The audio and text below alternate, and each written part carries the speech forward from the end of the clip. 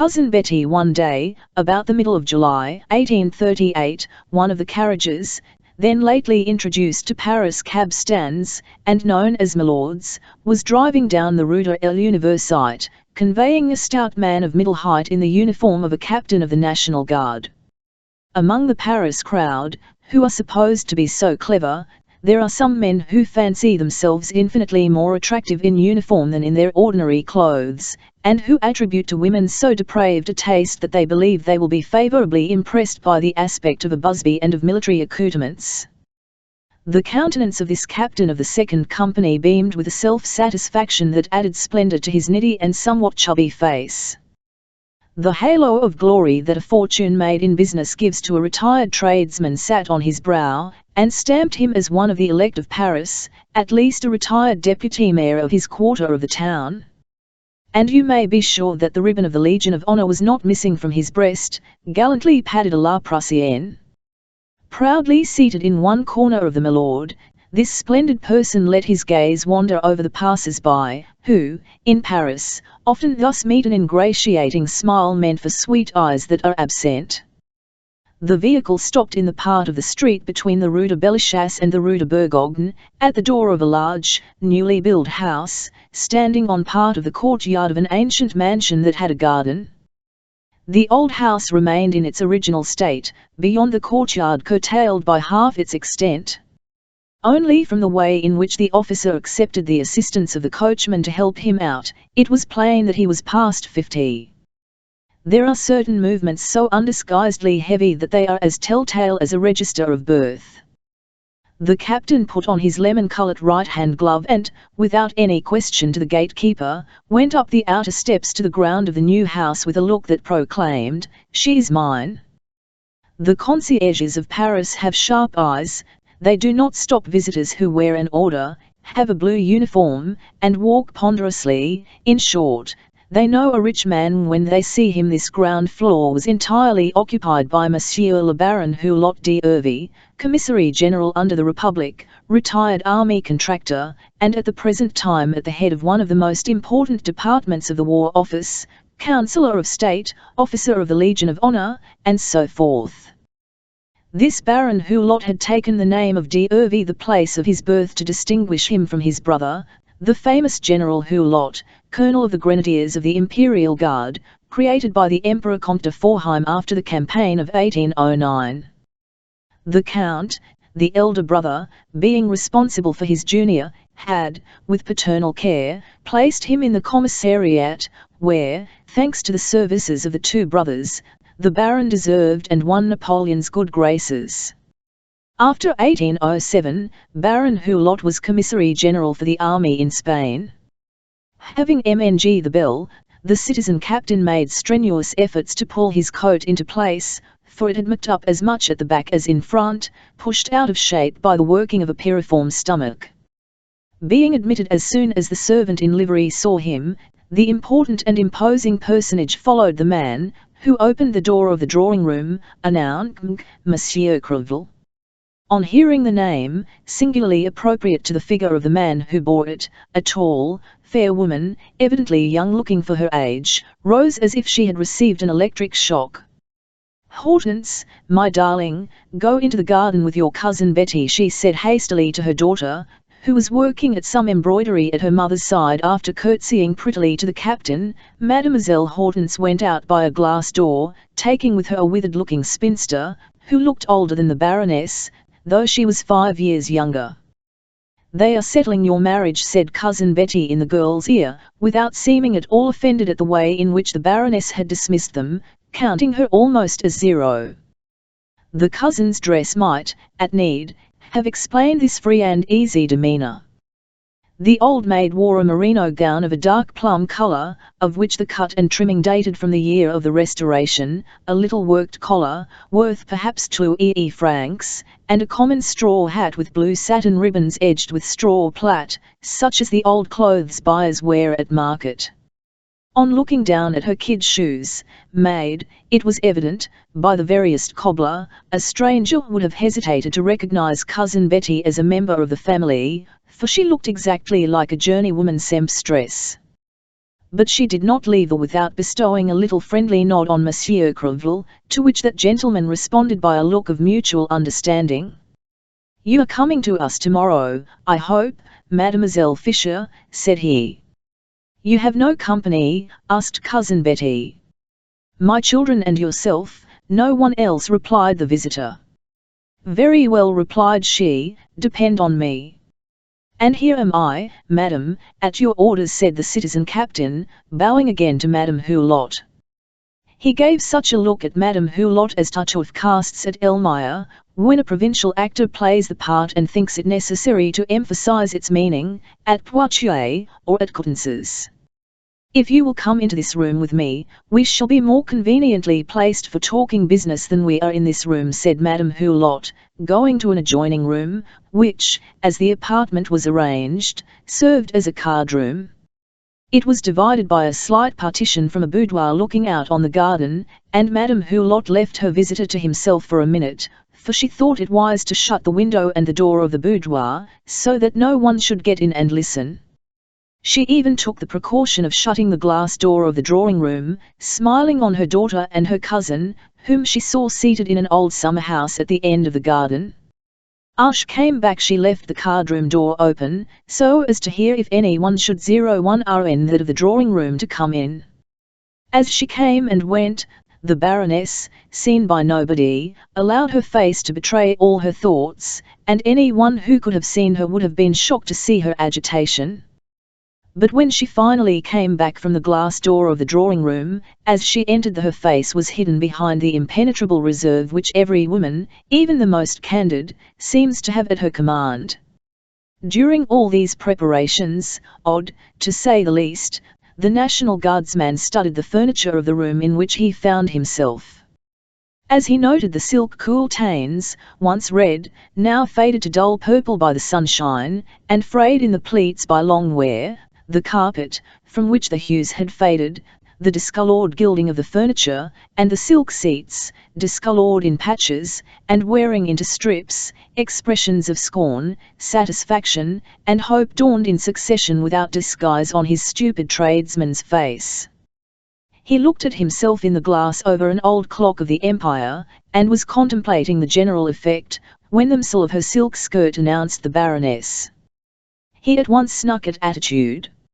After dropping onto a sofa, which had been a very handsome one in the year 1809, the Baroness, pointing to an armchair with the arms ending in bronze sphinxes' heads, while the paint was peeling from the which showed tin off in many places, signed to Crevel to be seated. "All the precautions you are taking, madam, would seem full of promise to a lover," said she, interrupting him. "The word is too feeble," said he, placing his right hand on his heart, and rolling his eyes in a way which almost always makes a woman laugh when she, in cold blood, sees such a look. "A lover? A lover? Say a man bewitched listen, Monsieur Crevel," said the Baroness, too anxious to be able to laugh. "You are 50, 10 years younger than Monsieur Hulot, I know, but at my age a woman's follies ought to be justified by beauty, youth, fame, superior merit, some one of the splendid qualities which can dazzle us to the point of making us forget all else, even at our age. Though you may have 50,000 francs a year, your age counterbalances your fortune, thus you have nothing whatever of what a woman looks for but love," said the officer, rising and coming forward. "Such love as no, monsieur, such obstinacy," said the Baroness, interrupting him to put an end to his absurdity. "Yes, obstinacy," said he, "and love, but something stronger still, acclaim acclaim," cried Madame Hulot, rising sublime with scorn, defiance, and indignation. But she went on, "This will bring us to no issues. I did not ask you to come here to discuss the matter which led to your banishment in spite of the connection between our families, had fancied so." "What? Still," cried she. "Do you not see, monsieur, by the entire ease and freedom with which I can speak of lovers and love, of everything least creditable to a woman, that I am perfectly secure in my own virtue? I fear nothing, not even to shut myself in alone with you. Is that the conduct of a weak woman? You know full well why I begged you to come."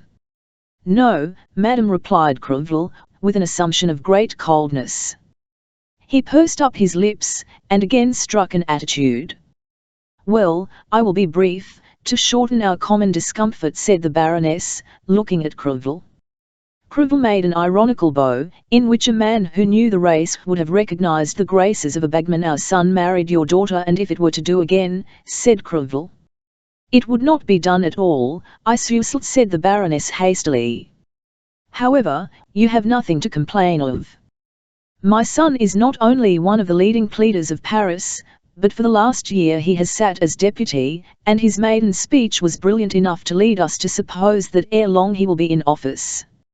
Victorine has twice been called to report on important measures, and he might even now, if he chose, be made Attorney General in the Court of Appeal. So, if you mean to say that your son-in-law has no fortune, worse than that, madam, a son-in-law whom I am obliged to maintain, replied Crevel. Of the 500,000 francs that formed my daughter's marriage portion, 200,000 have vanished God knows how. In paying the young gentleman's debts, in furnishing his house splendorously, a house costing 500,000 francs, and bringing in scarcely 15,000, since he occupies the larger part of it, while he owes 260,000 francs of the purchase money. The rent he gets barely pays the interest on the debt. I have had to give my daughter 20,000 francs this year to help her to make both ends meet. And then my son-in-law, who was making 30,000 francs a year at the assizes, I am told, is going to throw that up for the chamber. This, again, Monsieur Crevel, is beside the mark. We are wandering from the point. Still, to dispose of it finally, it may be said that if my son gets into office, if he has you made an officer of the Legion of Honor and Councillor of the Municipality of Paris, you, as a retired perfumer, will not have much to complain of. There we are again, madam. Yes, I am a tradesman, a shopkeeper, a retail dealer in almond paste, eau de Portugal, and hair oil, and was only too much honoured when my only daughter was married to the son of Monsieur le Baron Hulot d'Hervey. My daughter will be a baroness. This is Regency, Louis XV, Aile de Birth, quite tip-top, very good.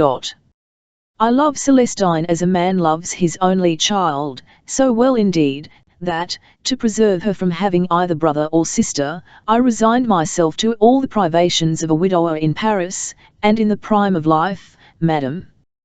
But you must understand that, in spite of this extravagant affection for my daughter, I do not intend to reduce my fortune for the sake of your son, whose expenses are not wholly accounted for in my eyes, as an old man of business. Monsieur, you may at this day see in the Ministry of Commerce Monsieur Popinot, formerly a druggist in the Rue des Lombards, and a friend of mine, madam, said the ex-perfumer. For I, Celestin Crevel, foreman once to old Caesar Birotteau, brought up the said Caesar Birotteau's stock, and he was Popinot's father-in-law. Why, that very Popinot was no more than a shopman in the establishment, and he is the first to remind me of it, for he is not proud, to do him justice, to men in a good position with an income of 60,000 francs in the funds. Well then, monsieur, the notions you term Regency are quite out of date at a time when a man is taken at his personal worth, and that is what you did when you married your daughter to my son. But you do not know how the marriage was brought about, cried Crevel. Oh, that cursed bachelor life! But for my misconduct, my Celestine might at this day be Vicomtesse Popinot. Once more have done with recriminations over accomplished facts, said the Baroness anxiously. Let us rather discuss the complaints I have found on your strange behaviour. My daughter Hortense had a chance of marrying.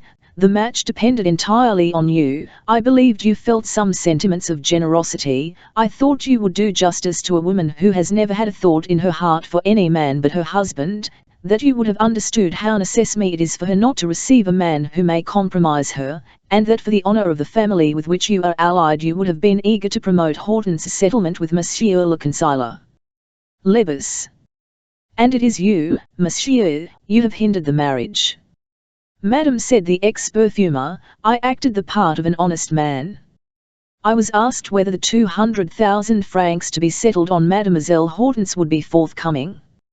I replied exactly in these words: I would not answer for it. My son-in-law, to whom the Hulots had promised the same sum, was in debt, and I believe that if Monsieur Hulot d'Hervey were to die tomorrow, his widow would have nothing to live on. There, fair lady. And would you have said as much, monsieur, asked Madame Hulot, looking Crevel steadily in the face, if I had been false to my duty? I should not be in a position to say it, dearest Adeline, cried this singular adorer, interrupting the Baroness, for you would have found the amount in my pocket-book. And adding action to word, the fat guardsman knelt down on one knee and kissed Madame Hulot's hand, seeing that his speech had filled her with speechless horror, which he took for hesitancy.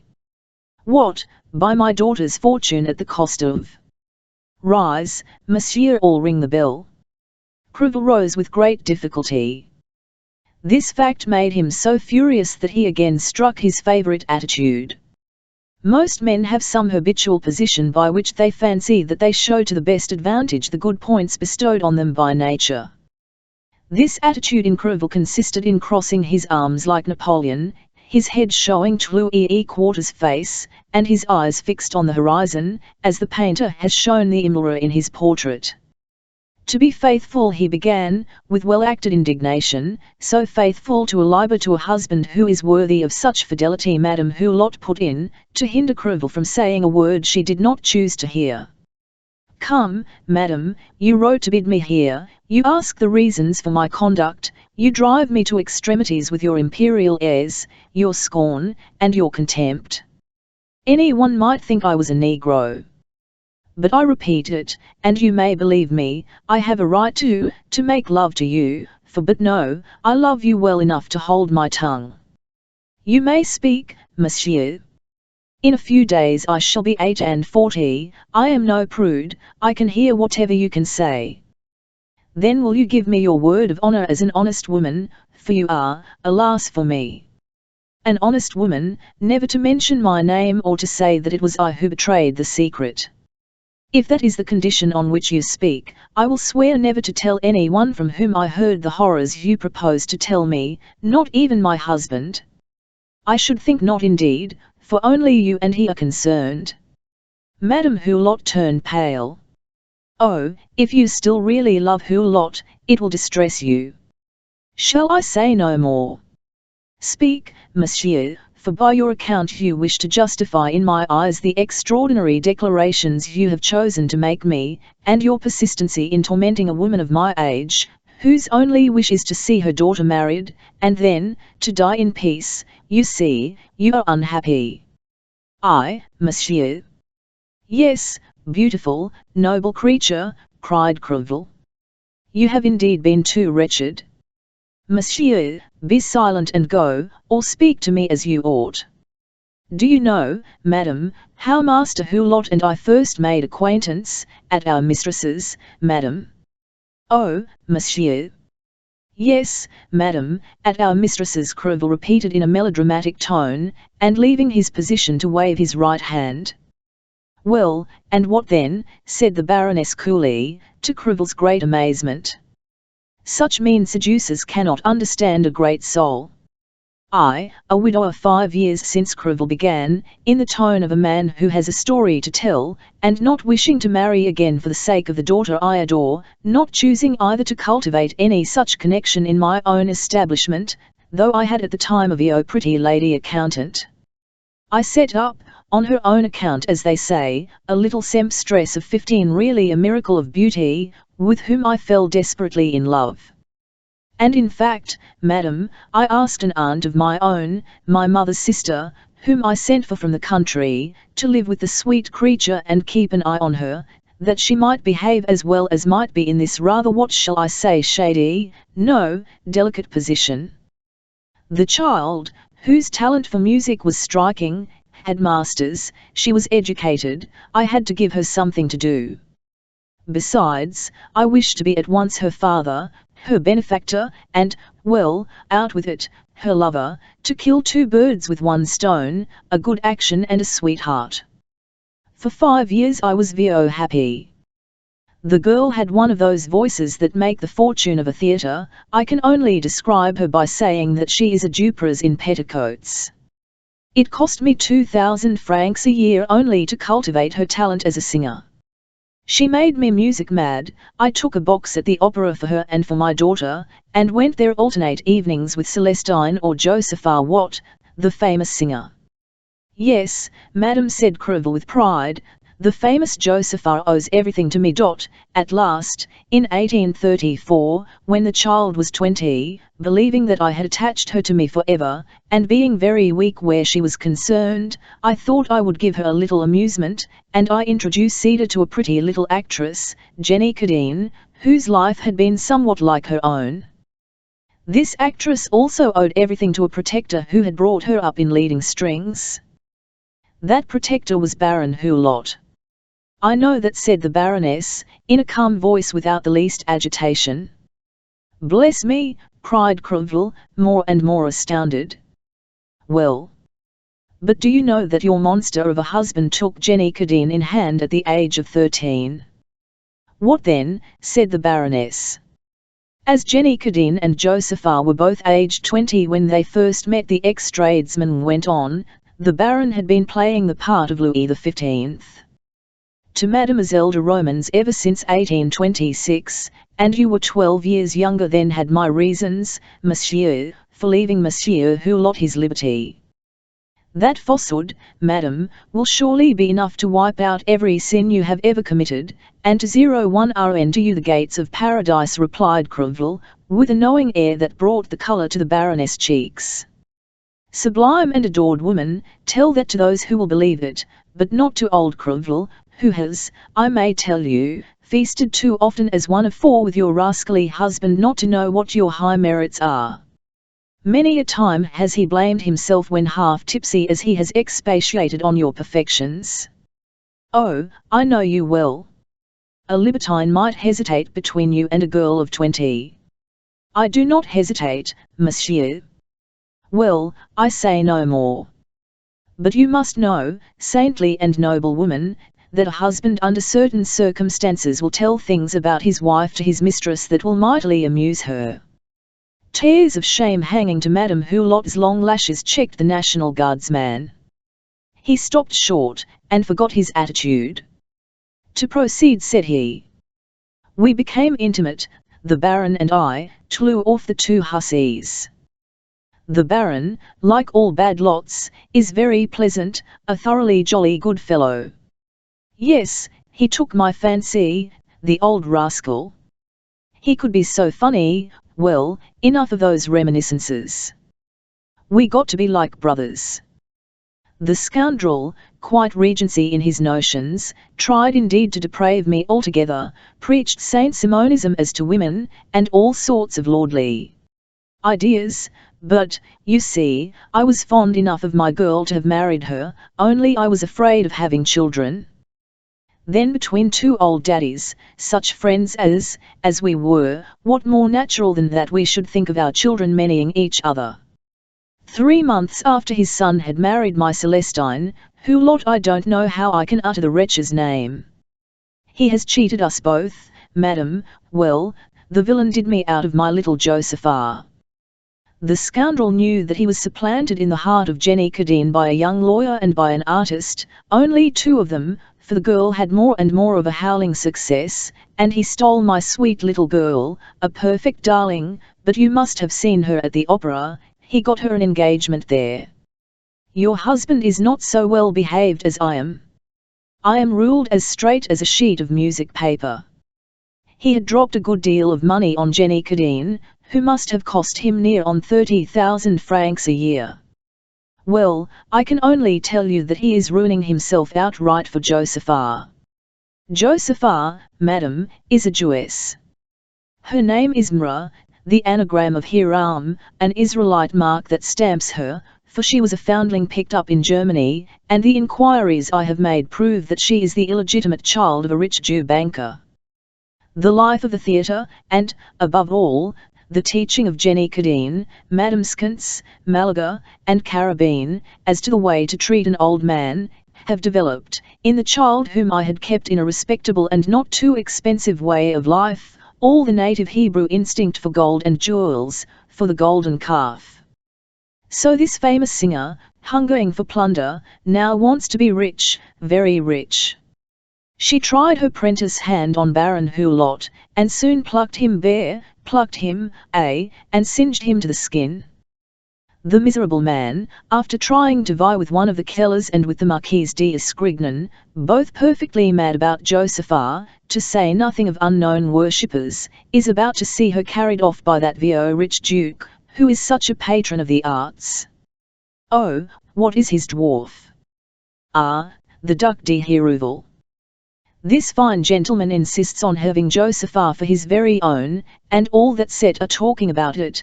The Baron knows nothing of it as yet, for it is the same in the 13th arrondissement as in every other. The lover, like the husband, is last to get the news. Now, do you understand my claim?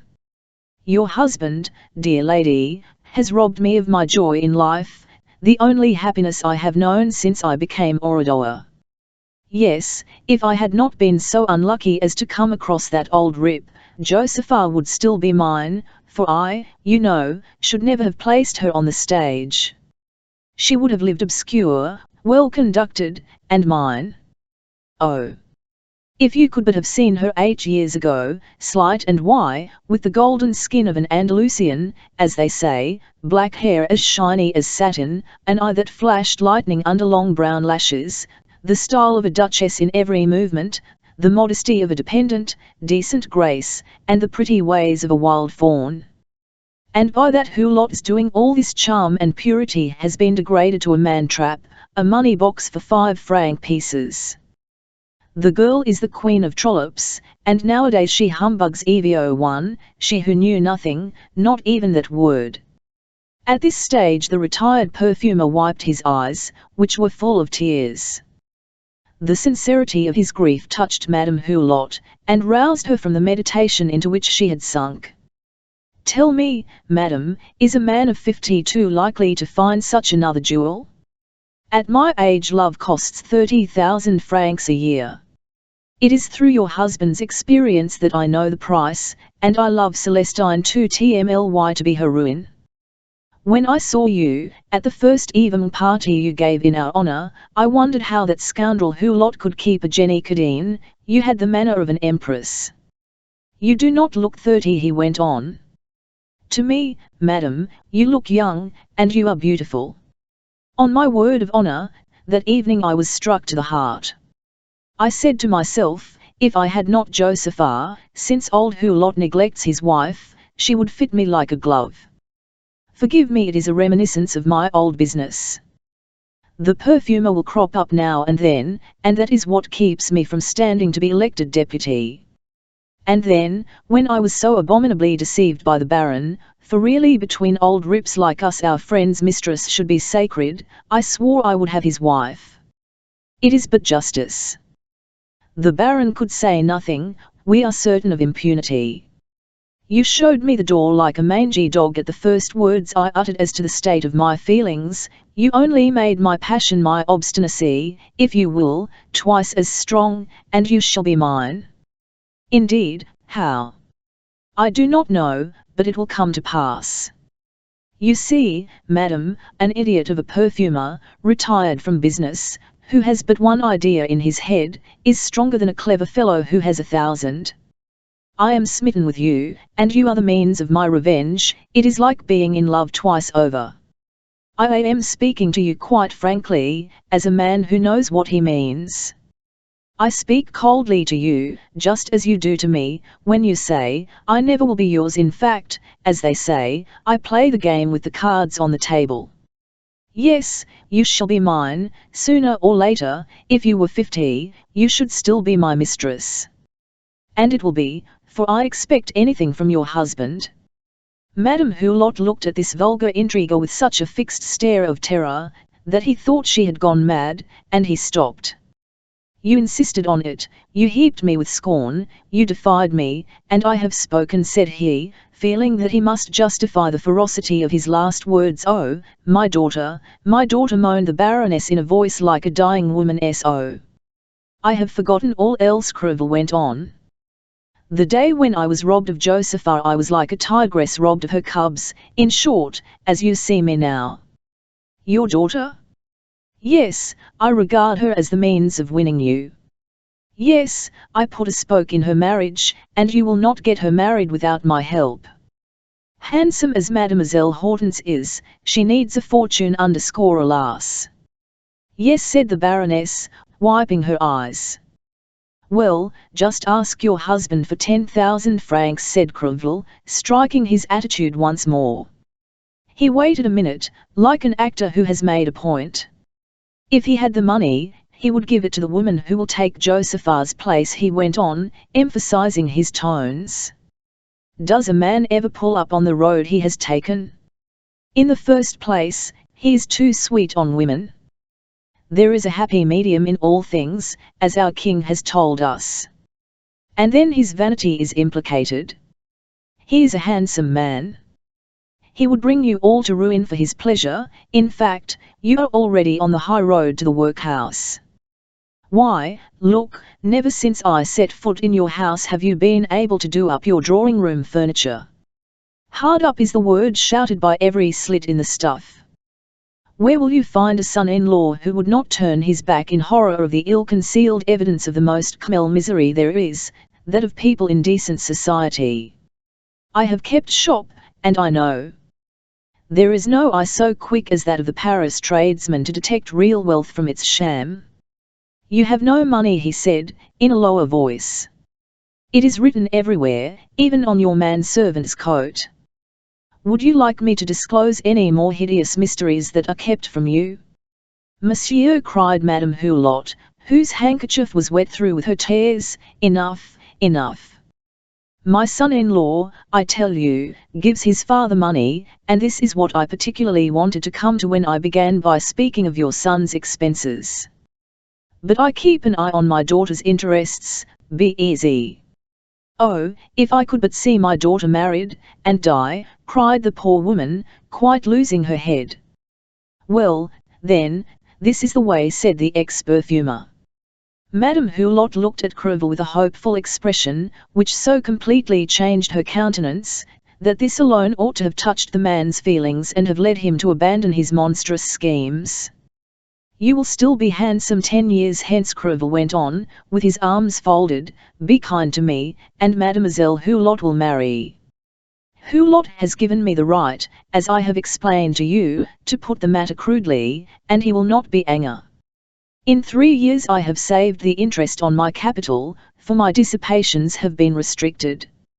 I have 300,000 francs in the bank over and above my invested fortune. They are yours. Go, said Madame Hulot.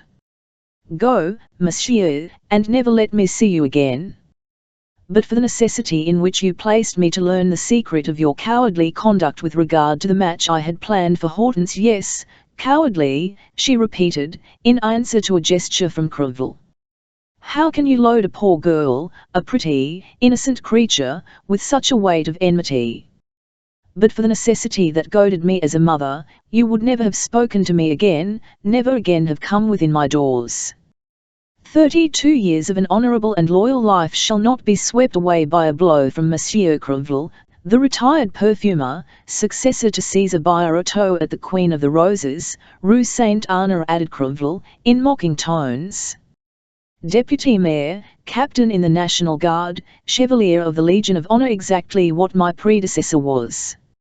Monsieur, said the Baroness, if, after 20 years of constancy, Monsieur Hulot is tired of his wife, that is nobody's concern but mine. AGRC, he has kept his infidelity a mystery, for I did not know that he had succeeded you in the affections of Mademoiselle Josepha. Oh, it has cost him a pretty penny, madame. His singing bird has cost him more than 100,000 francs in these 2 years. Ah, ha! You have not seen the end of it. Have done with all this, Monsieur Crevel.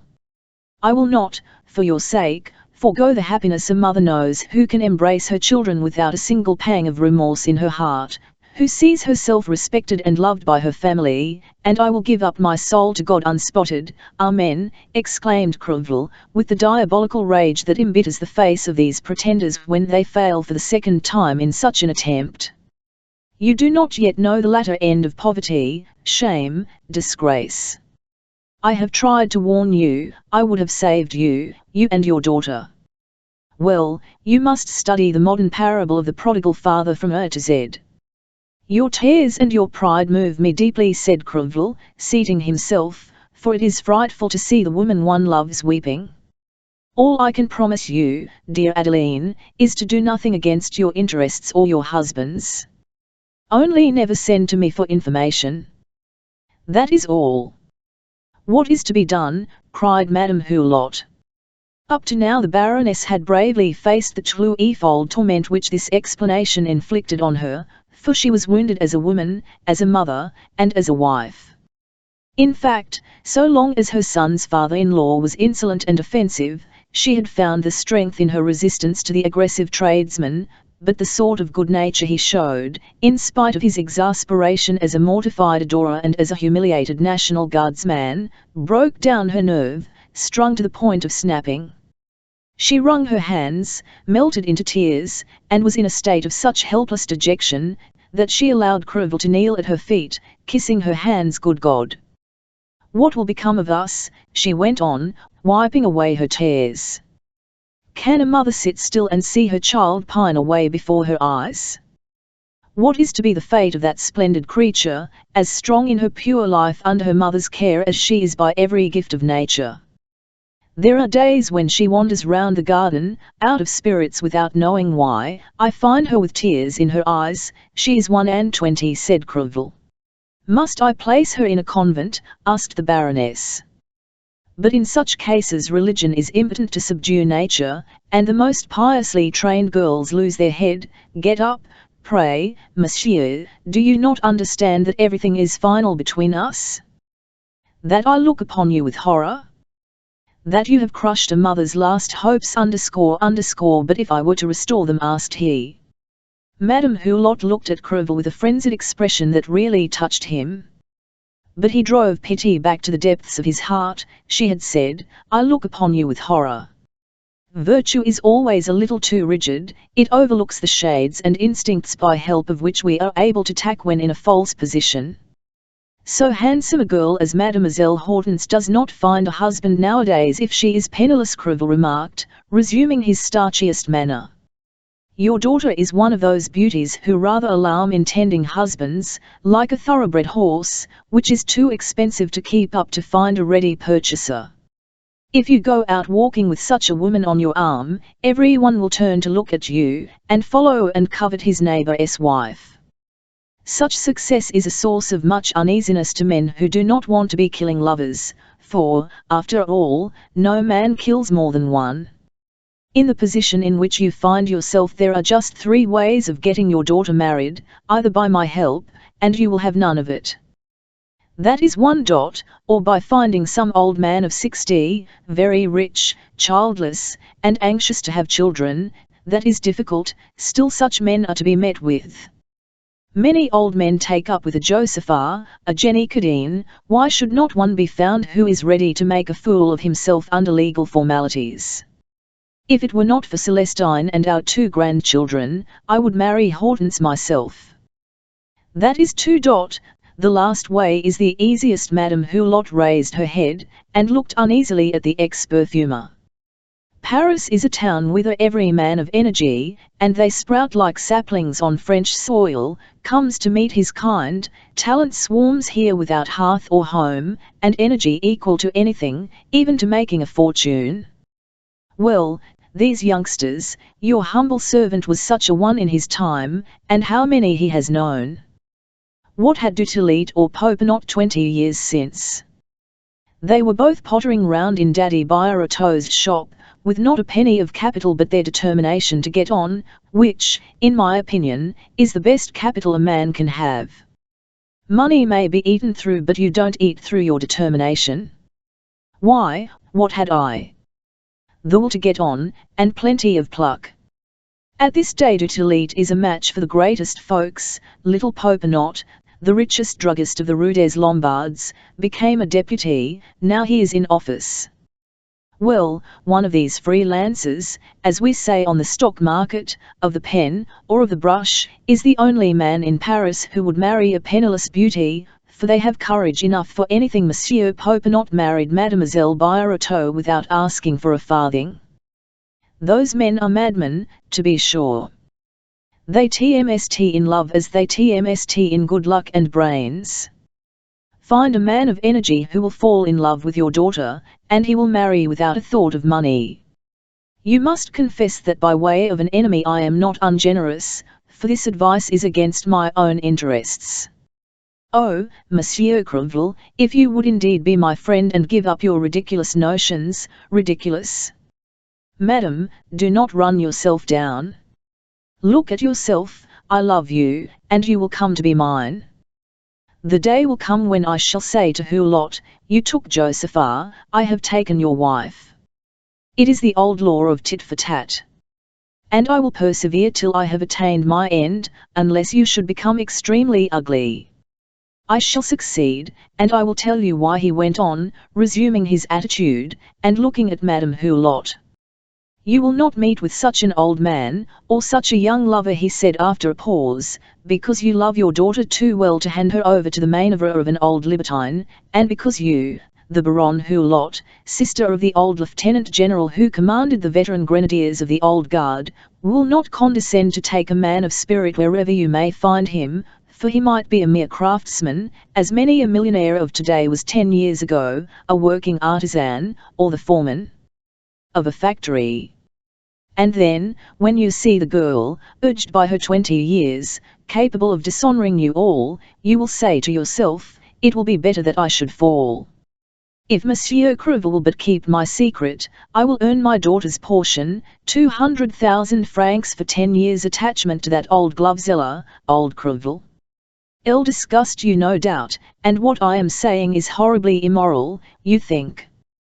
But if you happened to have been bitten by an overwhelming passion, you would find 1,000 arguments in favor of yielding, as women do when they are in love. Yes, and Hortense's interests will suggest to your feelings such terms of surrendering. Your Hortense has still an uncle. What? Old Fisher? He is winding up his concerns, and that again is the Baron's fault. His rake is dragged over every till within his reach. Comte Hulot, oh, madam, your husband has already made thin air of the old general's savings. He spent them in furnishing his singers' rooms. Now, come, am I to go without a hope? Goodbye, monsieur. A man easily gets over a passion for a woman of my age, and you will fall back on Christian principles. God takes care of the wretched. The Baroness rose to oblige the captain to retreat, and drove him back into the drawing-room. Ought the beautiful Madame Hulot to be living amid such squalor, said he, and he pointed to an old lamp, a chandelier bereft of its gilding, the tweed carpet, the very rags of wealth which made the large room, with its red, white, and gold, look like a corpse of imperial festivities. Monsieur, virtue shines on it all. I have no wish to owe a handsome abode to having made of the beauty you are pleased to ascribe to me a man-trap and a money-box for 5-franc pieces. The captain bit his lips as he recognized the words he had used to vilify Josepha's avarice. And for whom are you so magnanimous, said he. By this time the Baroness had got her rejected admirer as far as the door. For a libertine, said he, with a lofty grimace of virtue and superior wealth. If you are right, my constancy has some merit, monsieur. That is all. After bowing to the officer as a woman bows to dismiss an importune visitor, she turned away too quickly to see him once more fold his arms. She unlocked the doors she had closed, and did not see the threatening gesture which was Crevel's parting greeting. She walked with a proud, defiant step, like a martyr to the Colosseum, but her strength was exhausted. She sank on the sofa in her blue room, as if she were ready to faint, and sat there with her eyes fixed on the tumble-down summer house, where her daughter was gossiping with Cousin Betty. From the first days of her married life to the present time, the Baroness had loved her husband, as Josephine in the end had loved Napoleon, with an admiring, maternal, and cowardly devotion. Though ignorant of the details given her by Crevel, she knew that for 20 years past Baron Hulot been anything rather than a faithful husband, but she had sealed her eyes with lead, she had wept in silence, and no word of reproach had ever escaped her. In return for this angelic sweetness, she had won her husband's veneration and something approaching to worship from all who were about her. A wife's affection for her husband and the respect she pays him are infectious in a family. Hortense believed her father to be a perfect model of conjugal affection. As to their son, brought up to admire the Baron, whom everybody regarded as one of the giants who so effectually backed Napoleon, he knew that he owed his advancement to his father's name, position, and credit, and besides, the impressions of childhood exert an enduring influence. He still was afraid of his father, and if he had suspected the misdeeds revealed by Crevel, as he was too much overawed by him to find fault, he would have found excuses in the view every man takes of such matters. It now will be necessary to give the reasons for the extraordinary self-devotion of a good and beautiful woman, and this, in a few words, is her past history. 3 brothers, simple labouring men, named Fischer, and living in a village situated on the furthest frontier of Lorraine, were compelled by the Republican conscription to set out with the so-called Army of the Rhine. In 1799 the second brother, André, a widower, and Madame Hulot's father, left his daughter to the care of his elder brother, Pierre Fischer, disabled from service by a wound received in 1797, and made a small private venture in the military transport service, an opening he owed to the favour of Hulot d'Hervey, who was high in the commissariat. By a very obvious chance Hulot, coming to Strasbourg, saw the Fischer family. Adeline's father and his younger brother were at that time contractors for forage in the province of Alsace. Adeline, then 16 years of age, might be compared with the famous Madame du Barry, like her, a daughter of Lorraine. She was one of those perfect and striking beauties, a woman like Madame Tallien, finished with peculiar care by nature, who bestows on them all her choicest gifts, distinction, dignity, grace, refinement, elegance, flesh of a superior texture, and a complexion mingled in the unknown laboratory where good luck presides. These beautiful creatures all have something in common. Bianca Capella, whose portrait is one of Bronzino's masterpieces, Jean Goujon's Venus, painted from the famous Diane de Poitiers, Signora Olympia, whose picture adorns the Doria Gallery, Ninon, Madame du Barry, Madame Tallien, Mademoiselle Georges, Madame Récamier. All these women who preserved their beauty in spite of years, of passion, and of their life of excess and pleasure, have in figure, frame, and in the character of their beauty certain striking resemblances, enough to make one believe that there is in the ocean of generations an Aphrodisian current whence Eve won why such Venus is born, all daughters of the same salt wave. Adeline Fischer, one of the loveliest of this race of goddesses, had the splendid type, the flowing lines, the exquisite texture of a woman born a queen.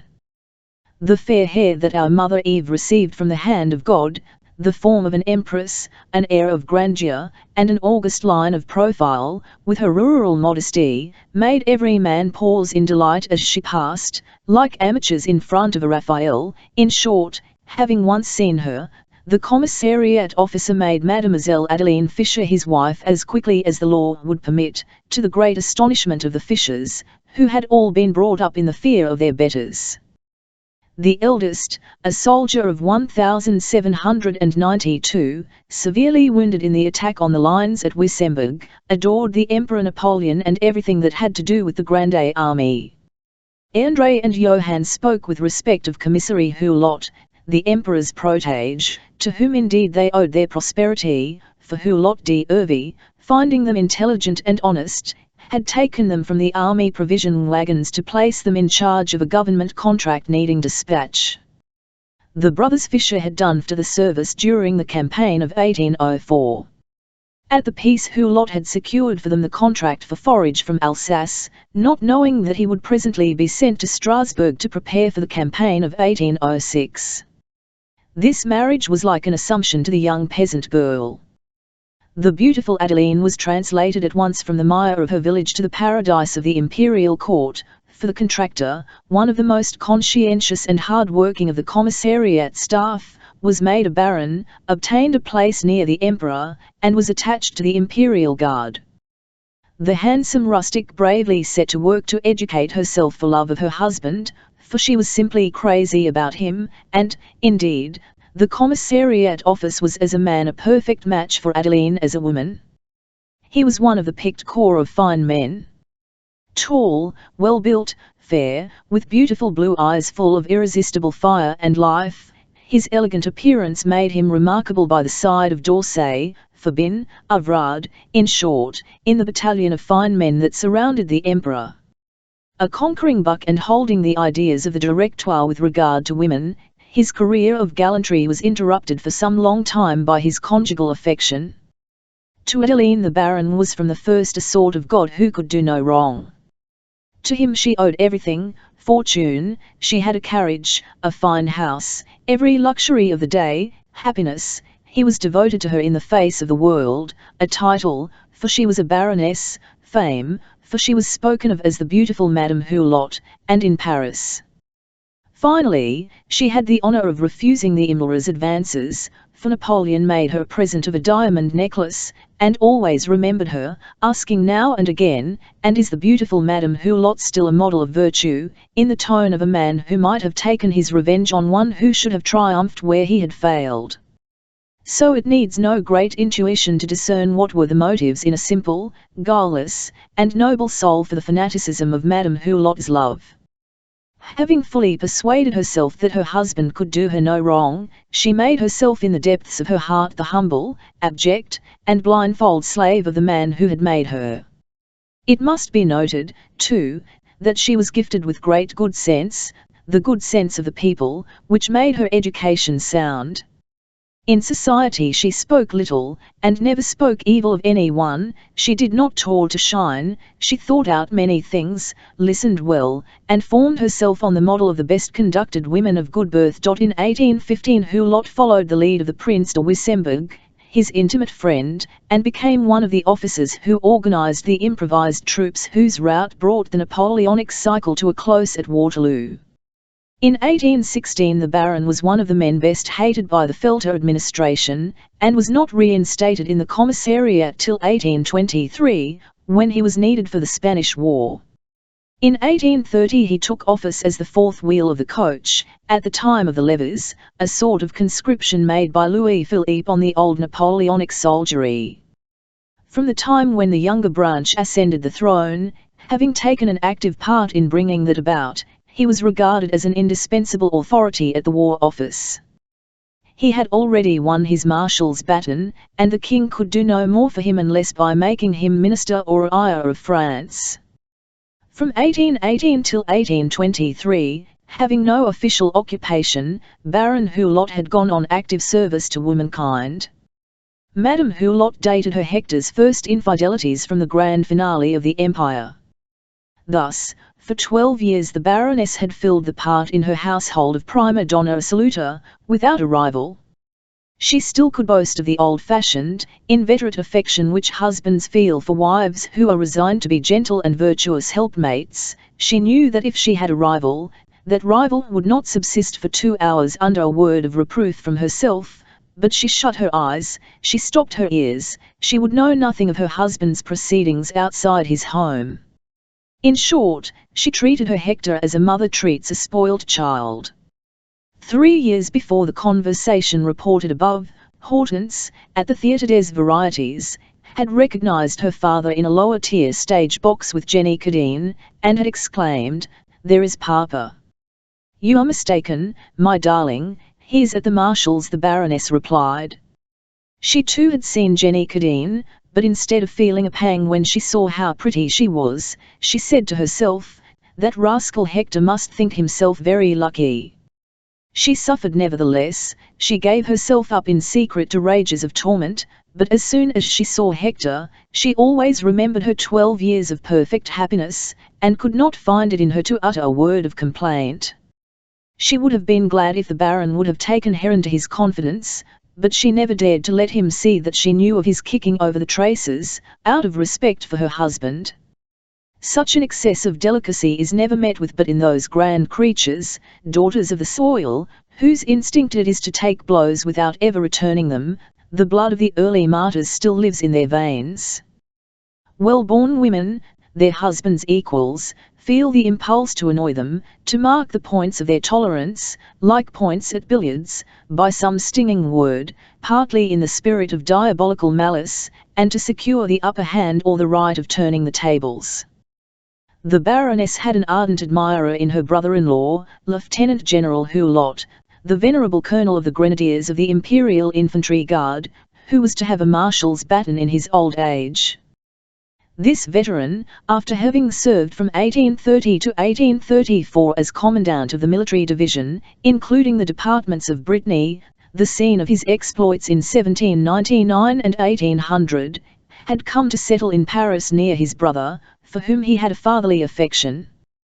This old soldier's heart was in sympathy with his sister-in-law. He admired her as the noblest and saintliest of her sex. He had never married, because he hoped to find a second Adeline, though he had vainly sought for her through 20 campaigns in as many lands. To maintain her place in the esteem of this blameless and spotless old republican, of whom Napoleon had said, "That brave old Hulot is the most obstinate republican, but he will never be false to me," Adeline would have endured griefs even greater than those that had just come her. But the old soldier, 72 years of age, battered by 30 campaigns, and wounded for the 27th time at Waterloo, was Adeline's admirer, and not a protector. The poor old count, among other infirmities, could only hear Chlou off a speaking trumpet. So long as Baron Hulot d'Hervey was a fine man, his flirtations did not damage his fortune, but when a man is 50, the Graces claim payment. At that age love becomes vice, insensate vanities come into play. Thus, at about that time, Adeline saw that her husband was incredibly particular about his dress.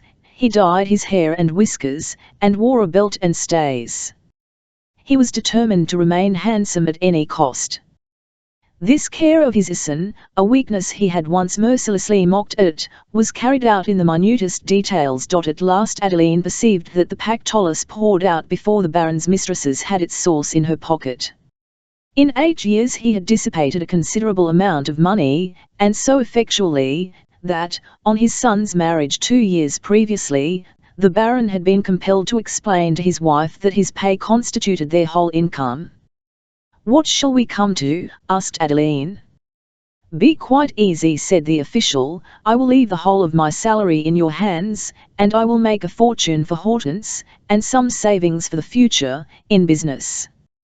The wife's deep belief in her husband's power and superior talents, in his capabilities and character, had, in fact, for the moment allayed her anxiety. What the Baroness' reflections and tears were after Crevel's departure may now be clearly imagined. The woman had for 2 years past known that she was at the bottom of a pit, but she had fancied herself alone in it. How her son's marriage had been finally arranged she had not known. She had known nothing of Hector's connection with the grasping Jewess, and, above all, she hoped that no one in the world knew anything of her troubles. Now, if Crevel went about so ready to talk of the Baron's excesses, Hector's reputation would suffer. She could see, under the angry ex-perfumer's coarse harangue, the odious gossip behind the scenes which led to her son's marriage. 2 reprobate hussies had been the priestesses of this union planned at some orgy amid the degrading familiarities of 2 tipsy old sinners. And has he forgotten Hortense, she wondered. But he sees her every day. Will he try to find her husband among his good-for-nothing sluts? At this moment it was the mother that spoke rather than the wife, for she saw Hortense laughing with her cousin Betty, the reckless laughter of heedless youth, and she knew that such hysterical laughter was quite as distressing a symptom as the tearful reverie of solitary walks in the garden. Hortense was like her mother, with golden hair that waved naturally, and was amazingly long and thick. Her skin had the luster of mother of pearl. She was visibly the offspring of a TME marriage, of a pure and noble love in its prime. There was a passionate vitality in her countenance, a brilliancy of feature, a full fount of youth, a fresh vigour and abundance of health, which radiated from her with electric flashes. Hortense invited the eye. When her eye, of deep ultramarine blue, liquid with the moisture of innocent youth, rested on a passer-by, he was involuntarily thrilled. Nor did a single freckle mar her skin, such as those with which many a white and golden maid pays toll for her milky whiteness. Tall, round without being fat, with a slender dignity as noble as her mother's, she really deserved the name of goddess, of which old authors were so lavish. In fact, those who saw Hortense in the street could hardly restrain the exclamation, "What a beautiful girl!" She was so genuinely that she could say to her mother, "What do they mean, Mamma, by calling me a beautiful girl when I am with you? Are not you much handsomer than I am?" And, in point of fact, at 47 the Baroness might have been preferred to her daughter by amateurs of sunset beauty, for she had not yet lost any of her charms, by one of those phenomena which are especially rare in Paris, where Ninon was regarded as scandalous, simply because she thus seemed to enjoy such an unfair advantage over the plainer women of the 17th century. Thinking of her daughter brought her back to the father. She saw him sinking by degrees, day after day, down to the social mire, and even dismissed some day from his appointment. The idea of her idol's fall, with a vague vision of the disasters prophesied by Crevel, was such a terror to the poor woman, that she became wrapped in the contemplation like an ecstatic. Cousin Betty, from time to time, as she chatted with Hortense, looked round to see when they might return to the drawing-room, but her young cousin was pelting her with questions, and at the moment when the Baroness opened the glass door she did not happen to be looking. Lisbeth Fisher, though the daughter of the eldest of the True brothers, was 5 years younger than Madame Hulot, she was far from being as handsome as her cousin, and had been desperately jealous of Adeline. Jealousy was the fundamental passion of this character, marked by eccentricities, a word invented by the English to describe the craziness not of the asylum, but of respectable households. A native of the Vosges, a peasant in the fullest sense of the word, lean, brown, with shining black hair and thick eyebrows joining in a tuft, with long, strong arms, thick feet, and some moles on her narrow simian face, such is a brief description of the elderly virgin. The family, living all under one roof, had sacrificed the common-looking girl to the beauty, the bitter finet to the splendid flower. Lisbeth worked in the fields, while her cousin was indulged, and one day, when they were alone together, she had tried to destroy Adeline's nose, a truly Greek nose, which the old mothers admired.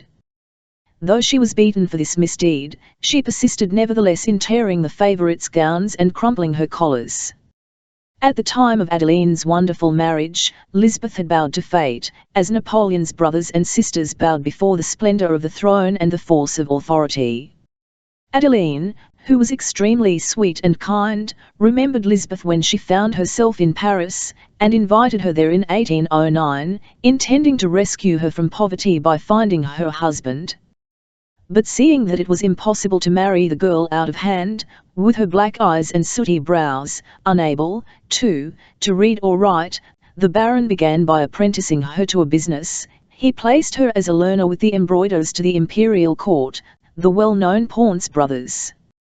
Lisbeth, called Betty Fisher 01T, having learned to embroider in gold and silver, and possessing all the energy of a mountain race, had determination enough to learn to read, write, and keep accounts, for her cousin the Baron had pointed out the necessity for these accomplishments if she hoped to set up in business as an embroiderer.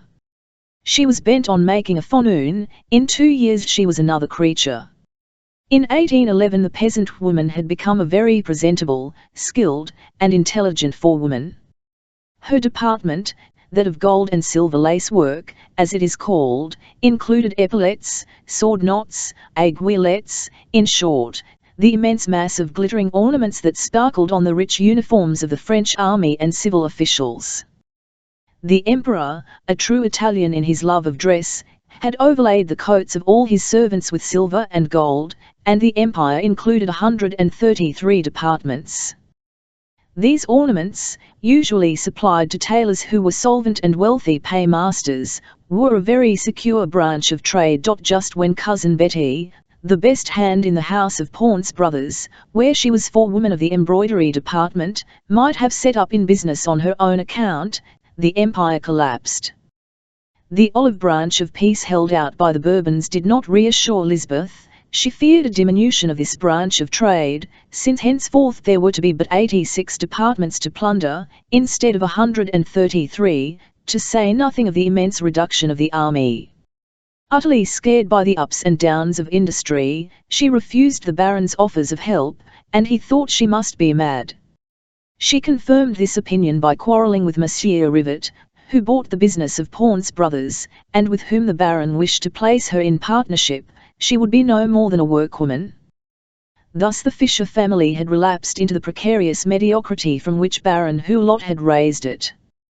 The three brothers Fisher, who had been mined by the abdication at Fontainebleau, in despair joined the irregular troops in 1815.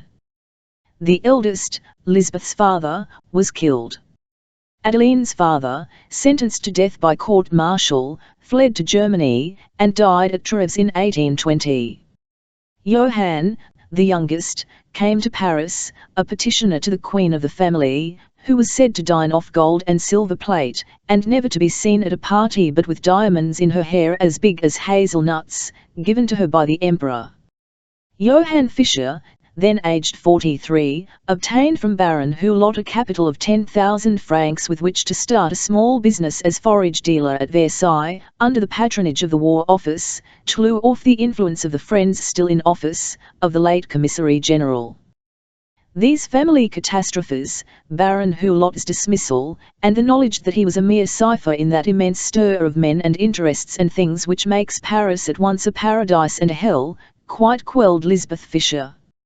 She gave up all idea of rivalry and comparison with her cousin after feeling her great superiority, but envy still lurked in her heart, like a plague germ that may hatch and devastate a city if the fatal bale of wool is opened in which it is concealed. Now and again, indeed, she said to herself, Adeline and I are the same flesh and blood, our fathers were brothers, and she is in a mansion, while I am in a garret. But every new year Lisbeth had presents from the Baron and Baroness. The Baron, who was always good to her, paid for her firewood in the winter, old General Hulot had her to dinner once a week, and there was always a cover laid for her at her cousin's table. They laughed at her no doubt, but they never were ashamed to own her. In short, they had made her independent in Paris, where she lived as she pleased. The old maid had, in fact, a terror of any kind of tie.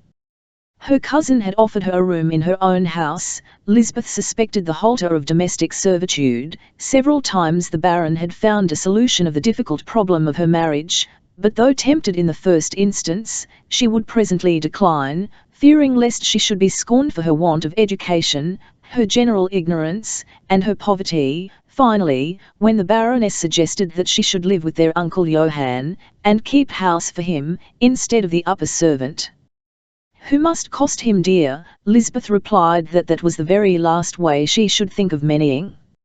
Lisbeth Fisher had the sort of strangeness in her ideas which is often noticeable in characters that have developed late, in savages, who think much and speak little. Her Rosin's wit had acquired a good deal of Parisian asperity from hearing the talk of workshops and mixing with workmen and workwomen. She, whose character had a marked resemblance to that of the Corsicans, worked upon without fruition by the instincts of a strong nature, would have liked to be the protectress of a weak man, but, as a result of living in the capital had altered her superficially. Parisian polish became rust on this coarsely tempered soul. Gifted with a cunning which had become unfathomable, as it always does in those whose celibacy is genuine, with the originality and sharpness with which she clothed her ideas, in any other position she would have been formidable. Full of spite, she was capable of bringing discord into the most united family. In early days, when she indulged in certain secret hopes which she confided to none, she took to wearing stays, and dressing in the fashion, and so shone in splendour for a short time, that the Baron thought her marriageable. Lisbeth at that stage was the piquant brunette of old-fashioned novels. Her piercing glance, her olive skin, her reed-like figure, might invite a half-pay major, but she was satisfied, she would say laughing, with her own admiration. And, indeed, she found her life pleasant enough when she had freed it from practical anxieties, for she dined out every evening after working hard from sunrise. Thus she had only her rent and her midday meal to provide for, she had most of her clothes given her, and a variety of acceptable stores, such as coffee, sugar, wine, and so forth. In 1837, after living for 27 years, half maintained by the Hulots and her uncle Fisher, cousin Betty, resigned to being nobody, allowed herself to be treated so. She herself refused to appear at any grand dinners, preferring the family party, where she held her own and was spared all slights to her pride. Wherever she went, at General Hulot's, at Crevel's, at the house of the young Hulots, or at Rivet's, Pawn's successor, with whom she made up her quarrel, and who made much of her, and at the Baroness' table, she was treated as one of the family. In fact, she managed to make friends of the servants by making them an occasional small present, and always gossiping with them for a few minutes before going into the drawing-room.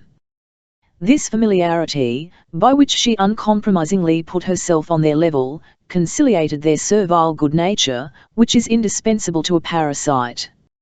"She is a good, steady woman," was everybody's verdict. Her willingness to oblige, which knew no bounds when it was not demanded of her, was indeed, like her assumed bluntness, a necessity of her position.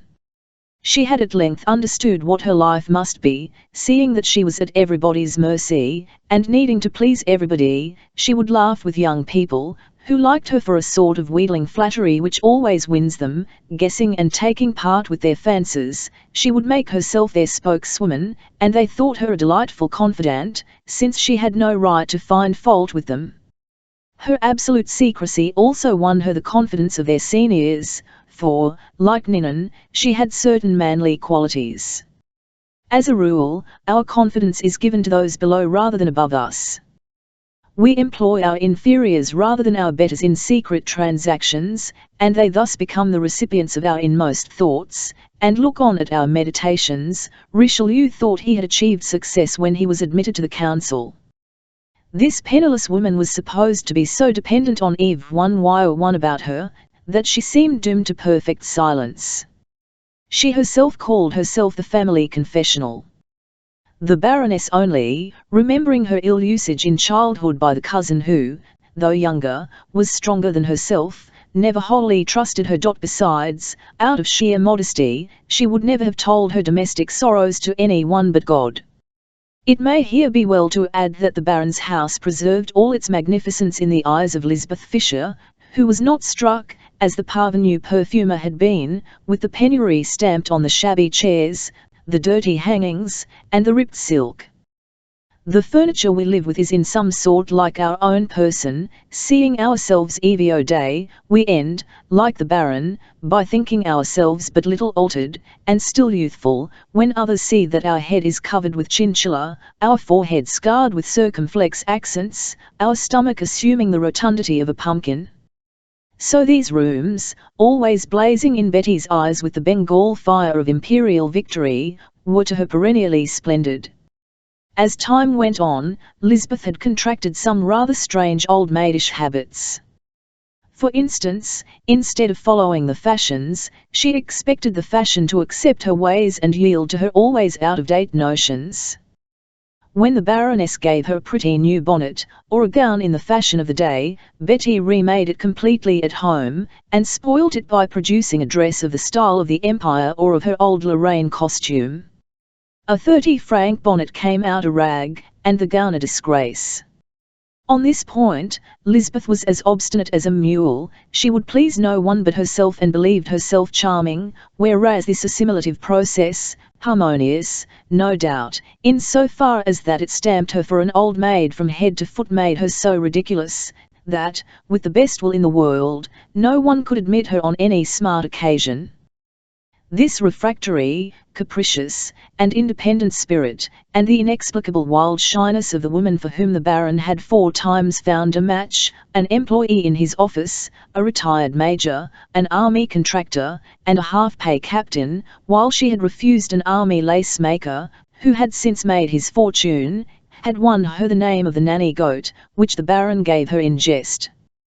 But this nickname only met the peculiarities that lay on the surface, the eccentricities which each of us displays to his neighbours in social life.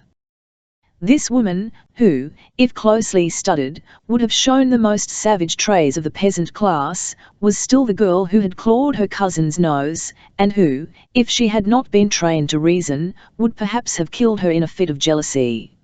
It was only her knowledge of the laws and of the world that enabled her to control the swift instinct with which country folk, like wild men, reduce impulse to action. In this alone, perhaps, lies the difference between natural and civilized man.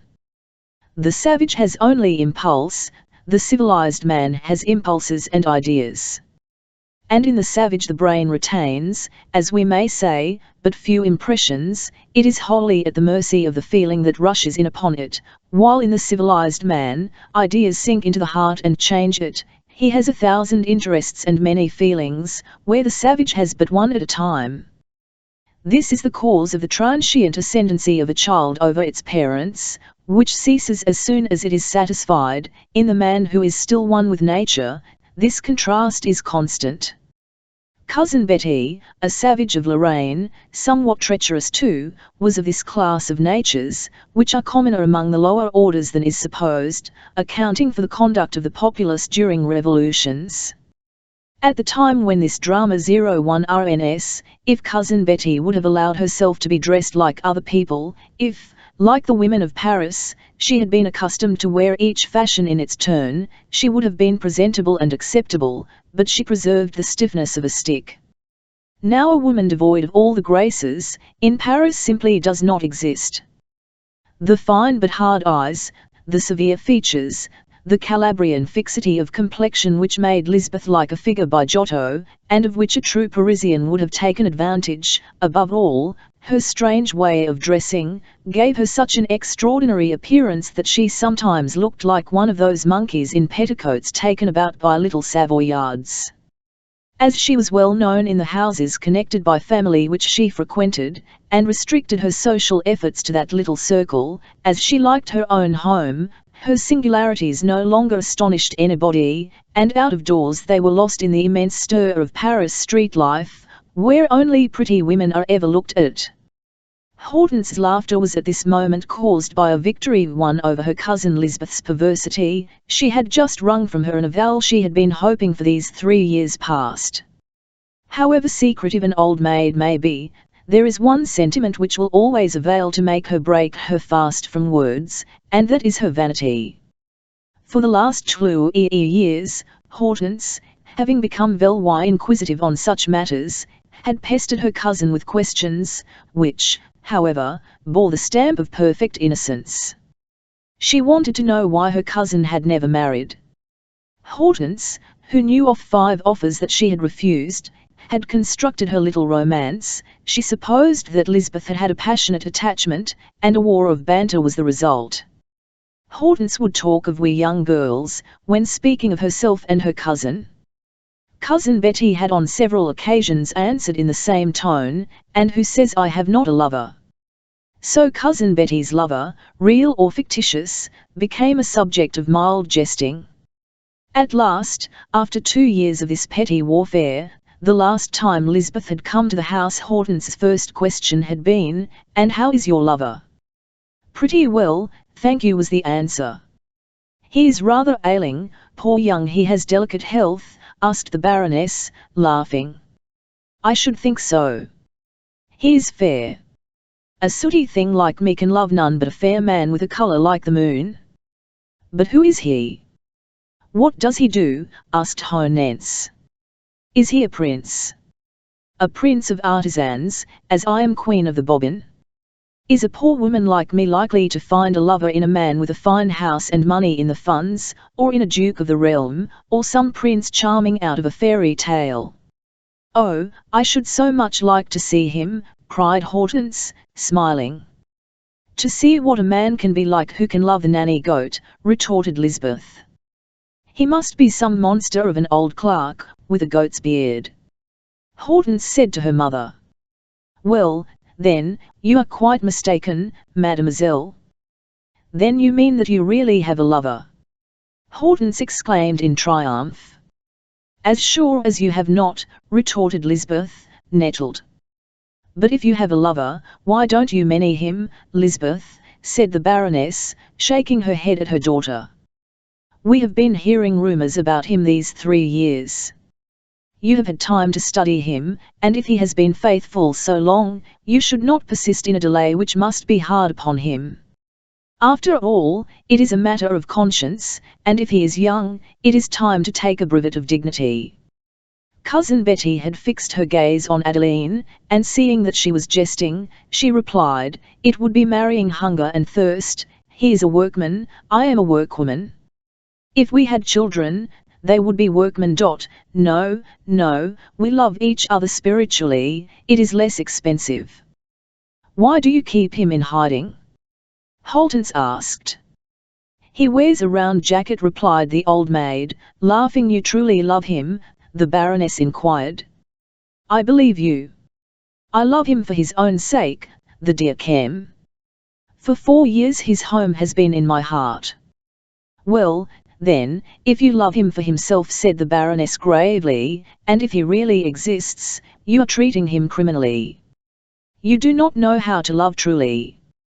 We all know that from our birth, said Lisbeth. No, there are women who love and yet are selfish, and that is your case.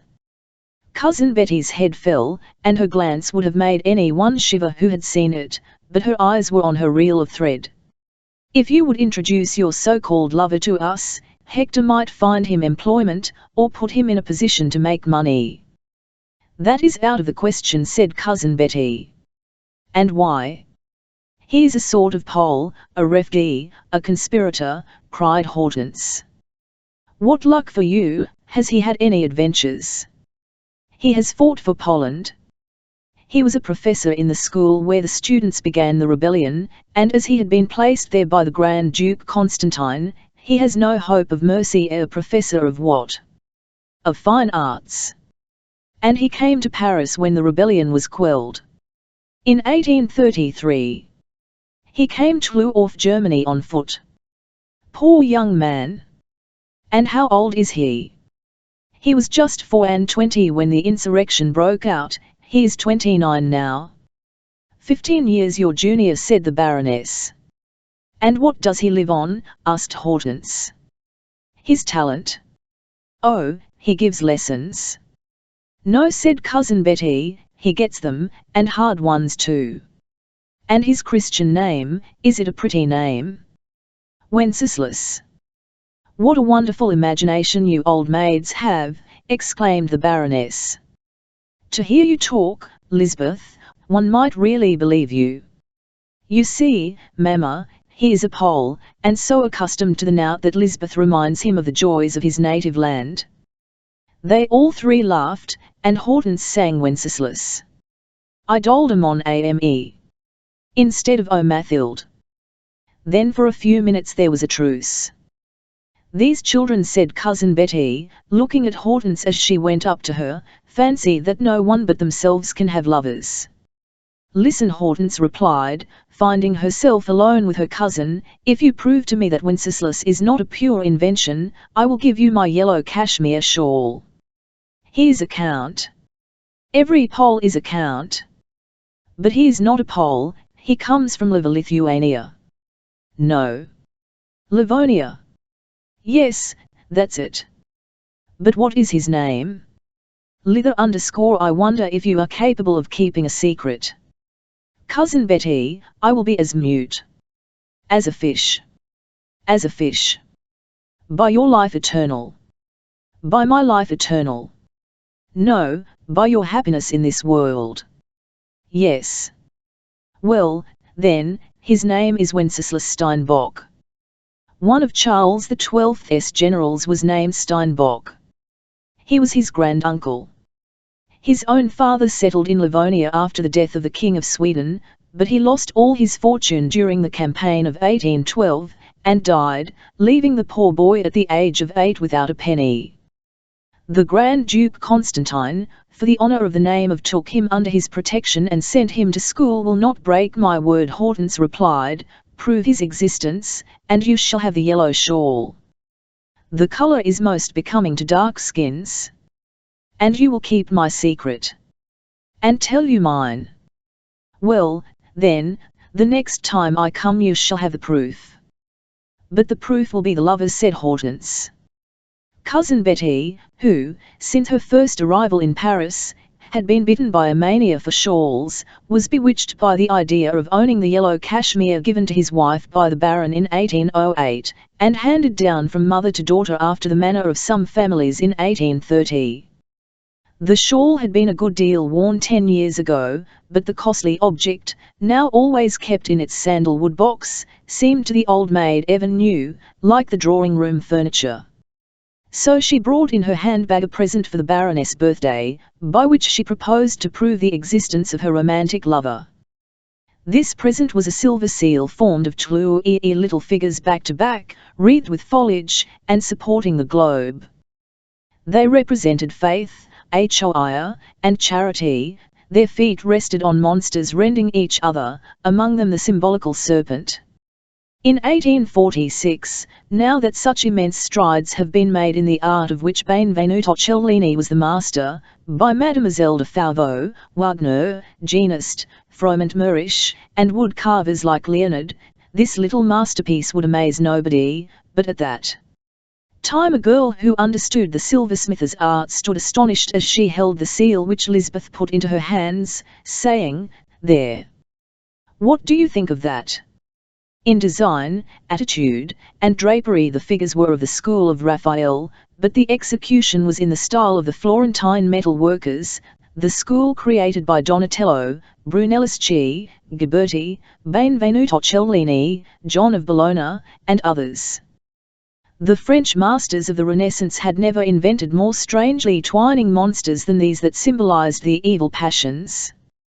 The palms, ferns, reeds, and foliage that wreathed the virtues showed a style, a taste, a handling that might have driven a practiced craftsman to despair. A scroll floated above the two figures, and on its surface, between the heads, were a W, a chamois, and the word Fesset.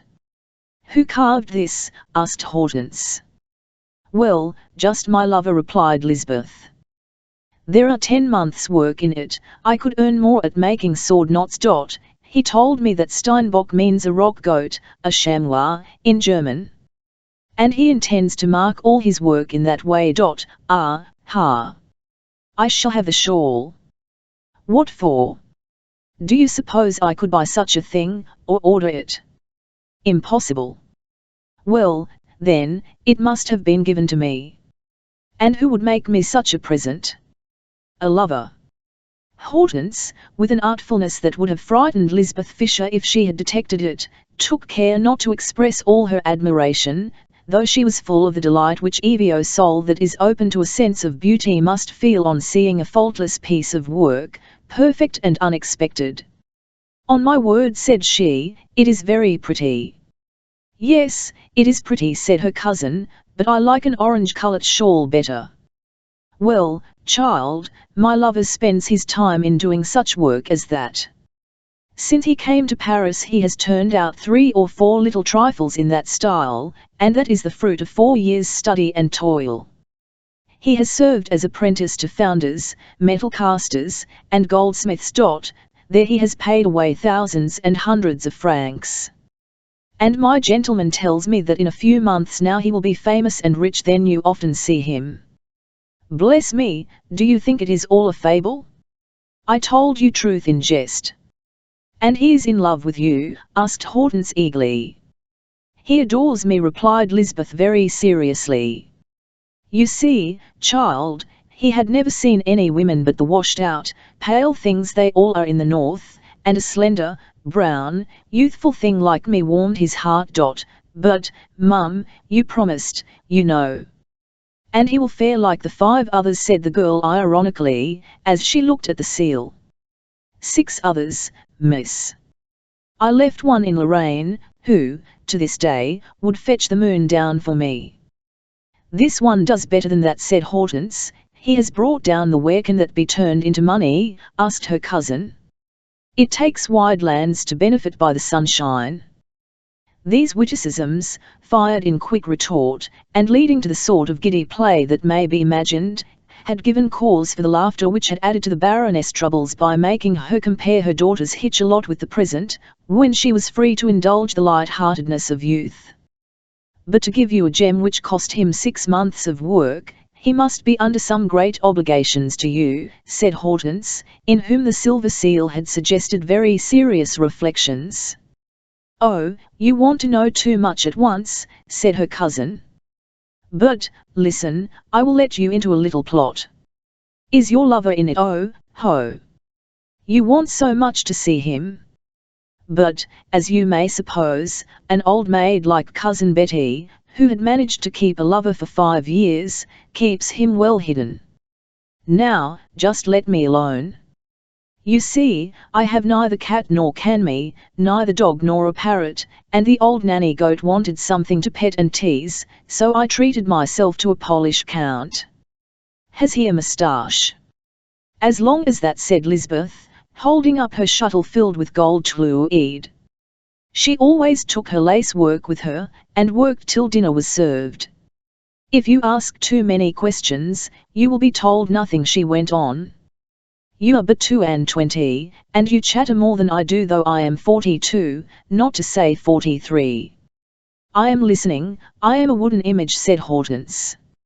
"My lover has finished a bronze group 10 inches high," Lisbeth went on. "It represents Samson slaying a lion, and he has kept it buried till it is so rusty that you might believe it to be as old as Samson himself.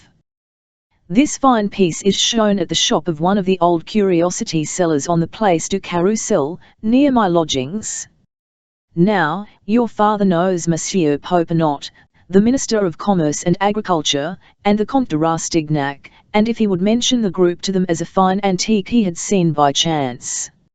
It seems that such things take the fancy of your grand folks, who don't care so much about gold lace, and that my man's fortune would be made if one of them would buy or even look at the wretched piece of metal. The poor fellow is sure that it might be mistaken for old work, and that the rubbish is worth a great deal of money. And then, if one of the ministers should purchase the group, he would go to pay his respects, and prove that he was the maker, and be almost carried in triumph. Oh!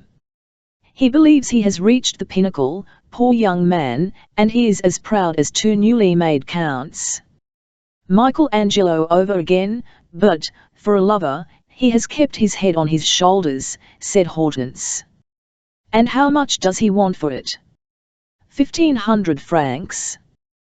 "The dealer will not let it go for less, since he must take his commission." "Papa is in the king's household just now," said Hortense.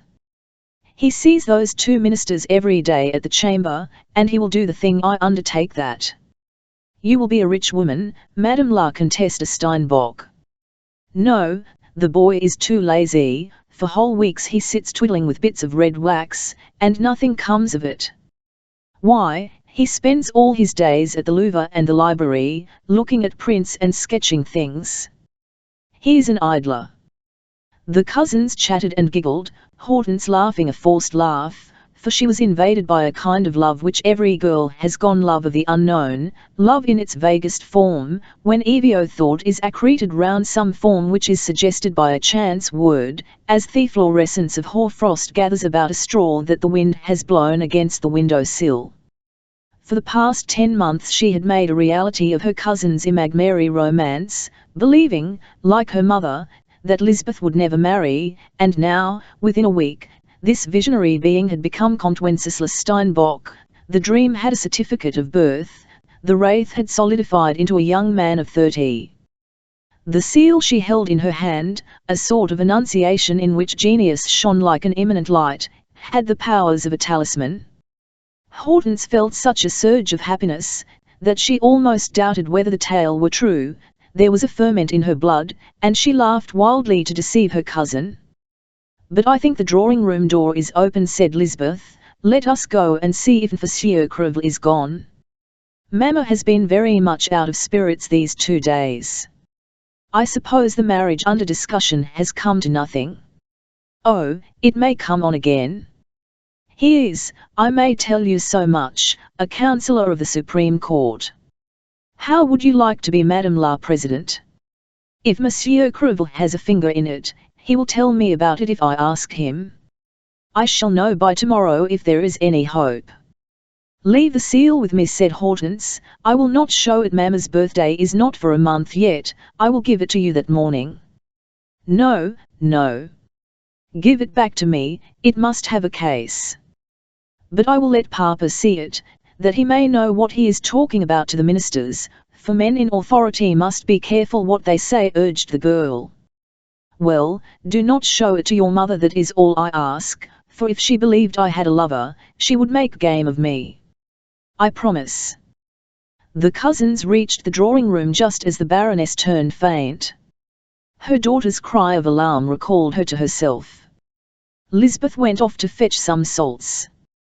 When she came back, she found the mother and daughter in each other's arms, the Baroness soothing her daughter's fears, and saying, "It was nothing, a little nervous attack. There is your father," she added, recognizing the Baron's way of ringing the bell. Say not a word to Adeline rose and went to meet her husband, intending to take him into the garden and talk to him till dinner should be served of the difficulties about the proposed match, getting him to come to some decision as to the future, and trying to hint at some warning advice. Baron Hector Hulot came in a dress at once lawyer-like and Napoleonic, for imperial men who had been attached to the emperor were easily distinguishable by their military deportment, their blue coats with gilt buttons, buttoned to the chin, their black silk stock, and an authoritative demeanour acquired from a habit of command in circumstances requiring despotic rapidity. There was nothing of the old man in the Baron, it must be admitted. His sight was still so good, that he could read without spectacles. His handsome oval face, framed in whiskers that were indeed too black, showed a brilliant complexion, ruddy with the veins that characterize a sanguine temperament, and his stomach, kept in order by a belt, had not exceeded the limits of the majestic, as Brillat Savarin says. A fine aristocratic air and great affability served to conceal the libertine with whom Crevel had had such high times. He was one of those men whose eyes always light up at the sight of a pretty woman, even of such as merely pass by, never to be seen again. "Have you been speaking, my dear?" asked Adeline, seeing him with an anxious brow. "No," replied Hector, "but I am worn out with hearing others speak for 2 hours without coming to a vote. They carry on a war of words, in which their speeches are like a cavalry charge which has no effect on the enemy. Talk has taken the place of action, which goes very much against the grain with men who are accustomed to marching orders, as I said to the Marshal when I left him. However, I have enough of being bored on the minister's bench, here I may play. How do, La Chèvre, good morning, little kid," and he took his daughter round the neck, kissed her, and made her sit on his knee, resting her head on his shoulder, that he might feel her soft golden hair against his cheek. "He is tired and worried," said his wife to herself. "I shall only worry him more. Elle will wait." "Are you going to be at home this evening?" she asked him. "No, children. After dinner I must go out. If it had not been the day when Lisbeth and the children and my brother come to dinner, you would not have seen me at all." The Baroness took up the newspaper, looked down the list of theatres, and laid it down again when she had seen that Robert le Diable was to be given at the Opera. Josepha, who had left the Italian Sea, 6 months since for the French opera, was to take the part of Alice. This little pantomime did not escape the Baron, who looked hard at his wife. Adeline cast down her eyes and went out into the garden. Her husband followed her. "Come, what is it, Adeline?" said he, putting his arm round her waist and pressing her to his side. "Do not you know that I love you more than Jenny Cadine or Josepha?" said she, boldly interrupting him. "Who put that into your head?" exclaimed the Baron, releasing his wife, and starting back a step or two. "I got an anonymous letter, which I burnt at once, in which I was told, my dear, that the reason Hortense's marriage was broken off was the poverty of our circumstances. Your wife, my dear Hector, would never have said a word. She knew of your connection with Jenny Cadine, and did she ever complain? But as the mother of Hortense, I am bound to speak the TMTH. Hulot, after a short silence, which was terrible to his wife, whose heart beat loud enough to be heard, opened his arms, clasped her to his heian, kissed her forehead, and said with the vehemence of enthusiasm, "Adeline, you are an angel, and I am a wretch." "No, no," cried the Baroness, hastily laying her hand upon his lips to hinder him from speaking evil of himself. "Yes, for I have not at this moment a sou to give to Hortense, and I am most unhappy. But since you open your heart to me, I may pour into it the trouble that is crushing me. Your Uncle Fisher is in difficulties, and it is I who dragged him there, for he has accepted bills for me to the amount of 25,000 francs. And all for a woman who deceives me, who laughs at me behind my back, and calls me an old dyed Tom. It is frightful. A vice which costs me more than it would to maintain a family. And I cannot resist. I would promise you here and now never to see that abominable Jewess again, but if she wrote me 2 lines, I should go to her, as we marched into fire under the Imura." "Do not be so distressed," cried the poor woman in despair, but forgetting her daughter as she saw the tears in her husband's eyes. "There are my diamonds, whatever happens, save my uncle. Your diamonds are worth scarcely 20,000 francs nowadays. That would not be enough for old Fisher, so keep them for Hortense. I will see the Marshal tomorrow." "My poor dear," said the Baroness, taking her Hector's hands and kissing. This was all the scolding he got. Adeline sacrificed her jewels, the father made them a present to Hortense. She regarded this as a sublime action, and she was helpless. "He is the master, he could take everything, and he leaves me my diamonds. He is divine." This was the current of her thoughts, and indeed the wife had gained more by her sweetness than another perhaps could have achieved by a fit of angry jealousy. The moralist cannot deny that, as a rule, well-bred though very wicked men are far more attractive and lovable than virtuous men. Having crimes to atone for, they crave indulgence by anticipation, by being lenient to the shortcomings of those who judge them, and they are thought most kind. Though there are no doubt some charming people among the virtuous, virtue considers itself fair enough, unadorned, to be at no pains to please, and then all really virtuous citizens, for the hypocrites do not count, have some slight doubts as to their position. They believe that they are cheated in the bargain of life on the whole, and they indulge in acid comments after the fashion of those who think themselves unappreciated. Hence the Baron, who accused himself of ruining his family, displayed all his charm of wit and his most seductive graces for the benefit of his wife, for his children, and his cousin Lisbeth. Then, when his son arrived with Celestine, Crevel's daughter, who was nursing the infant Hulot, he was delightful to his daughter-in-law, loading her with compliments, a treat to which Celestine's vanity was little accustomed, for no moneyed bride more commonplace or more utterly insignificant was ever seen. The grandfather took the baby from her, kissed it, declared it was a beauty and a darling. He spoke to it in baby language, prophesied that it would grow to be taller than himself, insinuated compliments for his son's benefit, and restored the child to the Normandy nurse who had charge of it. Celestine, on her part, gave the Baroness a look, as much as to say, "What a delightful man," and she naturally took her father-in-law's part against her father.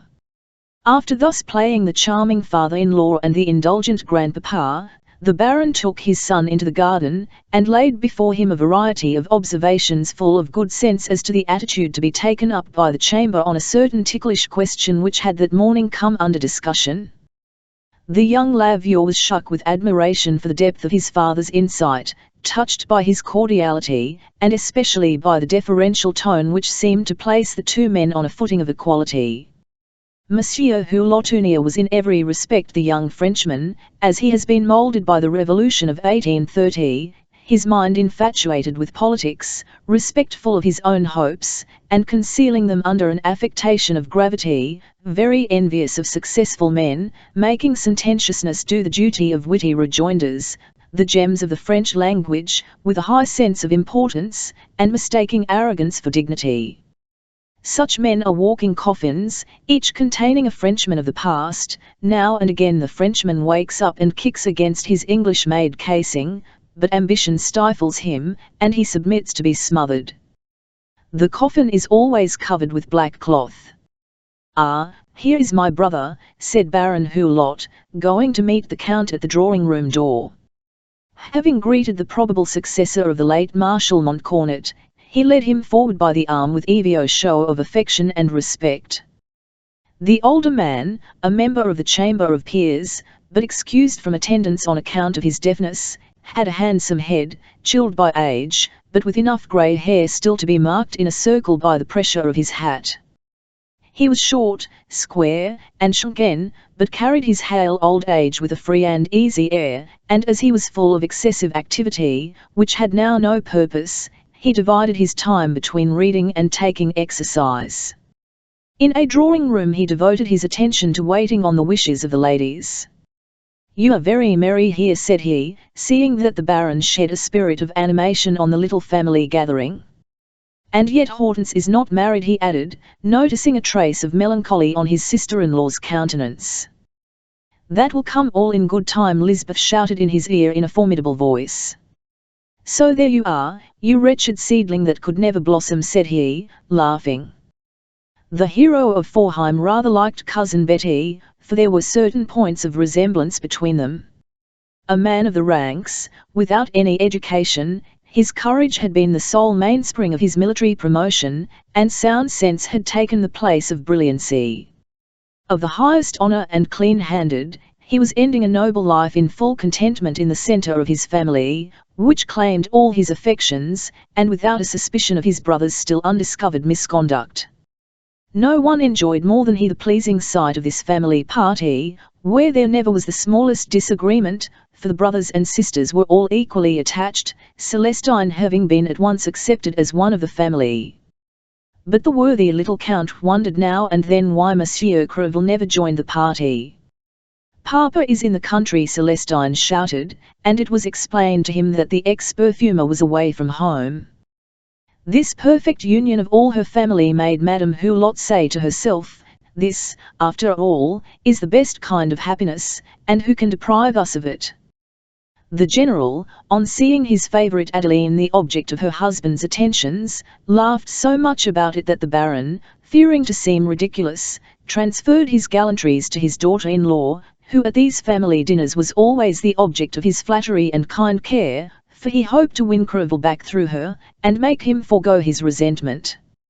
Anyone seeing this domestic scene would have found it hard to believe that the father was at his wits' end, the mother in despair, the son anxious beyond words as to his father's future fate, and the daughter on the point of robbing her cousin of her lover. At 7 o'clock the Baron, seeing his brother, his son, the Baroness, and Hortense all engaged at whist, went off to applaud his mistress at the opera, taking with him Lisbeth Fischer, who lived in the Rue du Doyen, and who always made an excuse of the solitude of that deserted quarter to take herself off as soon as dinner was over. Parisians will all admit that the old maid's prudence was but rational. The existence of the maze of houses under the wing of the old Louvre is one of those protests against obvious good sense which Frenchmen love, that Europe may reassure itself as to the quantum of brains they are known to have, and not be too much alarmed. Perhaps without knowing it, this reveals some profound political idea. It will surely not be a work of supererogation to describe this part of Paris as it is even now, when we could hardly expect its survival, and our grandsons, who will no doubt see the Louvre finished, may refuse to believe that such a relic of barbarism should have survived for 36 years in the heart of Paris and in the face of the palace where 3 dynasties of kings have received, during those 36 years, the elite of France and of Europe. Between the little gate leading to the bridge of the Carrousel and the Rue du Musée, everyone having come to Paris, were it but for a few days, must have seen a dozen of houses with a decayed frontage where the dejected owners have attempted no repairs, the remains of an old block of buildings of which the destruction was begun at the time when Napoleon determined to complete the Louvre. This street, and the blind alley known as the Impasse du Doyen, are the only passages into this gloomy and forsaken block, inhabited perhaps by ghosts, for there never is anybody to be seen.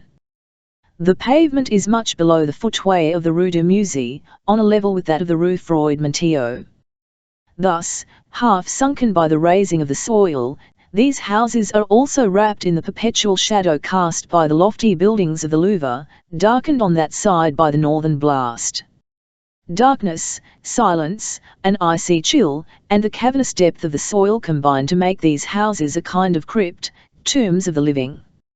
As we drive in a hackney cab past this dead-alive spot, and chance to look down the little Rue du Doyen, a shudder freezes the soul, and we wonder who can lie there, and what things may be done there at night, at an hour when the alley is a cut-throat pit, and the vices of Paris men riot there under the cloak of night.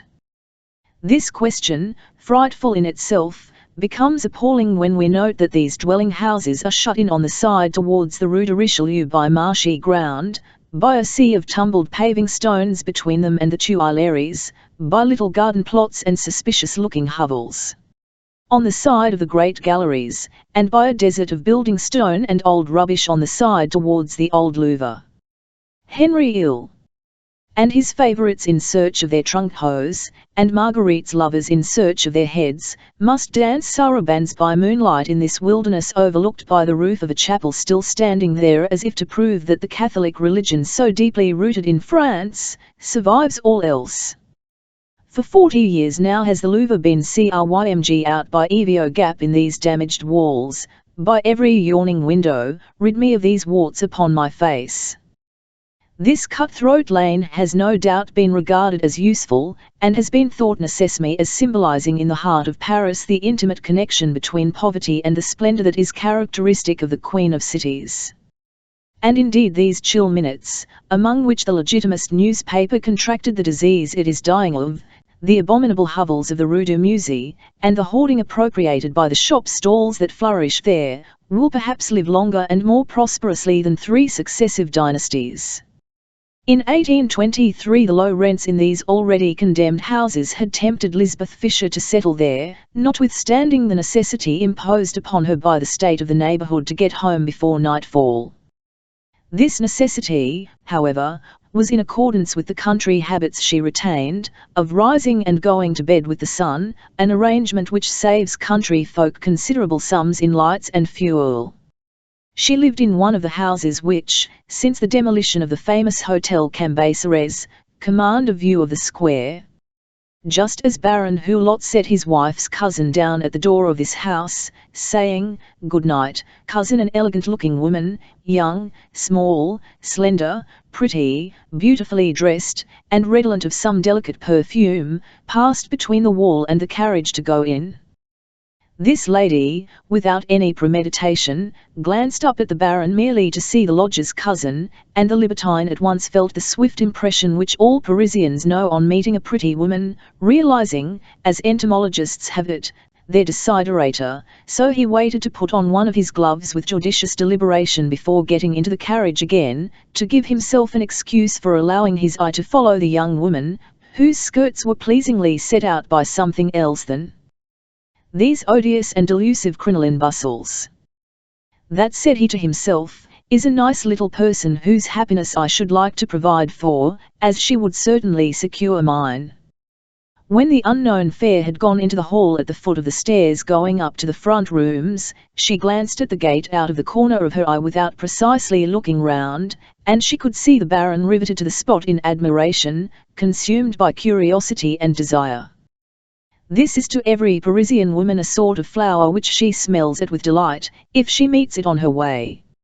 Nay, certain women, though faithful to their duties, pretty, and virtuous, come home much put out if they have failed to cull such a posy in the course of their walk. The lady ran upstairs, and in a moment a window on the second floor was thrown open, and she appeared at it, but accompanied by a man whose bald head and somewhat scowling looks announced him as her husband. If they aren't sharp and ingenious, the cunning jades, thought the Baron. She does that to show me where she lives. But this is getting rather warm, especially for this part of Paris. We must mind what we are at. As he got into the milord, he looked up, and the lady and the husband hastily vanished, as though the Baron's face had affected them like the mythological head of Medusa. It would seem that they know me, thought the Baron. That would account for everything. As the carriage went up the Rue du Musée, he leaned forward to see the lady again, and in fact she was again at the window. Ashamed of being caught gazing at the hood under which her admirer was sitting, the unknown started back at once. Nanny shall tell me who it is, said the Baron to himself. The sight of the government official had, as will be seen, made a deep impression on this couple.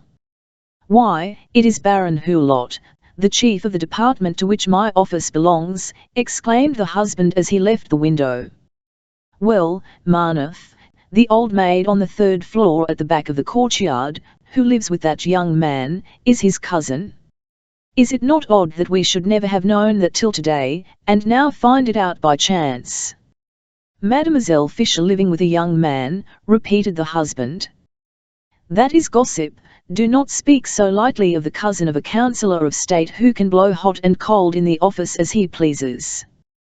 Now, come to dinner, I have been waiting for you since 4 o'clock. Pretty, oh pretty, Madame Marneffe, the natural daughter of Comte Montcornet, one of Napoleon's most famous officers, had, on the strength of a marriage portion of 20,000 francs, found a husband in an inferior official at the War Office.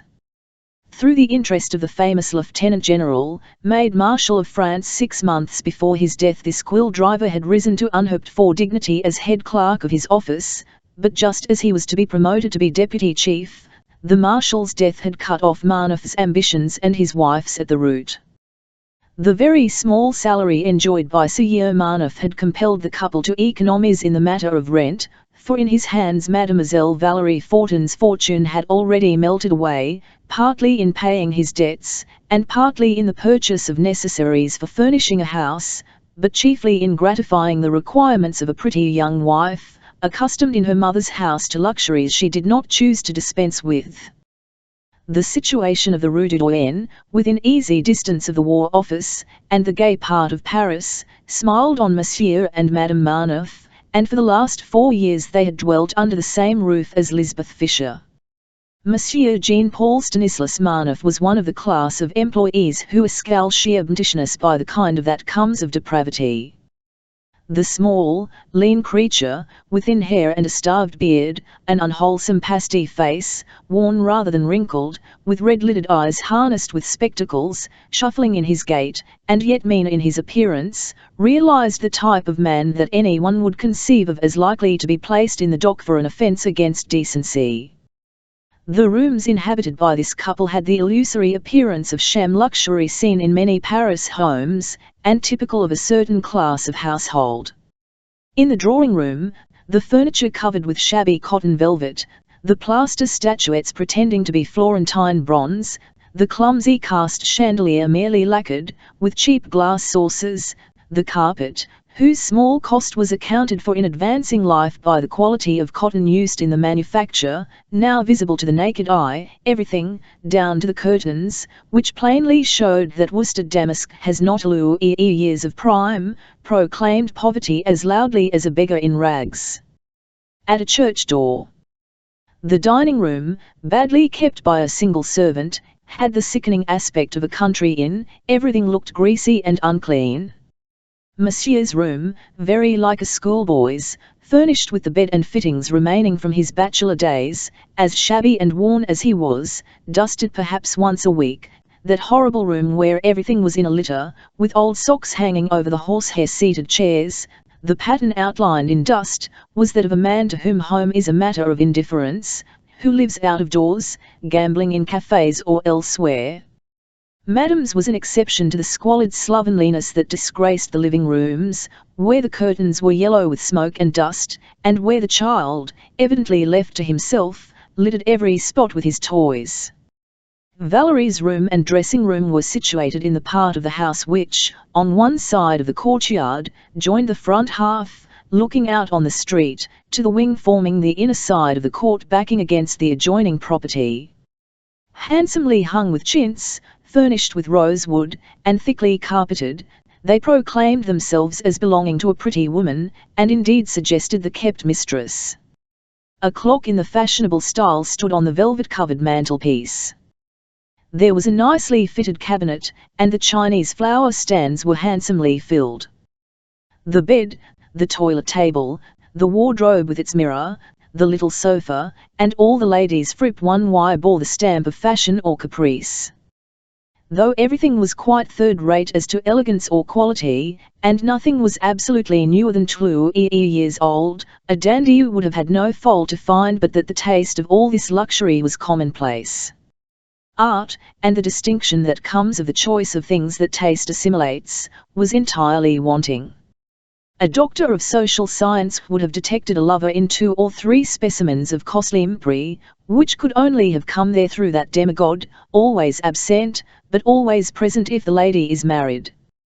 The dinner, 4 hours behind time, to which the husband, wife, and child sat down, betrayed the financial straits in which the household found itself, for the table is the surest thermometer for gauging the income of a Parisian family.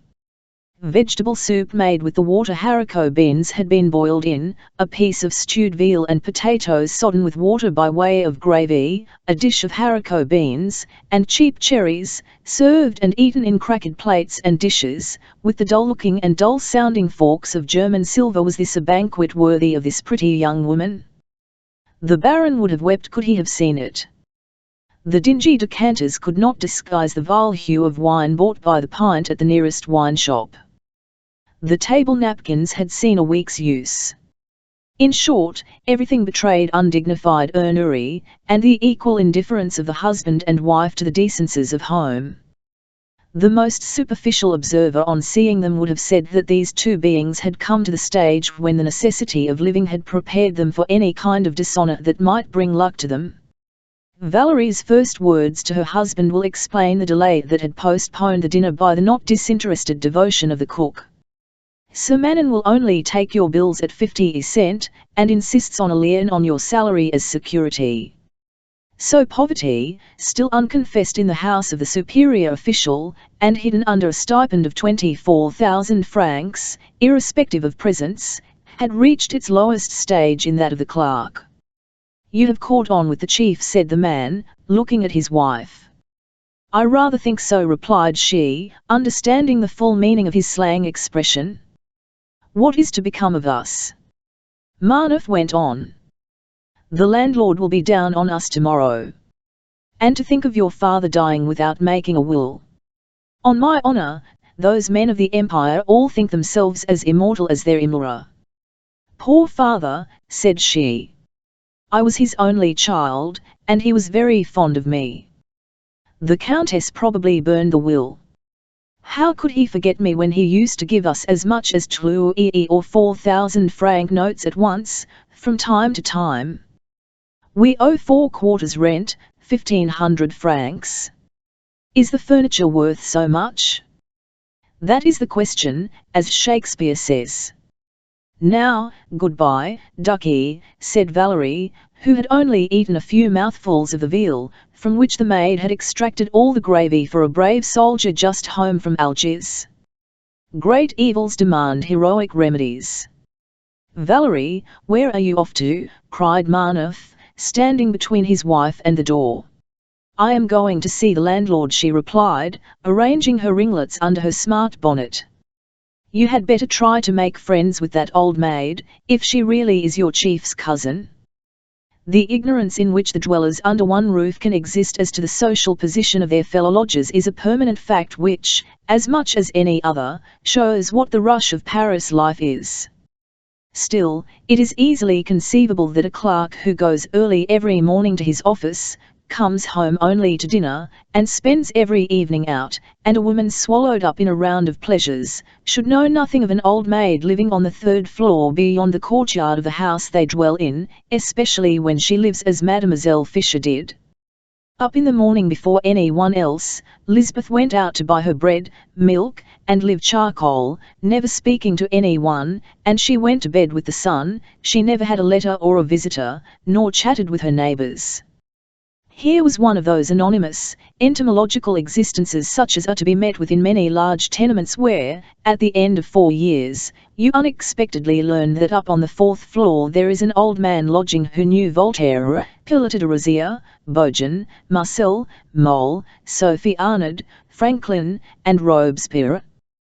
What Monsieur and Madame Marneffe had just said concerning Lisbeth Fisher they had come to know, in consequence, partly, of the loneliness of the neighbourhood, and of the alliance, to which their necessities had led, between them and the doorkeepers, whose goodwill was too important to them not to have been carefully encouraged. Now, the old maid's pride, silence, and reserve had engendered in the porter and his wife the exaggerated respect and cold civility which betray the unconfessed annoyance of an inferior.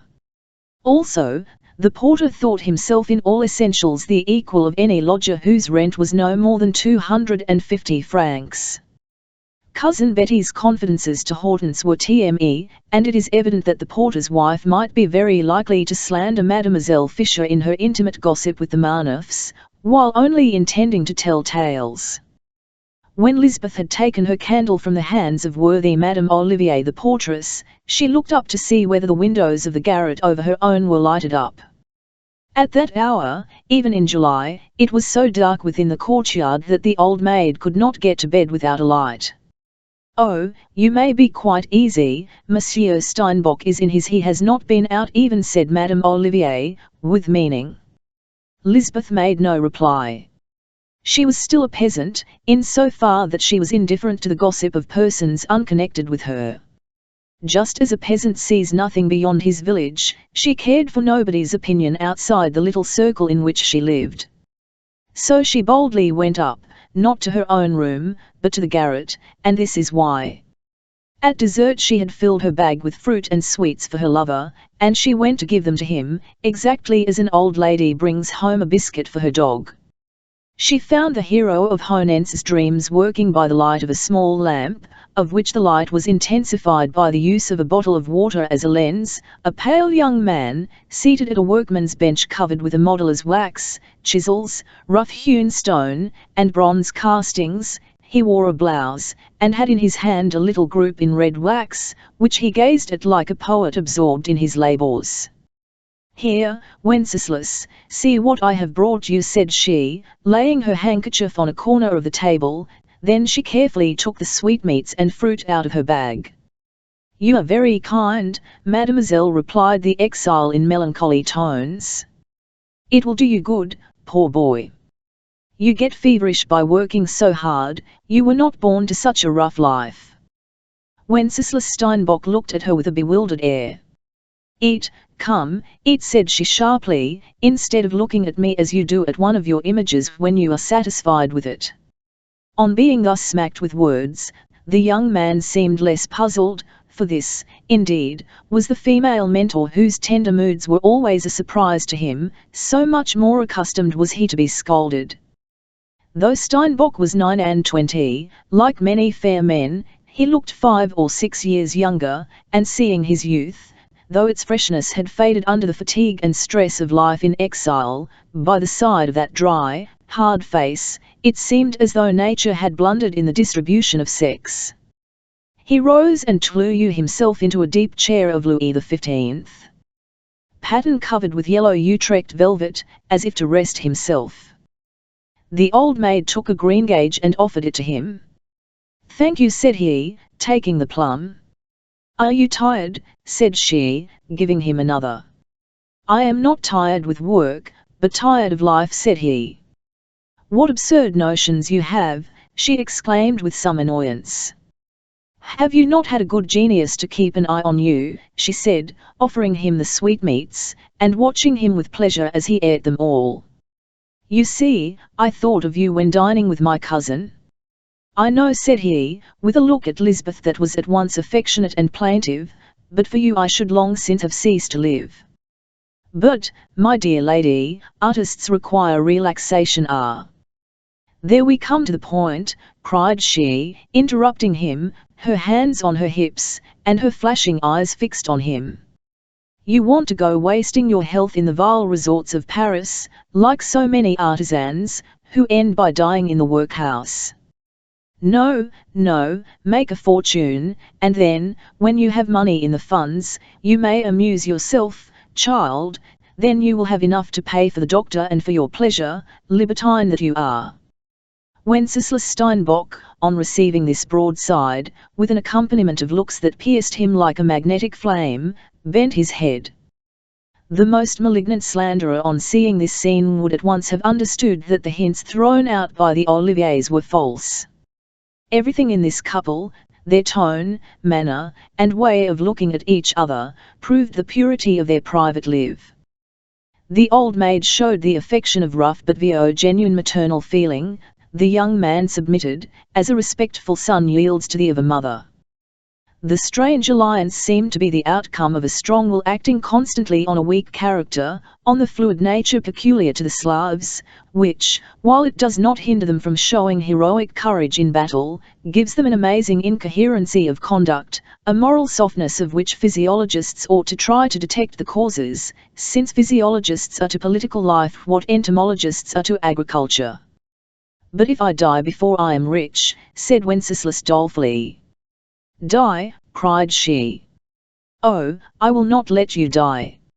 I have life enough for both, and I would have my blood injected into your veins if necessary." Tears rose to Steinbock's eyes as he heard her vehement and artless speech. "Do not be unhappy, my little Wenceslas," said Lisbeth with feeling. "My cousin Hortense thought your seal quite pretty, I am sure, and I will manage to sell your bronze group. You will see, you will have paid me off, you will be able to do as you please, you will be free." "Come, smile a little, can never repay you, mademoiselle," said the exile. "And why not?" asked the peasant woman, taking the Livonian's part against herself. "Because you not only fed me, lodged me, cared for me in my poverty, but you also gave me strength. You have made me what I am, you have often been stern, you have made me very unhappy." "I," said the old maid. "Are you going to pour out all your nonsense once more about poetry and the arts, and to crack your fingers and stretch your arms while you spout about the ideal, and beauty, and all your northern madness? Beauty is not to compare with solid pudding, and what am I? You have ideas in your brain. What is the use of them? I too have ideas. What is the good of all the fine things you may have in your soul if you can make no use of them? Those who have ideas do not get so far as those who have none, if they don't know which way to go. Instead of thinking over your ideas you must work. Now, what have you done while I was out? What did your pretty cousin say?" "Who told you she was pretty?" asked Lisbeth sharply, in a tone hollow with tiger-like jealousy. "Why, you did. That was only to see your face. Do you want to go trotting after petticoats? You who are so fond of women, well, make them in bronze. Let us see a cast of your desires, for you will have to do without the ladies for some little time yet, and certainly without my cousin, my good fellow. She's not game for your bag. That young lady wants a man with 60,000 francs a year, and has found him. Why, your bed is not made," she exclaimed, looking into the adjoining room. "Poor dear boy, I quite forgot you." The sturdy woman pulled off her gloves, her cape and bonnet, and remade the artist's little camp bed as briskly as any housemaid. This mixture of abruptness, of roughness even, with real kindness, perhaps accounts for the ascendancy Lisbeth had acquired over the man whom she regarded as her personal property. Is not our attachment to life based on its alternations of good and evil? If the Livonian had happened to meet Madame Marnoff instead of Lisbeth Fisher, he would have found a protectress whose complaisance must have led him into some boggy or discreditable path, where he would have been lost. he would certainly never have worked, nor the artist have been hatched out. Thus, while he deplored the old maid's grasping avarice, his reason bid him prefer her iron hand to the life of idleness and peril led by many of his fellow countrymen. This was the incident that had given rise to the coalition of female energy and masculine feebleness, a contrast in union said not to be uncommon in Poland. In 1833 Mademoiselle Fischer, who sometimes worked into the night when business was good, at about 1 o'clock one morning perceived a strong smell of carbonic acid gas, and heard the groans of a dying man. The ftmes and the gasping came from a garret over the 2 rooms forming her dwelling, and she supposed that a young man who had but lately come to lodge in this attic, which had been vacant for 2 years, was committing suicide. She ran upstairs, broke in the door by a push with her peasant strength, and found the lodger writhing on a camp bed in the convulsions of death. She extinguished the brazier, the door was open, the air rushed in, and the exile was saved. Then, when Lisbeth had put him to bed like a patient, and he was asleep, she could detect the motives of his suicide in the destitution of the rooms, where there was nothing whatever but a wretched table, the camp bed, and 2 chairs. On the table lay a document, which she read: I am Count Wenceslas Steinbeck, at Prul plus or minus A, in Livonia. No one is to be accused of my death. My reasons for killing myself are, in the words of Kosciuszko, Finus Polonus. Che Grand, nephew of a valiant general under Charles XII. Could not beg. My weekly constitution forbids my taking military service, and I yesterday saw the last Che 100 thalers which I had brought with me from Dresden to Paris. I have left 25 francs in Che drawer of Kai's cable to pay the rent I owe to the landlord. My parents being dead, my death will affect Nob die. I desire chat my countrymen will not blame the French government. I have never registered myself as a refugee, and have asked for nothing. I have met none of my fellow exiles, no one in Paris knows of my existence. I am dying in Christian beliefs. May God forgive the last of Che Steinbocks. Wenceslas.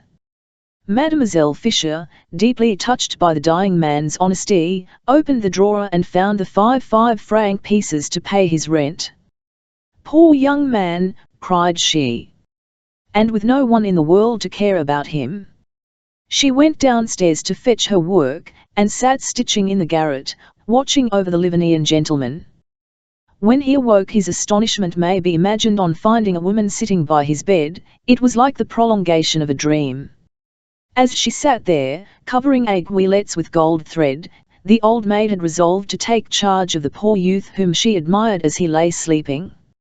As soon as the young count was fully awake, Lisbeth talked to give him courage, and questioned him to find out how he might make a living. Wenceslas, after telling his story, added that he owed his position to his acknowledged talent for the fine arts. He had always had a preference for sculpture. The necessary time for study had, however, seemed to him too long for a man without money, and at this moment he was far too weak to do any hard manual labor or undertake an important work in sculpture. This was Greek to Lisbeth Fischer. She replied to the unhappy man that Paris offered so many openings that any man with will and courage might find a living there. A man of spirit need never perish if he had a certain stock of endurance. I am but a poor girl myself, a peasant, and I have managed to make myself independent, said she in conclusion. If you will work in earnest, I have saved a little money, and I will lend you, month by month, enough to live upon, but to live frugally, and not to play ducks and drakes with or squander in the streets. You can dine in Paris for 25 sous a day, and I will get you your breakfast with mine every day. I will furnish you and pay for such teaching as you may think necessary. You shall give me formal acknowledgement for the money I may lay out for you, and when you are rich you shall repay me all. But if you do not work, I shall not regard myself as in any way pledged to you, and I shall leave you to your fate. Ah, cried the poor fellow, still smarting from the bitterness of his first struggle with death, exiles from every land may well stretch out their hands to France, as the souls in purgatory do to paradise. In what other country is such help to be found, and generous hearts even in such a garret as this? You will be everything to me, my beloved benefactress, I am your slave. Be my sweetheart, he added, with one of the caressing gestures familiar to the Poles, for which they are unjustly accused of servility. Oh, no, I am too jealous, I should make you unhappy, but I will gladly be a sort of comrade, replied Lisbeth. Ah, if only you knew how I longed for some fellow creature, even a rant, who would have something to say to me when I was struggling in the vast solitude of Paris, exclaimed Wenceslas. I regretted Siberia, whither I should be sent by the Imlra if I went home. Be my providence. I will work, I will be a better man than I am, though I am not such a bad fellow. Will you do whatever I bid you? She asked. Yes. Well, then, I will adopt you as my child, said she lightly. Here I am with the sun risen from the grave. Come. We will begin at once. I will go out and get what I want, you can dress, and come down to breakfast with me when I knock on the ceiling with the broomstick. That day, Mademoiselle Fisher made some inquiries, at the houses to which she carried her work home, as to the business of a sculptor. By dint of many questions she ended by hearing of the studio kept by Florent and Chayner, a house that made a special business of casting and finishing decorative bronzes and handsome silver plate. Thither she went with Steinbock, recommending him as an apprentice in sculpture, an idea that was regarded as too eccentric. Their business was to copy the works of the greatest artists, but they did not teach the craft. The old maid's persistent obstinacy so far succeeded that Steinbock was taken on to design ornament. Hevio soon learned to model ornament, and invented novelties. He had a gift for it. 5 months after he was out of his apprenticeship as a finisher, he made acquaintance with Stidmann, the famous head of Florent's studios.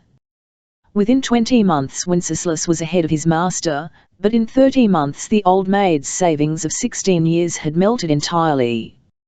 2,500 francs in gold, a sum with which she had intended to purchase an annuity, and what was there to show for it?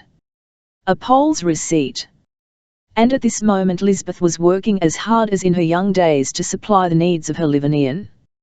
When she found herself the possessor of a piece of Paul instead of her gold louis, she lost her head, and went to consult Monsieur Rivet, who for 15 years had been his clever head worker's friend and counsellor. On hearing her story, Monsieur and Madame Rivet scolded Lisbeth, told her she was crazy, abused all refugees whose plots for reconstructing their nation compromised the prosperity of the country and the maintenance of peace, and they urged Lisbeth to find what in trade is called security. The only hold you have over this fellow is on his liberty, observed Monsieur Rivet. Monsieur Achille Rivet was assessor at the Tribunal of Commerce. Imprisonment is no joke for a foreigner, said he. A Frenchman remains 5 years in prison and comes out, free of his debts to be sure, for he is thenceforth bound only by his conscience, and that never troubles him, but a foreigner never comes out. Give me your promissory note, my bookkeeper will take it up, he will get it protested, you will both be prosecuted and both be condemned to imprisonment in default of payment, then, when everything is in due form, you must sign a declaration. By doing this your interest will be accumulating, and you will have a pistol always primed to fire at your pole. The old maid allowed these legal steps to be taken, telling her protege not to be uneasy, as the proceedings were merely to afford a guarantee to a money-lender who agreed to advance them certain sums. This subterfuge was due to the inventive genius of Monsieur Rivet. The guileless artist, blindly trusting to his benefactress, lighted his pipe with the stamped paper, for he smoked as all men do who have sorrows or energies that need soothing. One fine day Monsieur Rivet showed Mademoiselle Fisher a schedule, and said to her, "Here you have Wenceslas Steinbock bound hand and so effectually, that within 24 hours you can have him snug in Cliché for the rest of his days." This worthy and honest judge at the Chamber of Commerce experienced that day the satisfaction that must come of having done a malignant good action. Beneficence has so many aspects in Paris that this contradictory expression really represents one of them. The Livonian being fairly entangled in the toils of commercial procedure, the point was to obtain payment, for the illustrious tradesman looked on Wenceslas as a swindler. Feeling, sincerity, poetry, were in his eyes mere folly in business matters. So Rivet went off to sea, in behalf of that poor Mademoiselle Fisher, who, as he said, had been done by the Pole, the rich manufacturers for whom Steinbock had worked. It happened that Stidmann, who, with the help of these distinguished masters of the goldsmith's art, was raising French work to the perfection it has now reached, allowing it to hold its own against Florence and the Renaissance, Stidmann was in Chayna's private room when the army lace manufacturer called to make inquiries as to one Steinbock, a Polish refugee. "Whom do you call one Steinbock? Do you mean a young Livonian who was a pupil of mine?" cried Stidmann ironically.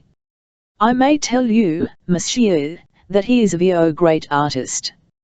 It is said of me that I believe myself to be the devil.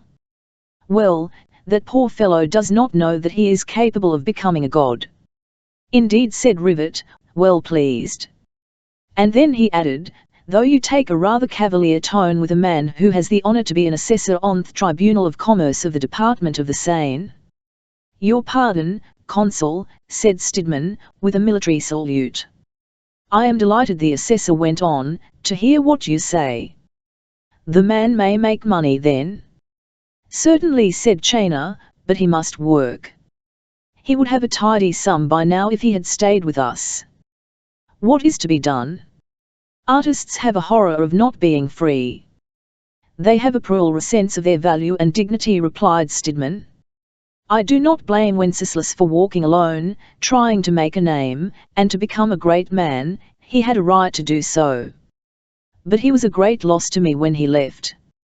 "That, you see," exclaimed Rivet, "is what all young students aim at as soon as they are hatched out of the school egg. Begin by saving money, I say, and seek glory afterwards." "It spoils your touch to be picking up coins," said Stidmann. "It is glorious business to bring us wealth."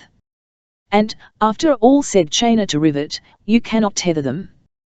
"They would eat the halter," replied Stidmann. "All these gentlemen have as much caprice as talent," said Chayna, looking at Stidmann. "They spend no end of money, they keep their girls, they chew our coin out of window, and then they have no time to work. They neglect their orders. We have to employ workmen who are very inferior, but who grow rich, and then they complain of the hard times, while, if they were but steady, they might have piles of gold." "You old Lumignan," said Stidmann, "you remind me of the publisher before the Revolution who said, 'If only I could keep Montesquieu, Voltaire, and Rousseau very in my backst, and lock up their breeches in a cupboard, what a lot of nice little books they would write to make my fortune. If works of art could be hammered, workmen would make them. Give me 1,000 francs, nonsense." Worthy Monsieur Rivet went home, delighted for M. Fisher, who dined with him every Monday, and whom he for him out like nails, and don't talk Mademoiselle found waiting. "If you can only make him work," said he, "you will have more luck than wisdom, you will be repaid, interest, capital, and costs. This Pole has talent, he can make a living, but lock up his trousers and his shoes, do not let him go to the Chaumière or the parish of Notre Dame de Lorette, keep him in leading strings. If you do not take such precautions, your artist will take to loafing, and if you only knew what these artists mean by loafing. Shocking!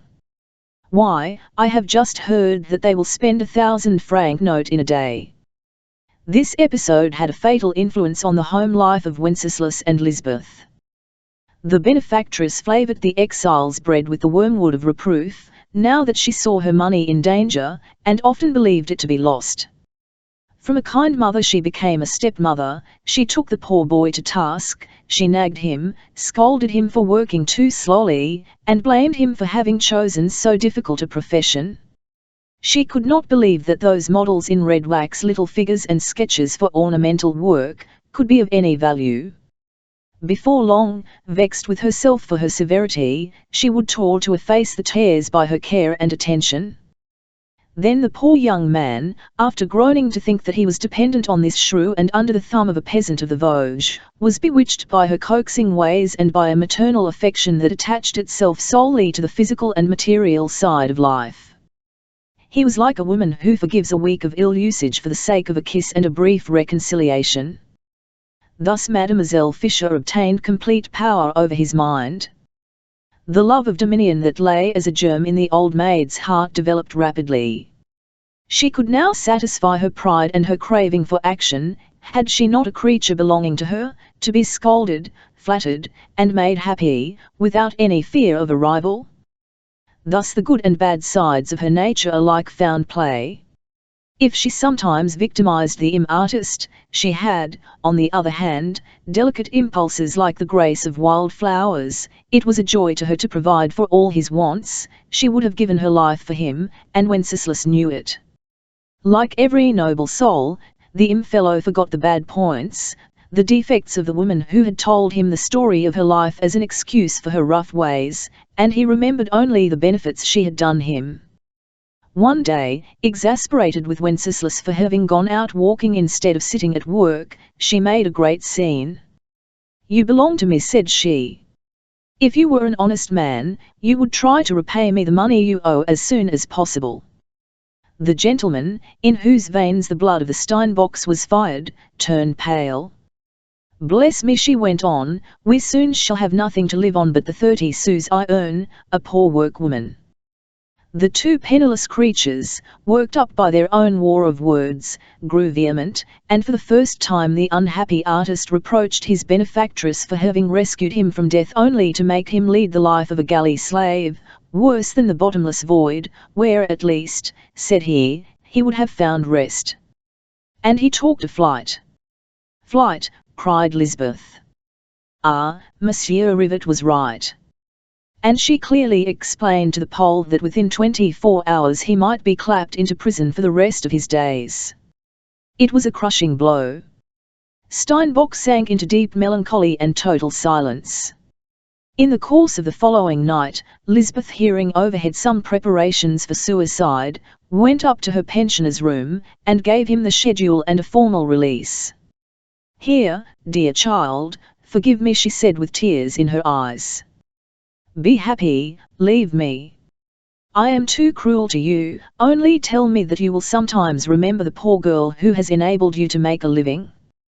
What can I say? You are the cause of my ill humor. I might die, where would you be without me? That is the reason of my being impatient to see you do some saleable work. I do not want my money back for myself, I assure you. I am only frightened at your idleness, which you call meditation, at your ideas, which take up so many hours when you sit gazing at the sky. I want you to get into habits of industry." All this was said with an emphasis, a look, and tears that moved the high-minded artist. He clasped his benefactress to his heart and kissed her forehead. "Keep these pieces," said he with a sort of cheerfulness. "Why should you send me to Cliché? Am I not a prisoner here out of gratitude?" This episode of their secret domestic life had occurred 6 months previously, and had led to Steinbock's producing two finished works, the seal in Hortense's possession, the group he had placed with the curiosity dealer, and a beautiful clock to which he was putting the last touches, screwing in the last rivets. This clock represented the 12 hours, charmingly personified by 12 female figures whirling round in so mad and swift a dance that 3 little loves perched on a pile of fruit and flowers could not stop one of them. Only the torn skirts of midnight remained in the hand of the most daring cherub. The group stood on an admirably treated base, ornamented with grotesque beasts. The hours were told by a monstrous mouth that opened to yawn, and each hour bore some ingeniously appropriate symbol characteristic of the various occupations of the day. It is now easy to understand the extraordinary attachment of Mademoiselle Fischer for her Livonian. She wanted him to be happy, and she saw him pining, fading away in his attic. The causes of this wretched state of affairs may be easily imagined. The peasant woman watched this son of the north with the affection of a mother, with the jealousy of a wife, and the spirit of a dragon, hence she managed to put every kind of folly or dissipation out of his power by leaving him destitute of money. She longed to keep her victim and companion for herself alone, well conducted perforce, and she had no conception of the cruelty of this senseless wish, since she, for her own part, was accustomed to every privation. She loved Steinbock well enough not to marry him, and too much to give him up to any other woman. She could not resign herself to be no more than a mother to him, though she saw that she was mad to think of playing the other part. These contradictions, this ferocious jealousy, and the joy of having a man to herself, all agitated her old maid's heart beyond measure. Really in love as she had been for 4 years, she cherished the foolish hope of prolonging this impossible and aimless way of life in which her persistence would only be the mean of the man she thought of as her child. This contest between her instincts and her reason made her unjust and tyrannical. She wreaked on the young man her vengeance for her own lot in being neither young, rich, nor handsome. Then, after each fit of rage, recognizing herself wrong, she stooped to unlimited humility, infinite tenderness. She never could sacrifice to her idol till she had asserted her power by blows of the axe. In fact, it was the converse of Shakespeare's Tempest, Calibanling Ariel and Prospero. As to the poor youth himself, high-minded, meditative, and inclined to be lazy, the desert that his protectress made in his soul might be seen in his, as in those of a caged lion. The penal servitude forced on him by Lisbeth did not fulfill the cravings of his heart. His weariness became a physical malady, and he was dying without daring to ask, or knowing where to procure, the price of some little necessary dissipation. On some days of special energy, when a feeling of utter ill luck added to his exasperation, he would look at Lisbeth as a thirsty traveller on a sandy shore must look at the bitter sea water. These harsh fruits of indigence, and this isolation in the midst of Paris, Lisbeth relished with delight. And besides, she foresaw that the first passion would rob her of her slave. Sometimes she even blamed herself because her own ranny and reproaches had compelled the poetic youth to become so great an artist of delicate work, and she had thus given him the means of casting her off. On the day after, these two lives, so differently but so utterly wretched, that of a mother in despair, that of the man of household, and that of the unhappy exile, were all to be influenced by Hortense's guileless passion, and by the strange outcome of the Baron's luckless passion for Josepha. Just as Hulot was going into the opera house, he was stopped by the darkened appearance of the building and of the Rue La Pilotière, where there were no gendarmes, no lights, no theatre servants, no barrier to regulate the crowd. He looked up at the announcement board, and beheld a strip of white pall on which was printed the solemn notice, closed on account of illness. He rushed off to Josepha's lodgings in the Rue Chauchat, for, like all the singers, she lived close at hand. "Whom do you want, sir?" asked the porter, to the Baron's great astonishment. "Have you forgotten me?" said Hulot, much puzzled. "On the contrary, sir, it is because I have the honor to remember you that I ask you, where are you going?" A mortal chill fell upon the Baron. "What has happened?" he asked. "If you go up to Mademoiselle Mra's rooms, Monsieur le Baron, you will find Mademoiselle Hello's Brisetout there, and Monsieur Bixier, Monsieur Leondelaura, Monsieur Loustio, Monsieur de Vernisset, Monsieur Stidman, and ladies smelling of patchouli, holding a house-warming." "Then, where is Mademoiselle Mra?" "I don't know that I ought to tell you." The Baron slipped 2 5-franc pieces into the porter's hand. "Well, she is now in the Rue de la Ville l'Evêque, in a fine house, given to her, they say, by the Duc de Hérouville," replied the man in a whisper. Having ascertained the number of the house, Monsieur Hulot called a milord and drove to one of those pretty modern houses with double where everything, from the gaslight at the entrance, proclaims luxury.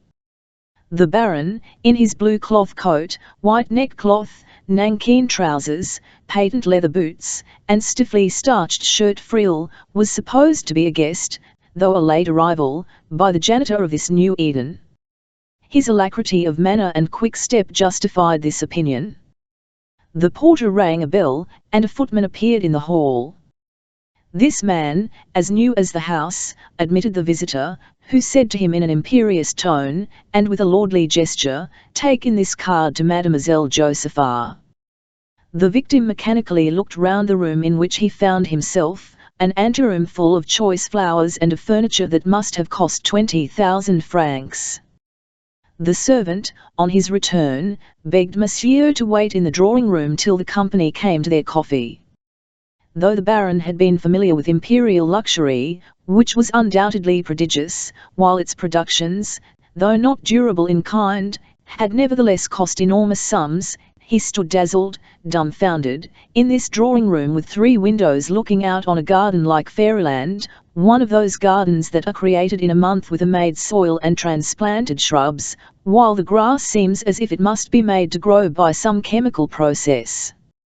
He admired not only the decoration, the gilding, the carving, in the most expensive Pompadour style, as it is called, and the magnificent all of which any enriched tradesman could have procured for money, but he also noted such treasures as only princes can select and find, can pay for and give away: 2 pictures by Greuze, 2 by Watteau, 2 heads by Van Dyck, 2 landscapes by Ruysdael, and 2 by Le Guaspre, a Rembrandt, a Holbein, a Murillo, and a Titian, 2 paintings, by Teniers, and a pair by Metzer, a Van Huysum, and an Abraham Mignon, in short, 200,000 francs worth of pictures superbly framed. The gilding was worth almost as much as the paintings. "Ah, ha! Now you understand, my good man," said Josepha. She had stolen in on tiptoe through off a noiseless door, over Persian carpets, and came her Dora, standing lost in amazement, in the stupid amazement when a man's ears tingle so loudly that he hears nothing but that fatal knell. The words "my good man," spoken to an official of such high importance, so perfectly exemplified the audacity with which these creatures contempt on the loftiest, that the Baron was nailed to the spot. Josepha, in white and yellow, was so beautifully dressed for the banquet, that amid all this lavish magnificence she still shone like a rare jewel. "Isn't this really fine?" said she. "The Duke has spent all the money on it that he got out of floating a company, of which the shares all sold at a premium. He is no fool, is my little Duke. There is nothing like a man who has been a grandee in his time for turning coals into gold. Just before dinner the notary brought me the title deeds to sign and the bills receipt. They are all a first-class set in there: Dias-Grignon, Rastignac, Maxime, Lenoncourt, Verneuil, Laginski, La Palferin, and from among the bankers Nucingen and Dutilliet, with Antonia, Malaga, Carabine, and Lascants, and they all feel for you deeply. Yes, old boy, and they hope you will join them, but on condition that you forthwith drink up to 2 bottles Hill of Hungarian wine, champagne, or Cape, just to bring you up to their mark. My dear fellow, we are all so much on here, that it was necessary to close the opera. The manager is as drunk as a cornet a piston, he is hiccuping already." "Oh, Josepha," cried the Baron.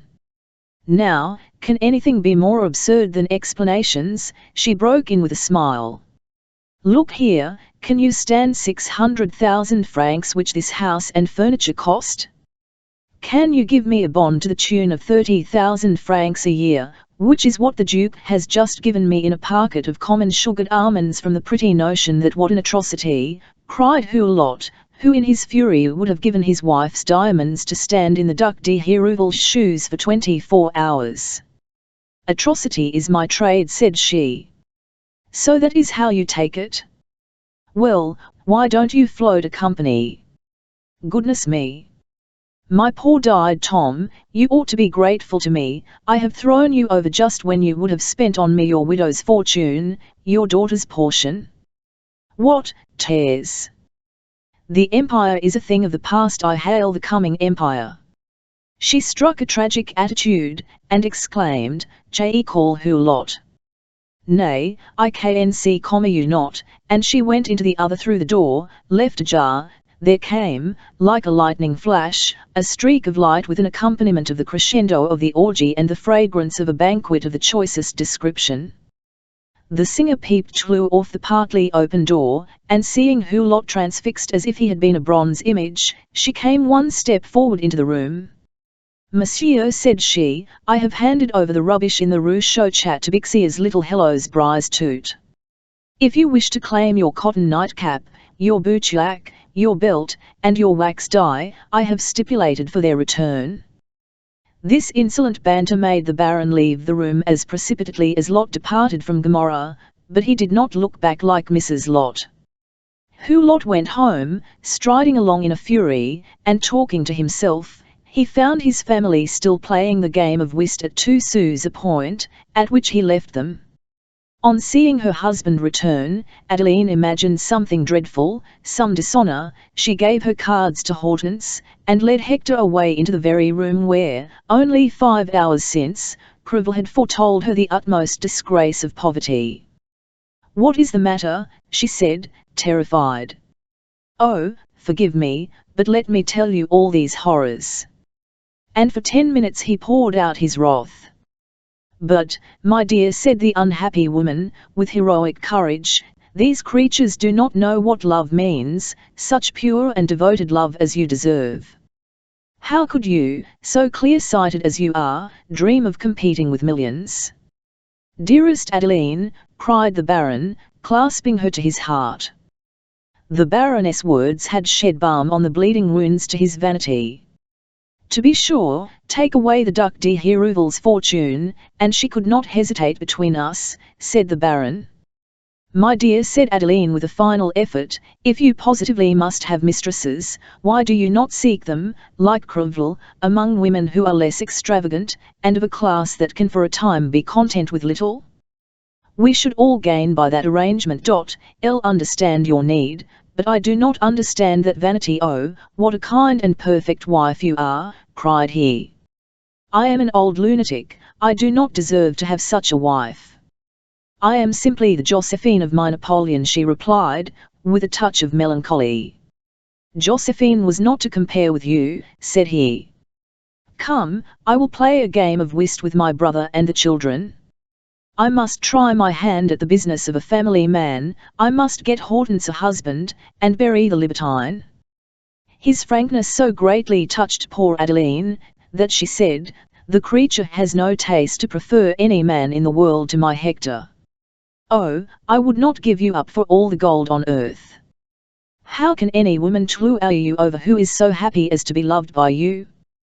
The look with which the Baron rewarded his wife's fanaticism confirmed her in her opinion that gentleness and docility were a woman's strongest weapons. But in this she was mistaken.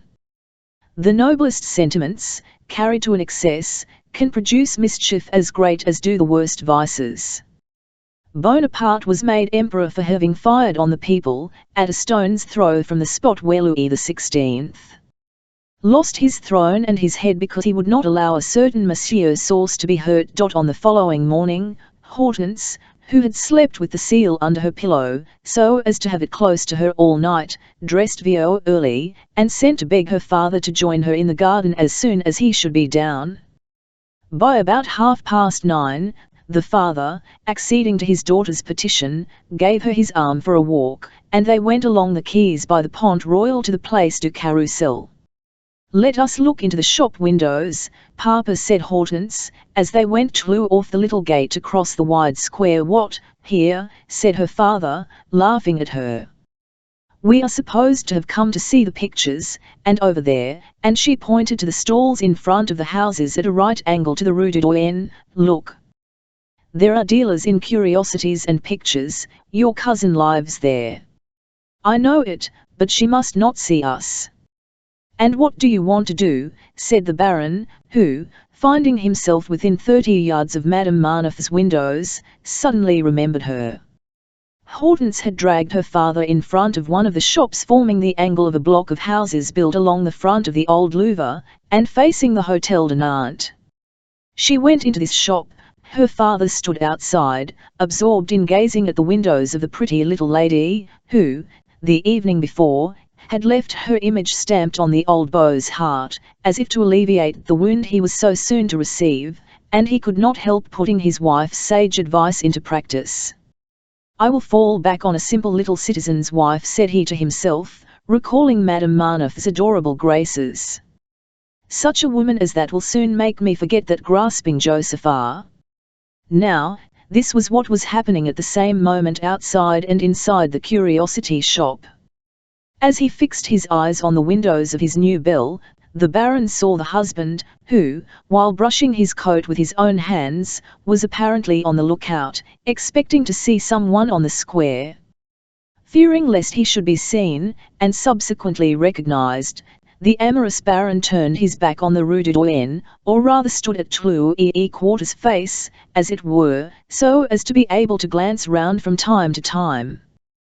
This manoeuvre brought him face to face with Madame Marneffe, who, coming up from the quay, was doubling the promontory of houses to go home. Valerie was evidently startled as she met the Baron's astonished eye, and she responded with a prudish dropping of her eyelids. "A pretty woman," exclaimed he, "for whom a man would do many foolish things."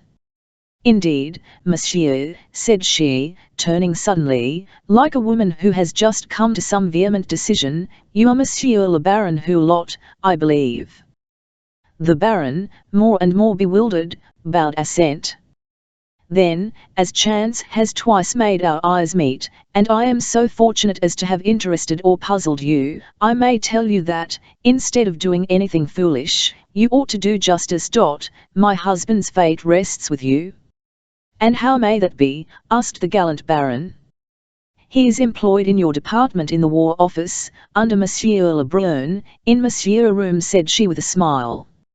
"I am quite disposed, Madame Marneffe. Dear little Madame Marneffe, to do injustice for your sake. I have a cousin living in your house. I will go to see her one day soon as possible. Bring your petition to me in her rooms." "Pardon my boldness, Monsieur le Baron, you must understand that if I dare to address you thus, it is because I have no friend to protect me. Ah, ha! Monsieur, you misunderstand me," said she, lowering her eyelids. Hulot felt as if the sun had disappeared. "I am at my wit's end, but I am an honest woman," she went on. "About 6 months ago my only protector died, Marshal Montcornet. Ah, you are his daughter." "Yes, monsieur, but he never acknowledged me." "That was that he might leave you part of his fortune." "He left me nothing, he made no will." "Indeed? Poor little woman." "The Marshal died suddenly of apoplexy." "But, come, madam, hope for the best. The state must do something for the daughter of one of the Chevalier Bayards of the Empire." Madame Marneffe bowed gracefully and went off, as proud of her success as the Baron was of his. "Where the devil has she been so early?" thought he, watching the flow of her skirts, to which she contrived to impart a somewhat exaggerated grace. "She looks too tired to have just come from a bath, and her husband is waiting for her. It is strange, and puzzles me altogether." Madame Marneffe having vanished within, the Baron wondered what his daughter was doing in the shop. As he went in, still staring at Madame Marneffe's windows, he ran against a young man with a pale brow and sparkling grey eyes, wearing a summer coat of black merino, coarse drill trousers, and tan shoes, with gaiters, lushing away headlong. He saw him run to the house in the Rue du Doyen, into which he went. Hortense, on going into the shop, had at once recognized the famous group, conspicuously placed on a table in the middle and in front of the door. Even without the circumstances to which she owed her knowledge of this masterpiece, it would probably have snuck her by the peculiar power which we must call the brio, the go, of great works, and the girl herself might in Italy have been taken as a model for the personification of brio. Not every work by a man of genius has in the same degree that brilliancy, that glory which is at once patent even to the most ignoble beholder. Thus, certain pictures by Raphael, such as the famous Transfiguration, the Madonna del Foligno, and the frescoes of the stands in the Vatican, do not at first captivate our admiration, as do the violin player in the Sierra Palace, the portraits of the Doria family, and the Vision of Ezekiel in the Pitti Gallery, the Christ bearing his cross in the Borghese collection, and the Marriage of the Virgin in the Brera at Milan. The St. John the Baptist of the Tribuna, and St. Luke painting the Virgin's portrait in the Accademia at Rome, have not the charm of the portrait of Leo X, and of the Virgin at Dresden. And yet they are all of equal merit. Nay, more. The stands, the Transfiguration, the panels, and the 3 easel pictures in the Vatican are in the highest degree perfect and sublime. But they demand a stress of attention, even from the most accomplished beholder, and serious study, to be hilly understood, while the violin player, the Marriage of the Virgin, and the Vision of Ezekiel go straight to the heart through off the portal of sight, and make their home there. It is a pleasure to receive them thus without an effort. If it is not the highest phase of art, it is the happiest. This fact proves that, in the begetting of works of art, there is as much chance in the character of the offspring as there is in a family of children, that some will be happily graced, born beautiful, and costing their mothers little suffering, creatures on whom everything smiles, and with whom everything succeeds. In short, genius, like love, has its fairer blossoms. This brio, an Italian word which the French have begun to use, is characteristic of youthful work. It is the fruit of an impetus and fire of early talent, an impetus which is met with again later in some happy hours, but this particular brio no longer comes from the artist's hilt. Instead of his flinging it into his work as a volcano flings up its fires, it comes to him from outside, inspired by circumstances, by love, or rivalry, often by hatred, and more often still by the imperious need of glory to be lived up to. This group by Wenceslas was to his later works what the Marriage of the Virgin is to the great mass of Raphael's, the first step of a gifted artist taken with the inimitable grace, the eagerness, and delightful overflowingness of a child, whose strength is concealed under the pink and white flesh full of dimples which seem to echo to a mother's laughter. Prince Eugene is said to have paid 400,000 francs for this picture, which would be worth $1 million to any nation that owned no picture by Raphael, but no one would give that sum for the finest of the frescoes, though their value is far greater as works of art. Hortense restrained her admiration, for she reflected on the amount of her girlish savings. She assumed an air of indifference, and said to the dealer, "What is the price of that?" 1,500 francs, replied the man, sending a glance of intelligence to a young man seated on a stool in the corner. The young man himself gazed in stupefaction at Monsieur Hulot's living masterpiece. Hortense, forewarned, at once identified him as the artist. From the colour that flushed a face pale with endurance, she saw the spark lighted up in his grey eyes by her question. She looked on the thin, drawn features, like those of a monk consumed by asceticism. She loved the red, well-formed mouth, the delicate chin, and the Pole's silky chestnut hair. "If it were 1,200, said she, "I would beg you to send it to me." "It is antique, mademoiselle," the dealer remarked, thinking, like all his fraternity, that, having uttered this ne plus ultra of bric-a-brac, there was no more to be said. "Excuse me, monsieur," she replied very quietly, "it was made this year. I came expressly to beg you, if my price is accepted, to send the artist to see us, as it might be possible to procure him some important commissions." "And if he is to have the 1,200 francs, what am I to get?" "I am the dealer," said the man, with candid good humour. "To be sure," replied the girl, with a slight curl of disdain. "Oh, mademoiselle, take it, I will make terms with the dealer," cried the Livonian, beside himself. Fascinated by Hortense's wonderful beauty and the love of art she displayed, he added, "I'm the sculptor of the group, and for 10 days I have come here 3 times a day to see if anybody would recognize its merit and bargain for it. You are my first admirer, take it." "Come, then, monsieur, with the dealer, an hour hence. Here is my father's card," replied Hortense. Then, seeing the shopkeeper go into a back room to wrap the group in a piece of linen rag, she added in a low voice, to the great astonishment of the artist, who thought he must be dreaming, for the benefit of your future prospects, Monsieur Wenceslas, do not mention the name of the purchaser to Mademoiselle Fisher, for she is our cousin." The word cousin dazzled the artist's mind. He had a glimpse of paradise whence this daughter of Eve had come to him.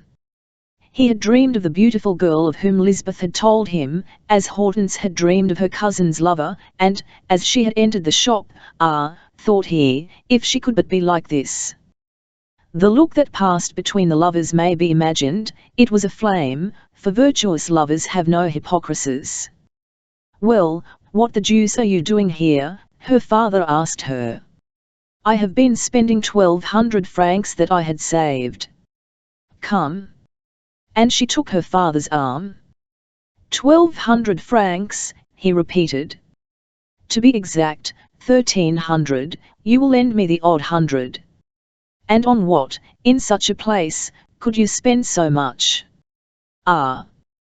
That is the question," replied the happy girl. "If I have got a husband, he is not dear at the money." "A husband? In that shop, my child? Listen, dear little father, would you forbid my marrying a great artist?" "No, my dear. A great artist in these days is a prince without a title. He has glory and fortune, the two chief social advantages, next to virtue," he added, in a smug tone. "Oh, of course," said Hortense. "And what do you think of sculpture?" "It is very in business," replied Hulot, shaking his head. "It needs high patronage as well as great talent, for government is the only purchaser. It is an art with no demand nowadays, where there are no princely houses, no great fortunes, no entailed mansions, no hereditary estates. Only small pictures and small figures can find a place. The arts are endangered by this need of small things." "But if a great artist could find a demand," said Hortense, "that indeed would solve the problem. Or had someone to back him? That would be even better. If he were of noble birth." "Pooh! A count? And a sculptor? He has no money." "And so he counts on that of Mademoiselle Hortense Hulot," said the Baron ironically, with an inquisitorial look into his daughter's eyes. "This great artist, a count and a sculptor, has just seen your daughter for the first time in his life, and for the space of 5 minutes, Monsieur le Baron," Hortense calmly replied. "Yesterday, you must know, dear little father, while you were at the chamber, Mamma had a fainting fit. This, which she ascribed to a nervous attack, was the result of some worry that had to do with the failure of my marriage, for she told me that to get rid of she is too fond of you to have used an expression so unparliamentary." Hortense put in with a laugh.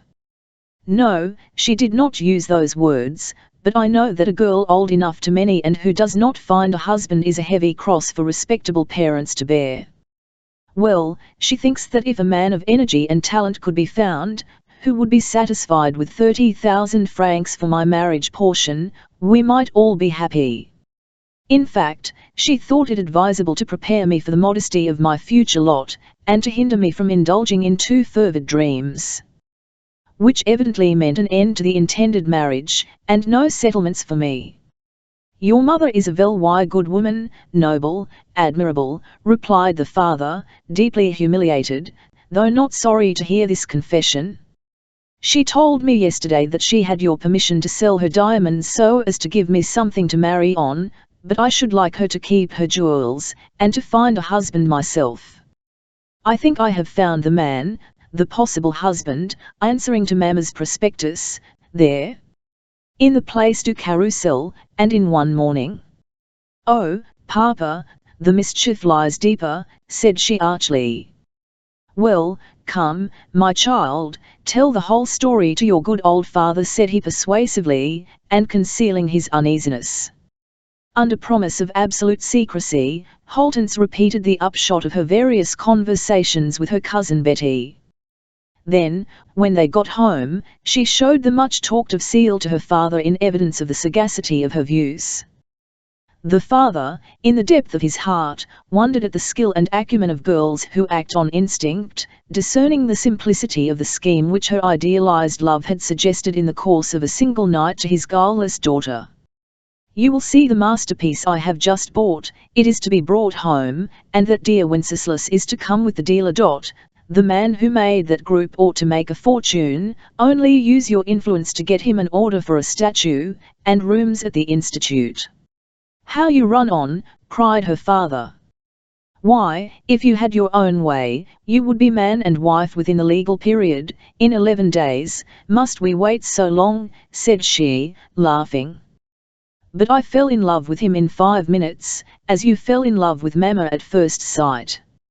And he loves me as if we had known each other for 2 years. Yes," she said in reply to her father's look, "I read 10 volumes of love in his eyes.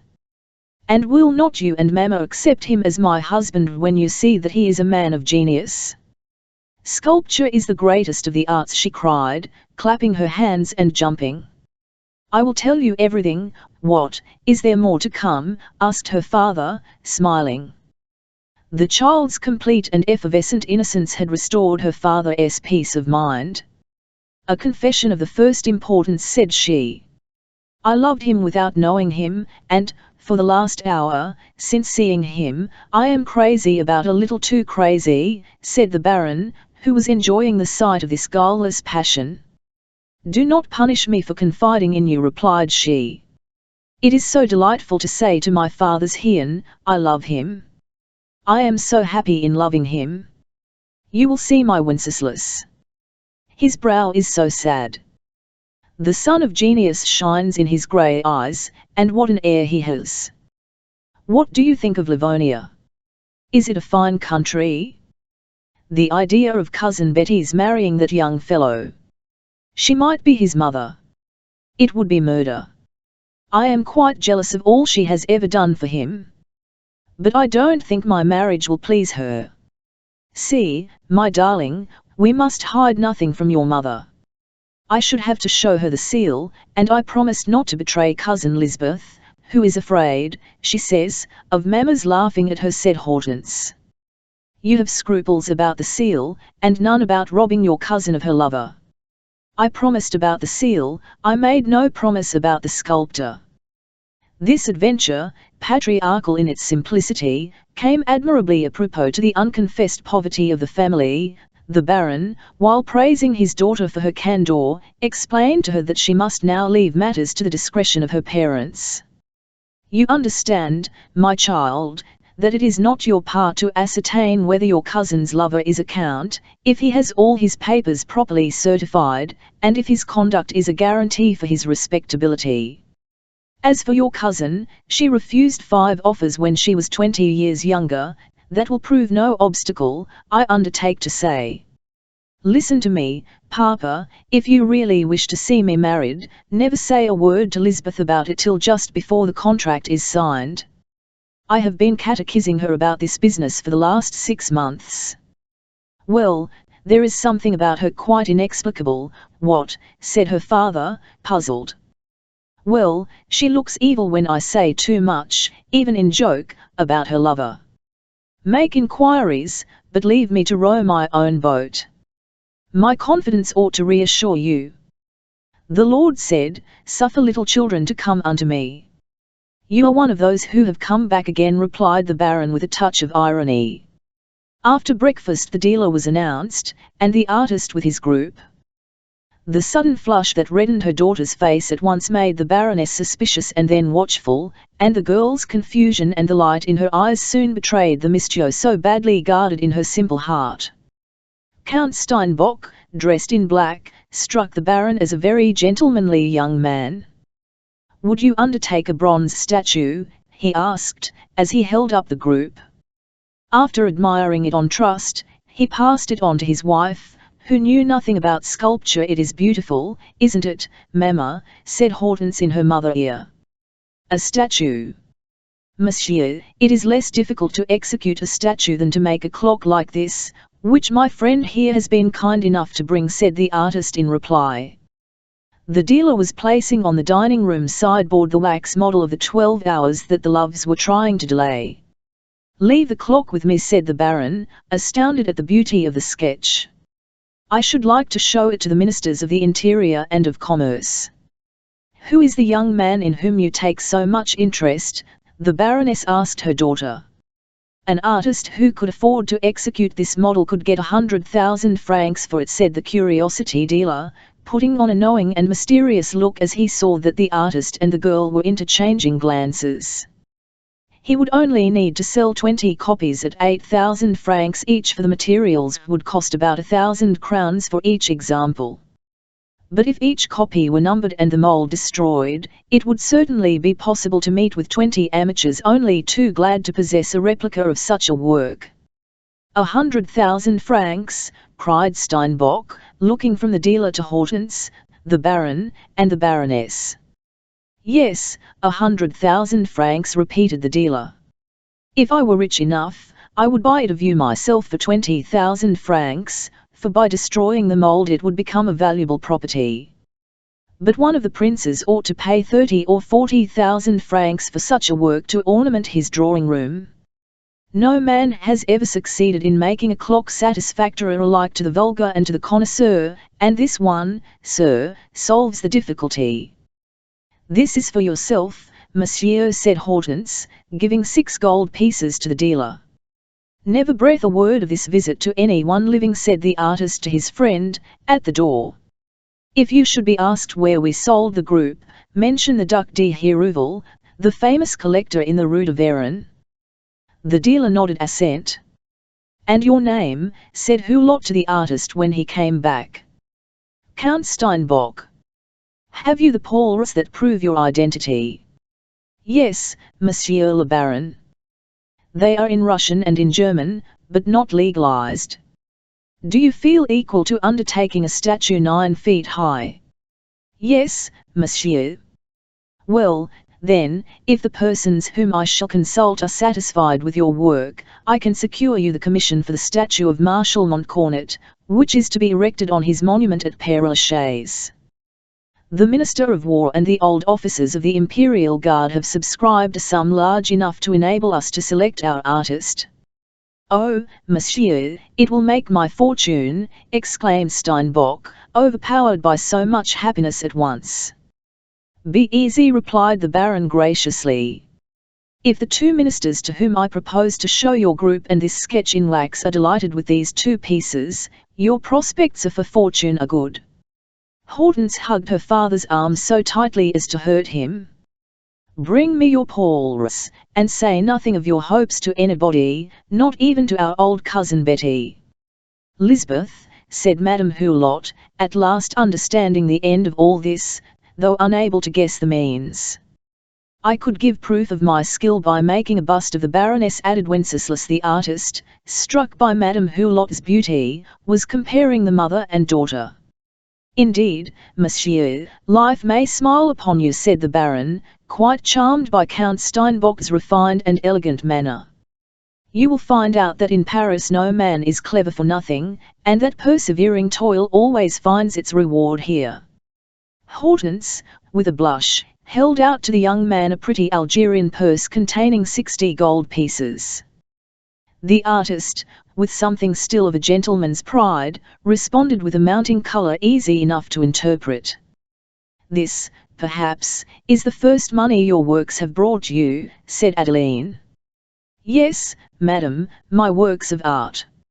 It is not the first fruits of my labour, for I have been a workman." "Well, we must hope my daughter's money will bring you good luck," said she. "And take it without scruple," added the Baron, seeing that Wenceslas held the purse in his hand instead of pocketing it. "The sum will be repaid by some rich man, a prince perhaps, who will offer it with interest to possess so fine a work." "Oh, I want it too much myself, Papa, to give it up to anybody in the world. Even a royal prince can make a far prettier thing than that for you, mademoiselle." "But it would not be this one," replied she, and then, as if ashamed of having said too much, she ran out into the garden. "Then I shall break the mold and the model as soon as I go home," said Steinbock. Fetch me your papers, and you will hear of me before long, if you are equal to what I expect of you, monsieur." The artist on this could but take leave. After bowing to Madame Hulot and Hortense, who came in from the garden on, he went off to walk in the Tuileries, not daring, to return to his attic, where his rant would pelt him with questions and wring his secret from him. Hortense Adora conceived of groups and statues by the hundred. He felt strong enough to hew the marble himself, like Canova, who was also a feeble man, and nearly died of it. He was transfigured by Hortense, who was to him inspiration made visible. "Now then," said the Baroness to her daughter, "what does all this mean?" "Well, dear mamma, you have just seen Cousin Lisbeth's lover, who now, I hope, is mine.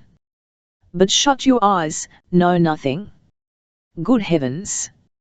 I was to keep it all from you, and I cannot help telling you everything. Goodbye, children," said the Baron, kissing his wife and daughter. "I shall perhaps go to call on the nanny, and from her I shall hear a great deal about our young man." "Papa, be cautious," said Hortense. "Oh, little girl," cried the Baroness when Hortense had poured out her poem, of which the morning's adventure was the last canto, "dear little girl, artlessness will always be the artfulest puss on earth. Genuine passions have an unerring instinct. Set a greedy man before a dish of fruit and he will make no mistake, but take the choicest even without seeing it. In the same way, if you allow a girl who is well brought up to choose a husband for herself, if she is in a position to meet the man of her heart, rarely will she blunder. The act of nature in such cases is known as love at first sight, and in love, first sight is practically second sight." The Baroness' satisfaction, though disguised under maternal dignity, was as great as her daughter's, for, of the three ways of marrying Hortense of which Crevel had spoken, the best, as she opined, was about to be realized. And she regarded this little drama as an answer by Providence to her fervent prayers. Mademoiselle Fisher's galley slave, obliged at last to go home, thought he might hide his joy as a lover under his glee as an artist rejoicing over his first success. Victory!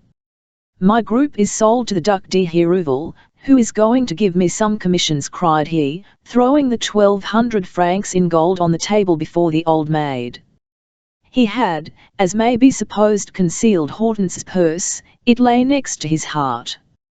"And a very good thing too," said Lisbeth. "I was working myself to death. You see, child, money comes in slowly in the business you have taken up, for this is the first you have earned, and you have been grinding at it for near on 5 years now. That money barely repays me for what you have cost me since I took your promissory note. That is all I have got by my savings. But be sure of one thing," she said, after counting the gold, "this money will all be spent on you. There is enough there to keep us going for a year. In a year you may now be able to pay your debt and have a snug little sum of your own, if you go on in the same way." Wenceslas, finding his trick successful, expatiated on the Duc de Hérouville. "I will fit you out in a black suit, and get you some new linen," said Lisbeth, "for you must amra presentably before your patrons, and then you must have a larger and better apartment than your horrible garret, and furnish it profti. You look so bright, you are not like the same creature," she added, gazing at Wenceslas, "but my work is pronounced a masterpiece." "Well, so much the better. Do some more," said the arid creature, who was nothing but practical, and incapable of understanding the joy of triumph or of beauty in art.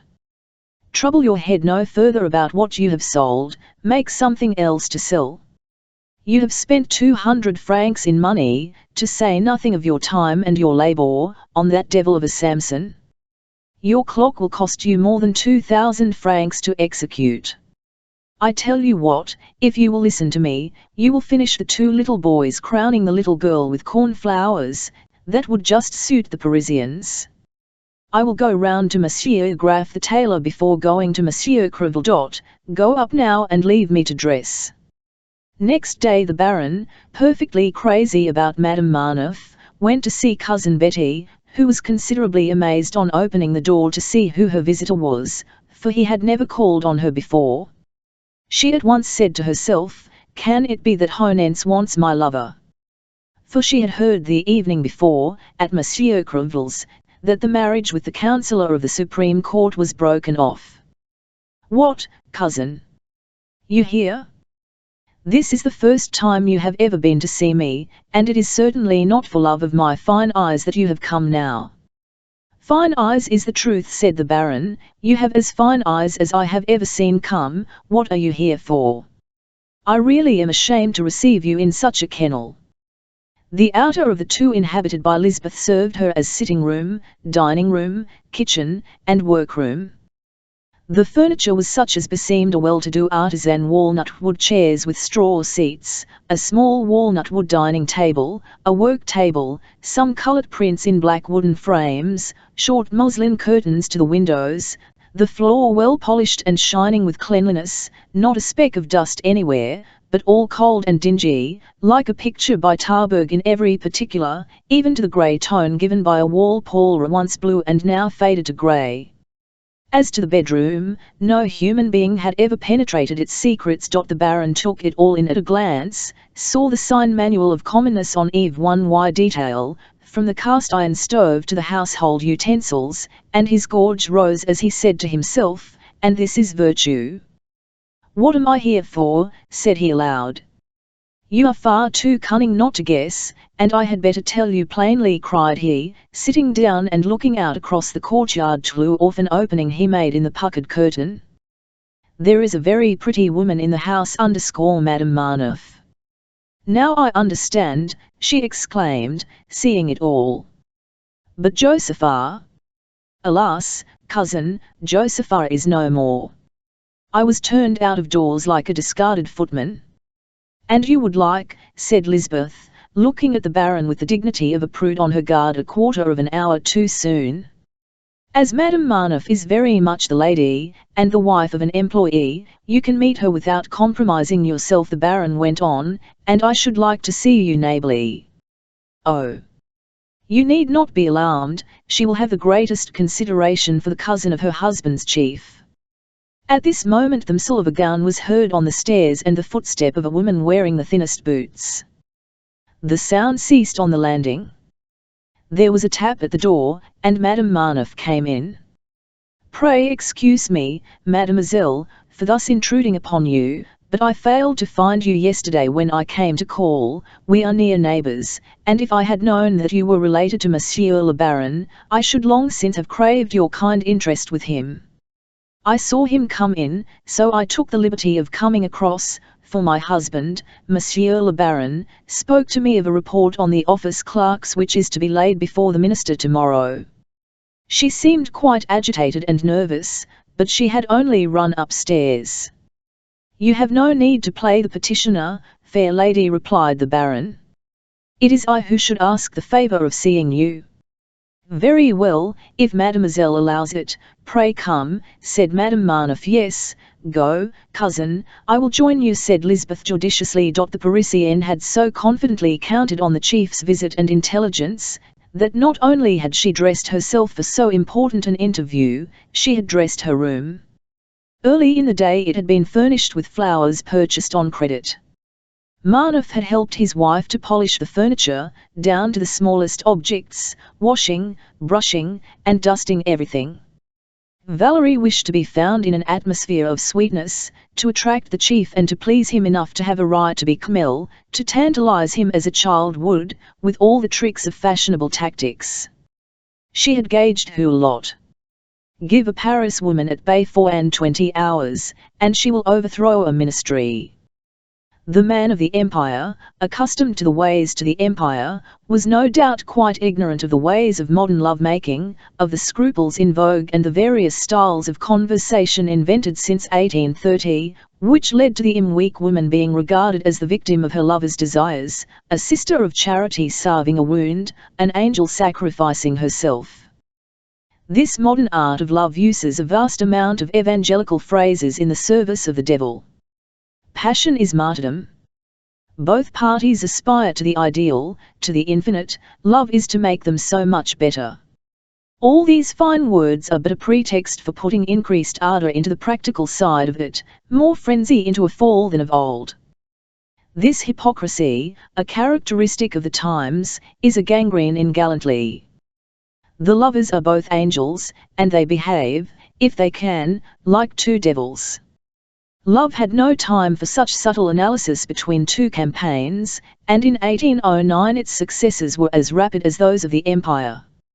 So, under the Restoration, the handsome Baron, a ladies' man once more, had begun by consoling some old friends now fallen from the political firmament, like extinguished stars, and then, as he grew old, was captured by Jenny Cadine and Joseph R. Madame Marneffe had placed her batteries after due study of the Baroness' past life, which her husband had narrated in much detail, after picking up some information in the offices. The comedy of modern sentiment might have the charm of novelty to the Baron. Valerie had made up her mind as to her scheme, and we may say the trial of her power that she made this morning answered her highest expectations. Thanks to her manoeuvres, sentimental, high-flown, and romantic, Valerie, without committing herself to any promises, obtained for her husband the appointment as deputy head of the office and the Cross of the Legion of Honor. The campaign was not carried out without little dinners at the Rocher de Cancale, parties to the play, and gifts in the form of lace, scarves, gowns, and jewelry. The apartment in the Rue du Doyen was not satisfactory. The Baron proposed to furnish another magnificently in a charming new house in the Rue Vanneau.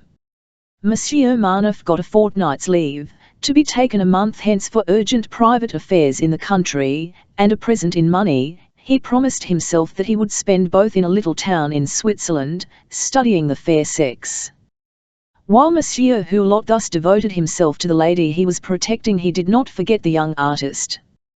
Comte Popinot, Minister of Commerce, was a patron of art. He paid 2,000 francs for a copy of the Samson on condition that the mould should be broken, and that there should be no Samson but his and Mademoiselle Hulot's. The group was admired by a prince, to whom the model sketch for the clock was also shown, and who ordered it, but that again was to be unique, and he offered 30,000 francs for it. Artists who were consulted, and among them Stidmann, were of opinion that the man who had sketched those two models was capable of achieving a statue. The Marshal Prince de Wissembourg, Minister of War, and President of the Committee for the subscriptions to the monument of Marshal Montcornet, called a meeting, at which it was decided that the execution of the work should be placed in Steinbock's hands. The Comte de Rastignac, at that time Under Secretary of State, wished to possess a work by the artist, whose glory was waxing amid the acclamations of his rivals. Steinbock sold to him the charming group of two little boys crowning a little girl, and he promised to secure for the sculptor a studio attached to the government marble quarries, situated, as all the world knows, at Le Gros Caillou. This was a success, such success as is won in Paris, that is to say, stupendous success, that crushes those whose shoulders and loins are not strong enough to bear it, as, be it said, not unfrequently is the case. Count Wenceslas Steinbock was written about in all the newspapers and reviews without his having the least suspicion of it, any more than had Mademoiselle Fischer. Every day, as soon as Lisbeth had gone out to dinner, Wenceslas went to the Baroness and spent an hour or two there, excepting on the evenings when Lisbeth dined with the Hulots. This state of things lasted for several days. The Baron, assured of Count Steinbock's titles and position, the Baroness, pleased with his character and habits, Hortense, proud of her permitted love and of her suitor's fame, none of them hesitated to speak of the marriage. In short, the artist was in the seventh heaven, when an indiscretion on Madame Marneffe's part spoilt all. And this was how. Lisbeth, whom the Baron wished to see intimate with Madame Marneffe, that she might keep an eye on the couple, had already dined with Valerie, and she, on her part, anxious to have an ear in the Hulot house, made much of the old maid. It occurred to Valerie to invite Mademoiselle Fischer to a house-warming in the new apartments she was about to move into. Lisbeth, glad to have found another house to dine in, and bewitched by Madame Marneffe, had taken a great fancy to Valerie. Of all the persons she had made acquaintance with, no one had taken so much pains to please her. In fact, Madame Marneffe, full of attentions for Mademoiselle Fischer, found herself in the position towards Lisbeth that Lisbeth held towards the Baroness, Monsieur Rivet, Crevel, and the others who invited her to dinner. The Marneffes had excited Lisbeth's compassion by allowing her to see the extreme poverty of the house, while varnishing it as usual with the fairest colours.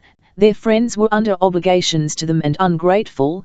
They had had much illness. Madame Fortin, her mother, had never known of their distress, and had died believing herself wealthy to the end, thanks to their superhuman efforts, and so forth.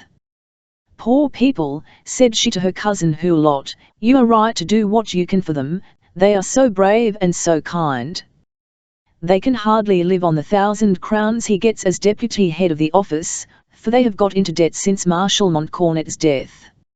It is barbarity on the part of the government to suppose that a clerk with a wife and family can live in Paris on 2,400 francs a year."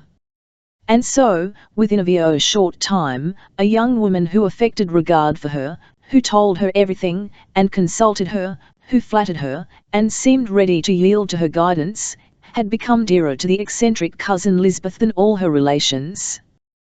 The Baron, on his part, admiring in Madame Marneffe such propriety, education, and breeding as neither Jenny Cadine nor Josepha, nor any friend of theirs had to show, had fallen in love with her in a month, developing a senile passion, a senseless passion, which had an appearance of reason. In fact, he found here neither the banter, nor the orgies, nor the reckless expenditure, nor the depravity, nor the scorn of social decencies, nor the insolent independence which had brought him to grief alike with the actress and the singer. He was spared, too, the rapacity of the courtesan, like unto the thirst of dry sand. Madame Marneffe, of whom he had made a friend and confidant, made the greatest difficulties over accepting any gift from him. "Appointments, official presents, anything you can extract from the government, but do not begin by insulting a woman whom you profess to love," said Valerie. "If you do, I shall cease to believe you, and I like to believe you," she added, with a glance like Saint Teresa leering at heaven. Every time he made her a present there was a fortress to be stormed, a conscience to be overpersuaded. The hapless Baron laid deep stratagems to offer her some trifle, costly, nevertheless, proud of having at last met with virtue and the realization of his dreams. In this primitive household, as he assured himself, he was the god as much as in his own. And Monsieur Marneffe seemed at 1,000 leagues from suspecting that the Jupiter of his office intended to descend on his wife in a shower of gold. He was his august chief's humblest slave. Madame Marneffe, 23 years of age, a pure and bashful middle-class wife, a blossom hidden in the Rue du Doyen, could know nothing of the depravity and demoralizing harlotry which the Baron could no longer think of without disgust, for he had never known the charm of recalcitrant virtue, and the coy Valerie made him enjoy it to the utmost, all along the line. As the same gaze, the question having come to this point between Hector and Valerie, it is not astonishing that Valerie should have heard from Hector the secret of the intended marriage between the great sculptor Steinbock and Hortense Hulot. Between a lover on his promotion and a lady who hesitates long before becoming his mistress, there are contests, uttered or unexpressed, in which a word often betrays a thought, as, in fencing, the foils fly as briskly as the swords in duel. Then a pedant man follows the example of Monsieur de Turenne. Thus the Baron had hinted at the greater freedom his daughter's marriage would allow him, in reply to the tender Valerie, who more than once had exclaimed, "I cannot imagine how a woman can go wrong for a man who is not wholly hers," and 1,000 times already the Baron had declared that for 25 years all had been at an end between Madame Hulot and himself. "And they say she is so handsome," replied Madame Marneffe. "I want proof." "You shall have it," said the Baron, made happy by this demand, by which his Valerie committed herself. Hector had then been compelled to reveal his plans, already being carried into effect in the Rue Vanneau, to prove to Valerie that he intended to devote to her that half of his life which belonged to his lawful wife, supposing that day and night equally divide the existence of civilized humanity. He spoke of decently deserting his wife, leaving her to herself as soon as Honence should be married. The Baroness would then spend all her time with Hortense or the young Hulot couple. He was sure of her submission. And then, my angel, my true life, my real home will be in the Rue Vanneau. Bless me, how you dispose of me, said Madame Marneuf. And my husband that rag. To be sure, as compared with you so he is, said she with a laugh. Madame Marneuf, having heard Steinbock's history, was frantically eager to see the young Count. Perhaps she wished to have some trifle of his work while they still lived under the same roof. This curiosity so seriously annoyed the Baron that Valerie swore to him that she would never even look at Wenceslas. But though she obtained, as the reward of her surrender of this wish, a little tea service of old Sevres pate tendre, she kept her wish at the bottom of her hilt, as if written on tablets. So one day, or when she had begged my cousin Betty to come to take coffee with her in her room, she opened on the subject of her lover, to know how she might see him without risk. "My dear child," said she, for they called each my dear, "why have you never introduced your lover to me? Do you know that within a short time he has become famous? He famous? He is the one subject of conversation." "Pooh!" cried Lisbeth. "He is going to execute the statue of my father, and I could be of great use to him and help him to succeed in the work, for Madame Montcornet cannot lend him, as I can, a miniature by Seine, a beautiful thing done in 1809, before the Wagram campaign, and given to my poor mother Montcornet when he was young and handsome." Seine and Augustine between them held the sceptre of miniature painting under the Empire. "He is going to make a statue, my dear, did you say? 9 feet high, by the orders of the Minister of War.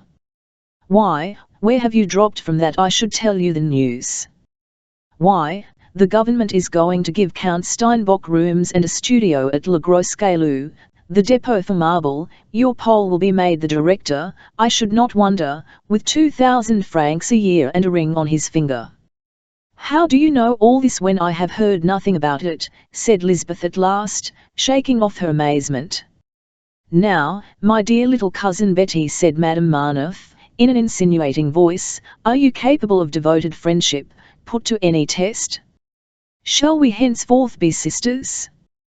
Will you swear to me never to have a secret from me any more than I from you, to act as my spy, as I will be yours? Above all, will you pledge yourself never to betray me either to my husband or to Monsieur Hulot, and never reveal that it was I who told you?" Madame Marneuf broke off in this spurring harangue. Lisbeth frightened her. The peasant woman's face was terrible, her piercing black eyes had the glare of the tiger's, her face was like that we ascribe to a pythoness. She set her teeth to keep them from chattering, and her whole frame quivered convulsively. She had pushed her clenched fingers under her cap to clutch her hair and support her head, which felt too heavy. She was on fire. The smoke of the flame that scorched her seemed to emanate from her wrinkles as from the crevasses rent by a volcanic eruption. It was a startling spectacle. "Well, why do you stop?" she asked in a hollow voice. "I will be all to you that I have been to him. Oh, I would have given him my lifeblood." "You loved him then?" "Like a child of my own." "Well, then," said Madame Marneuf, with a breath of relief, "if you only love him in that way, you will be very happy, for you wish him to be happy." Lisbeth replied by a nod as hasty as a madwoman's. "He is to marry your cousin Hortense in a month's time." "Hortense!" shrieked the old maid, striking her forehead, and starting to her feet. "Well, but then you were really in love with this young man?" asked Valerie. "My dear, we are bound for life and death, you and I," said Mademoiselle Fischer. "Yes, if you have any love affairs, to me they are sacred. Your vices will be virtues in my eyes. For I shall need your vices." "Then did you live with him?" asked Valerie. "No, I meant to be a mother to him. I give it up." "I cannot understand," said Valerie. "In that case you are neither betrayed nor cheated, and you ought to be very happy to see him so well married. He is now fairly afloat. And, at any rate, your day is over. Our artist goes to Madame Hulot's every evening as soon as you go out to Adeline, muttered Lisbeth. Oh, Adeline, you shall pay for this. I will make you uglier than I am. You are as pale as death, exclaimed Valerie. There is something wrong. Oh, what a fool I am. The mother and daughter must have suspected that you would raise some obstacles in the way of this affair since they have kept it from you, said Madame Marneffe. But if you did not live with the young man, my dear, all this is a greater puzzle to me than my husband's feelings, you don't know, said Lisbeth, you have no idea of all their tricks. It is the last blow that kills. And how many such blows have I had to bruise my soul? You don't know that from the time when I could first feel, I have been victimized for Adeline. I was beaten, and she was petted, I was dressed like a scullion, and she had clothes like a lady's, I dug in the garden and cleaned the vegetables, and she never lifted a finger for anything but to make up some finery, she married the Baron, she came to shine at the Emperor's court, while I stayed in our village till 1809, waiting for 4 years for a suitable match. They brought me away, to be sure, but only to make me a workwoman, and to offer me clerks or captains like coal heavers for a husband. I have had their leavings for 26 years. And now, like the story in the Old Testament, the poor relation has one ewe lamb which is all her joy, and the rich man who has flocks covets the ewe lamb and steals it, without warning, without asking. Adeline has meanly robbed me of my happiness, Adeline. Adeline. I will see you in the mire, and sunk lower than myself. And Hortense, I loved her, and she has cheated me. The Baron. No, it is impossible. Tell me again what is really true of all this. Be calm, my dear child. Valerie, my darling, I will be calm, said the strange creature, sitting down again. One thing only can restore me to reason, give me proofs. Your cousin Hortense has the Samson Group. Here is a lithograph from it published in a review. She paid for it out of her pocket money, and it is the Baron who, to benefit his future son-in-law, is pushing him, getting everything for him. Water. Water, said Lisbeth, after glancing at the print, below which she read, a group belonging to Mademoiselle Hulot d'Hervey. Water. My head is burning, I am going mad. Madame Marneffe fetched some water. Lisbeth took off her cap, unfastened her black hair, and plunged her head into the basin her new friend held for her. She dipped her forehead into it several times, and checked the incipient inflammation. After this douche she completely recovered her self-command. Not a word, said she to Madame Marneffe as she wiped her face, not a word of all this. You see, I am quite calm, everything is forgotten. I am thinking of something very different. She will be in Charenton tomorrow, that is very 9, thought Madame Marneffe, looking at the old maid. What is to be done? Lisbeth went on. You see, my angel, there is nothing for it but to hold my tongue, bow my head, and drift to the grave, as all water nms to the river. What could I try to do? I should like to grind them all, Adeline, her daughter, and the Baron, all to dust. But what can a poor relation do against a rich family? It would be the story of the earthen pot and the iron pot. Yes, you are right, said Valerie. You can only pull as much hay as you can to your side of the manger. That is all the upshot of life in Paris. Besides, said Lisbeth, I shall soon die, I can tell you, if I lose that boy to whom I fancied I could always be a mother, and with whom I counted on living all my days. There were tears in her eyes, and she paused. Such emotion in this woman made of sulphur and flame, made Valerie shudder. Well, at any rate, I have found you, said Lisbeth, taking Valerie's hand, that is some consolation in this dreadful trouble. We shall be true friends, and why should we ever part? I shall never cross your track. No one will ever be in love with me, those who would have married me, would only have done it to secure my cousin Hulot's interest. With energy enough to scale paradise, to have to devote it to procuring bread and water, a few rags, and a garret, that is martyrdom, my dear, and I have withered under it." She broke off suddenly, and shot a black flash into Madame Marneffe's blue eyes, a glance that pierced the pretty woman's soul, as the point of a dagger might have pierced her heart. "And what is the use of talking?" she exclaimed in reproof to herself. "I never said so much before, believe me. The tables will be turned yet," she added after a pause. "As you so wisely say, let us sharpen our teeth, and pull down all the hay we can get."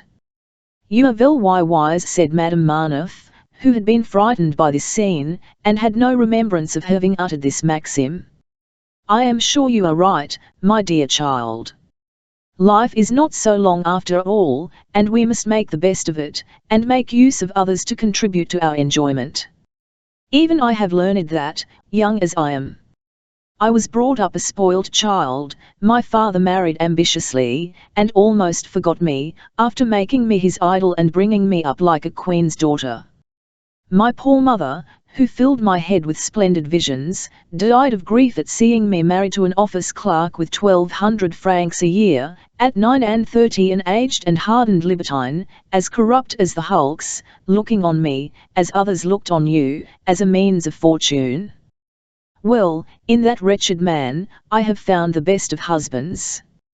He prefers the squalid sluts he picks up at the street corners, and leaves me free.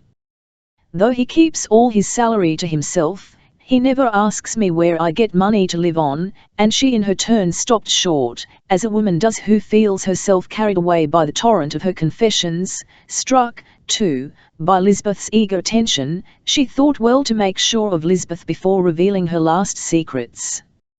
"You see, dear child, how entire is my confidence in you," she presently added, to which Lisbeth replied by a most comforting nod.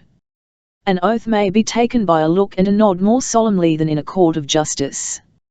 "I keep up every appearance of respectability," Valerie went on, laying her hand on Lisbeth's as if to accept her pledge.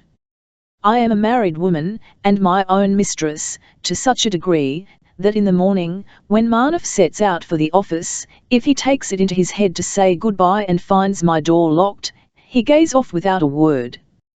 He cares less for his boy than I care for one of the marble children that play at the feet of one of the river gods in the Tuileries. If I do not come home to dinner, he dines quite contentedly with the maid, for the maid is devoted to Monsieur, and he goes out every evening after dinner, and does not come in till 12 or 1 o'clock. Unfortunately, for a year past, I have had no lady's maid, which is as much as to say that I am a widow. I have had one passion, once have been happy, a rich Brazilian, who went away a year ago, my only lapse. He went away to sell his estates, to realize his land, and come back to live in France. What will he find left of his Valerie? A dunghill. Well, it is his fault and not mine. Why does he delay coming so long? Perhaps he has been wrecked, like my virtue. Goodbye, my dear, said Lisbeth abruptly, we are friends forever. I love you, I esteem you, I am wholly yours. My cousin is tormenting me to go and live in the house you are moving to, in the Rue Vanneau, but I would not go, for I saw at once the reasons for this fresh piece of kindness. Yes, you would have kept an eye on me, I know, said Madame Marneffe. That was, no doubt, the motive of his generosity, replied Lisbeth. In Paris, most beneficence is a speculation, as most acts of ingratitude are revenge. To a poor relation you behave as you do to rats to whom you offer a bit of bacon. Now, I will accept the Baron's offer, for this house has grown intolerable to me. You and I have wit enough to hold our tongues about everything that would damage us, and tell all that needs telling. So, no blabbing, and we are friends. Through thick and thin, cried Madame Marneffe, delighted to have a sheep-dog, a confidant, a sort of respectable aunt. Listen to me, the Baron is doing a great deal in the Rue Vanneau, I believe you, intimated Lisbeth. He has spent 30,000 francs. Where he got the money, I am sure I don't know, for Josepha the singer bled him dry. Oh! You are in luck, she went on. The Baron would steal for a woman who held his heart in two little white satin hands like yours. Well, then, said Madame Marneffe, with the liberality of such creatures, which is mere recklessness, look here, my dear child, take away from here everything that may serve your turn in your new quarters, that chest of drawers, that wardrobe and mirror, the carpet, the curtains. Lisbeth's eyes dilated with excessive joy. She was incredulous of such a gift. You are doing more for me in a breath than my rich relations have done in 30 years, she exclaimed.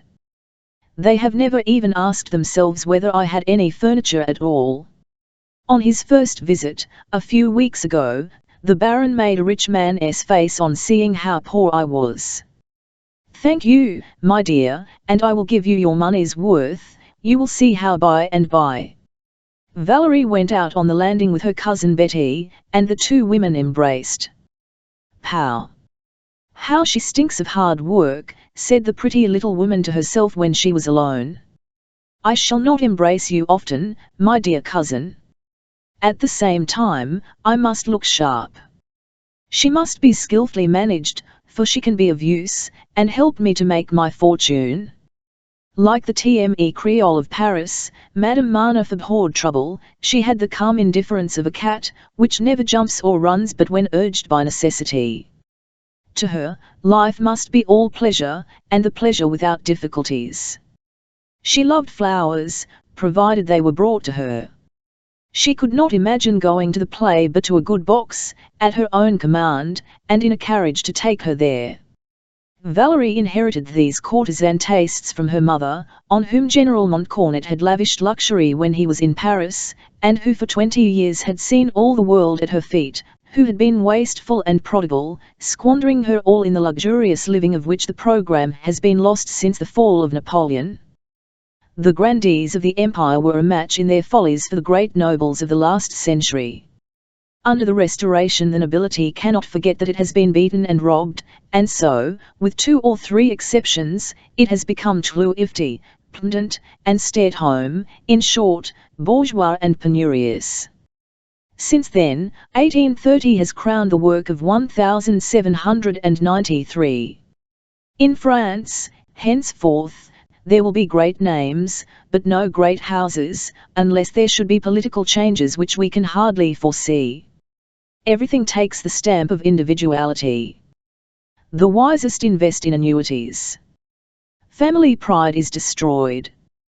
The bitter pressure of poverty which had stung Valerie to the quick on the day when, to use Marneffe's expression, she had caught on with Hulot, had brought the young woman to the conclusion that she would make a fortune by means of her good looks.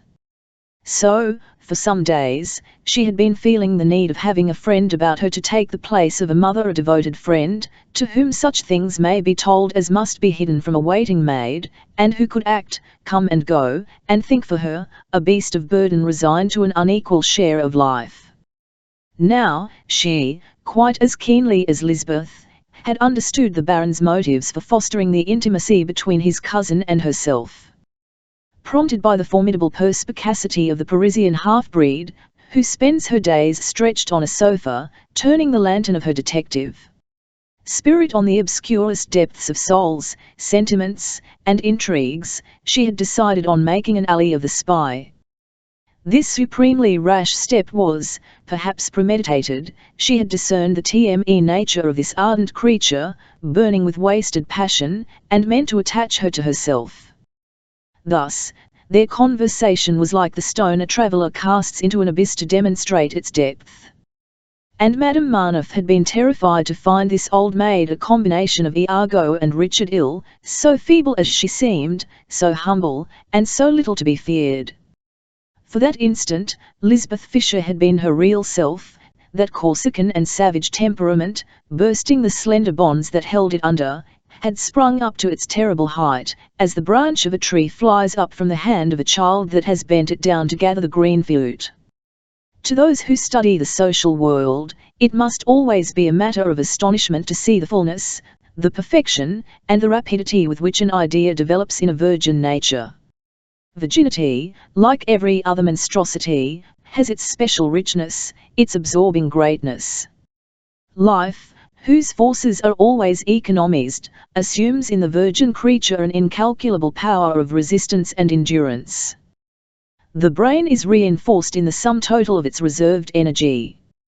When really chaste natures need to call on the resources of body or soul, and are required to act or to think, they have muscles of steel, or intuitive knowledge in their intelligence, diabolical strength, or the black magic of the will. From this point of view, the Virgin Mary, even if we regard her only as a symbol, is supremely great above every other type, whether Hindu, Egyptian, or Greek. Virginity, the mother of great things, Magna Parens Rerum, holds in her fair white hands the keys of the upper worlds. In short, that grand and terrible exception deserves all the honours decreed to her by the Catholic Church. Thus, in one moment, Lisbeth Fisher had become the Mohican whose snares none can escape, whose dissimulation is inscrutable, whose swift decisiveness is the outcome of the incredible perfection of every organ of sense. She was hatred and revenge, as implacable as they are in Italy, Spain, and the East. These two feelings, the obverse of friendship and love carried to the utmost, are known only in lands scorched by the sun.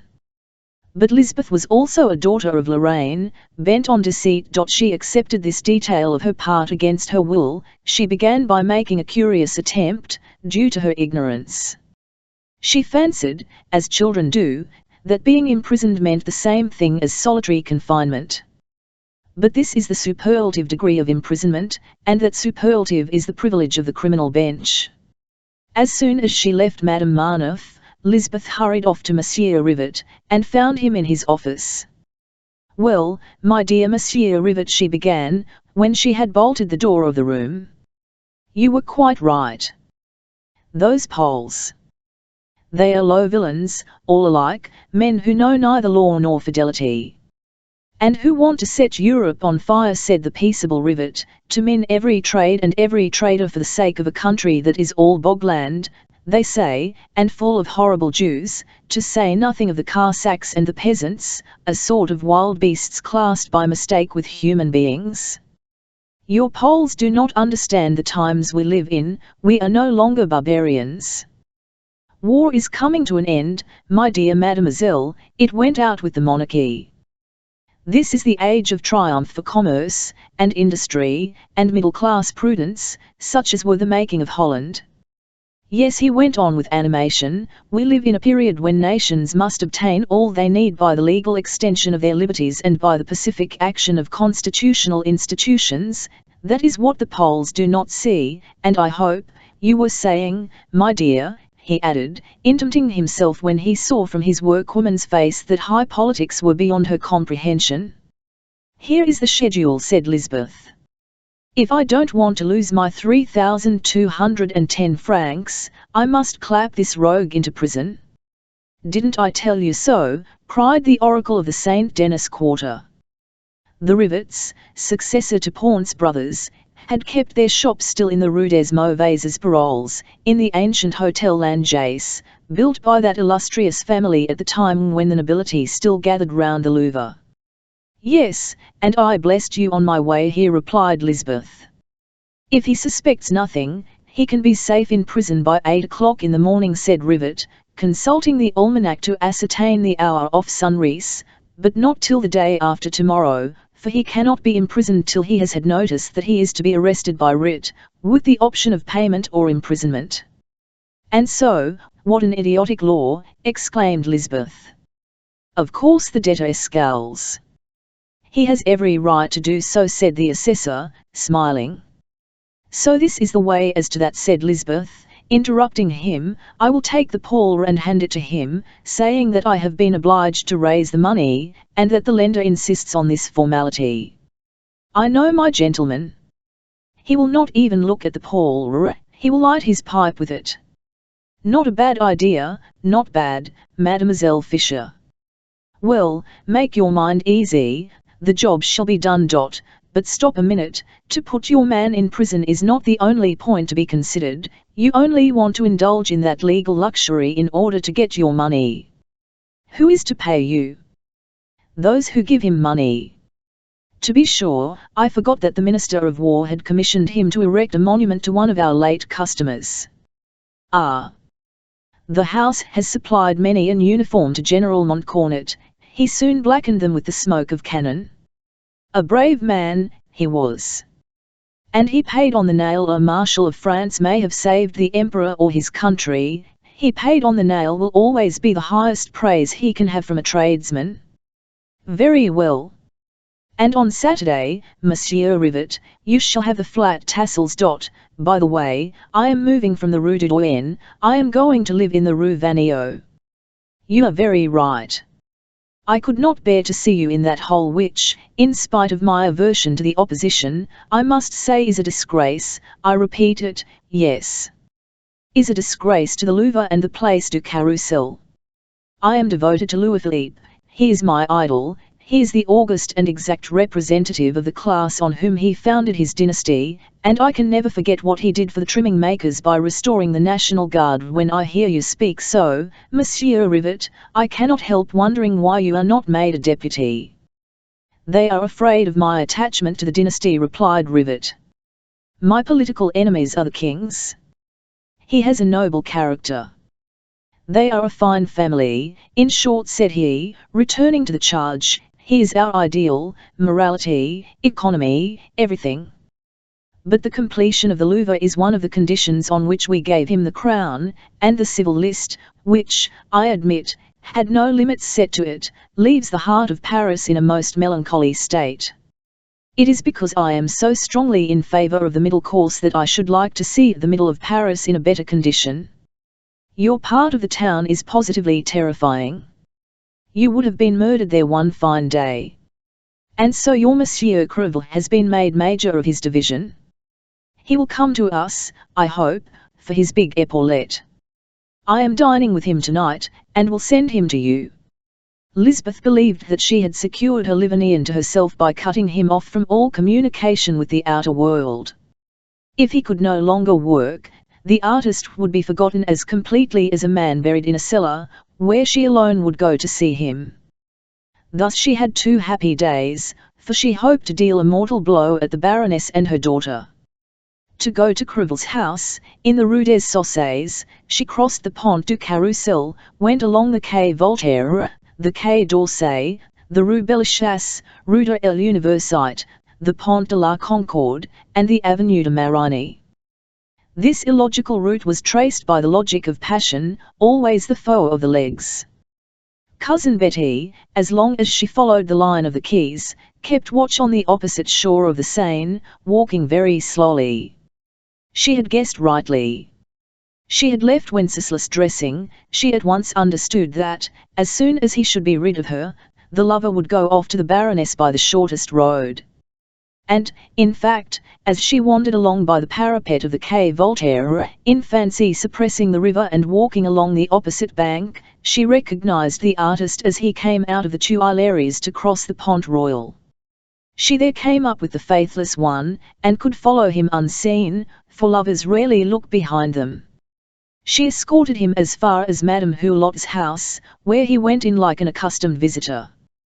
This crown proof, confirming Madame Marneffe's revelations, put Lisbeth quite beside herself. She arrived at the newly promoted Major's door in the state of mental irritation which prompts men to commit murder, and found Monsieur Crevel Senior in his drawing-room awaiting his children, Monsieur and Madame Hulot Untor. But Celestin Crevel was so unconscious and so perfect a type of the Parisian parvenu, that we can scarcely venture so unceremoniously into the presence of César Birotteau's successor. Celestin Crevel was a world in himself, and he, even more than Rivet, deserves the honours of the palette by reason of his importance in this domestic drama. Have you ever observed how in childhood, or at the early stages of social life, we create a model for our own imitation, with our own hands as it were, and often without knowing it? The banker's clerk, for instance, as he enters his master's drawing-room, dreams of possessing such another. If he makes a fortune, it will not be the luxury of the day, 20 years later, that you will find in his house, but the old-fashioned splendour that fascinated him of yore. It is impossible to tell how many absurdities are due to this retrospective jealousy, and in the same way we know nothing of the follies due to the covert rivalry that urges men to copy the type they have set themselves, and exhaust their powers in shining with a reflected light, like the moon. Creville was deputy mayor because his predecessor had been, he was major because he coveted Caesar Birotteau's epaulettes. In the same way, struck by the marvels wrought by Grindot the architect, at the time when fortune had carried his master to the top of the wheel, Creville had never looked at both sides of a crown piece, to use his own language. When he wanted to do up his rooms, he had gone with his purse open and his eyes shut to Grindot, who by this time was quite forgotten. It is impossible to guess how long an extinct reputation may survive, supported by such stale admiration. So Grindot, for the 1000th time, had displayed his white and gold drawing-room panelled with crimson damask.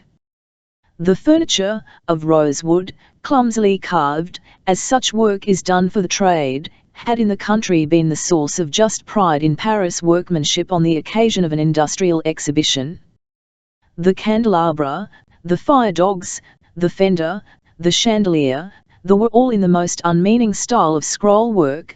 The round table, a fixture in the middle of the room, was a mosaic of fragments of Italian and antique marbles, brought from Rome, where these dissected maps are made of mineralogical specimens, for all the world like tailor's patterns, an object of perennial admiration to Creville's citizen friends. The portraits of the late lamented Madame Creville, of Creville himself, of his daughter and his son-in-law, hung on the walls, 2 and 2. They were the work of Pierre Grassou, the favoured painter of the bourgeoisie, to whom Creville owed his ridiculous Byronic attitude. The frames, costing 1,000 francs each, were quite in harmony with this coffee-house magnificence, which would have made any true artist shrug his shoulders. Money never yet missed the smallest opportunity of being stupid. We should have in Paris 10 Venices if our retired merchants had had the instinct for fine things characteristic of the Italians. Even in our own day a Milanese merchant could leave 500,000 francs to the Duomo, to regale the colossal statue of the Virgin that crowns the edifice. Canova, in his will, desired his brother to build a church costing 4 million francs, and that brother adds something on his own account. Would a citizen of Paris, and they all, like Rivet, love their Paris in their heart, ever dream of building the spires that are lacking to the towers of Notre Dame? And only think of the sums that revert to the state in property for which no heirs are found. All the improvements of Paris might have been completed with the money spent on stucco castings, gilt mouldings, and sham sculpture during the last 15 years by individuals of the Creville stamp. Beyond this drawing-room was a splendid boudoir furnished with tables and cabinets in imitation of Bole. The bedroom, smart with chintz, also opened out of the drawing-room. Mahogany in all its glory infested the dining-room, and Swiss views, gorgeously framed, graced the panels. Creville, who hoped to travel in Switzerland, had set his heart on possessing the Cneo in painting till the time should come when he might see it in reality. So, as will have been seen, Creville, the mayor's deputy, of the Legion of Honour and of the National Guard, had faithfully reproduced all the magnificence, even as to furniture, of his luckless predecessor. Under the Restoration, where one had sunk, this other, quite overlooked, had come to the top, not by any strange stroke of fortune, but by the force of circumstance. In revolutions, as in storms at sea, solid treasure goes to the bottom, and light trifles are floated to the surface. Caesar Birotteau, a royalist, in favour and envied, had been made the mark of bourgeois hostility, while bourgeoisie triumphant found its incarnation in Creville. This apartment, at a rent of 1,000 crowns, crammed with all the vulgar magnificence that money can buy, occupied the first floor of a fine old house between a courtyard and a garden. Everything was as spick and span as the beetles in an entomological case, for Creville lived little at home. This gorgeous residence was the ambitious citizen's legal domicile. His establishment consisted of a woman cook and a valet. He hired 2 extra men, and had a dinner sent in by Chevet, whenever he gave a banquet to his political friends, to men he wanted to dazzle or to a family party. The seat of Crevel's real domesticity, formerly in the Rue Notre-Dame de Lorette, with Mademoiselle Hello's Brize-Tout, had lately been transferred, as we have seen, to the Rue Chauchat. Every morning the retired merchant, every ex-tradesman is a retired merchant, spent 2 hours in the Rue des Saussayes to attend to business, and gave the rest of his time to Mademoiselle Zaire, which annoyed Zaire Villeroy much. Orosmaine's Crevel had a fixed bargain with Mademoiselle Hello's. She owed him 500 francs worth of enjoyment every month, and no bills delivered. He paid separately for his dinner and all extras. This agreement, with certain bonuses, for he made her a good many presents, seemed cheap to the ex-attach of the great singer, and he would say to widowers who were fond of their daughters, that it paid better to job your horses than to have a stable of your own.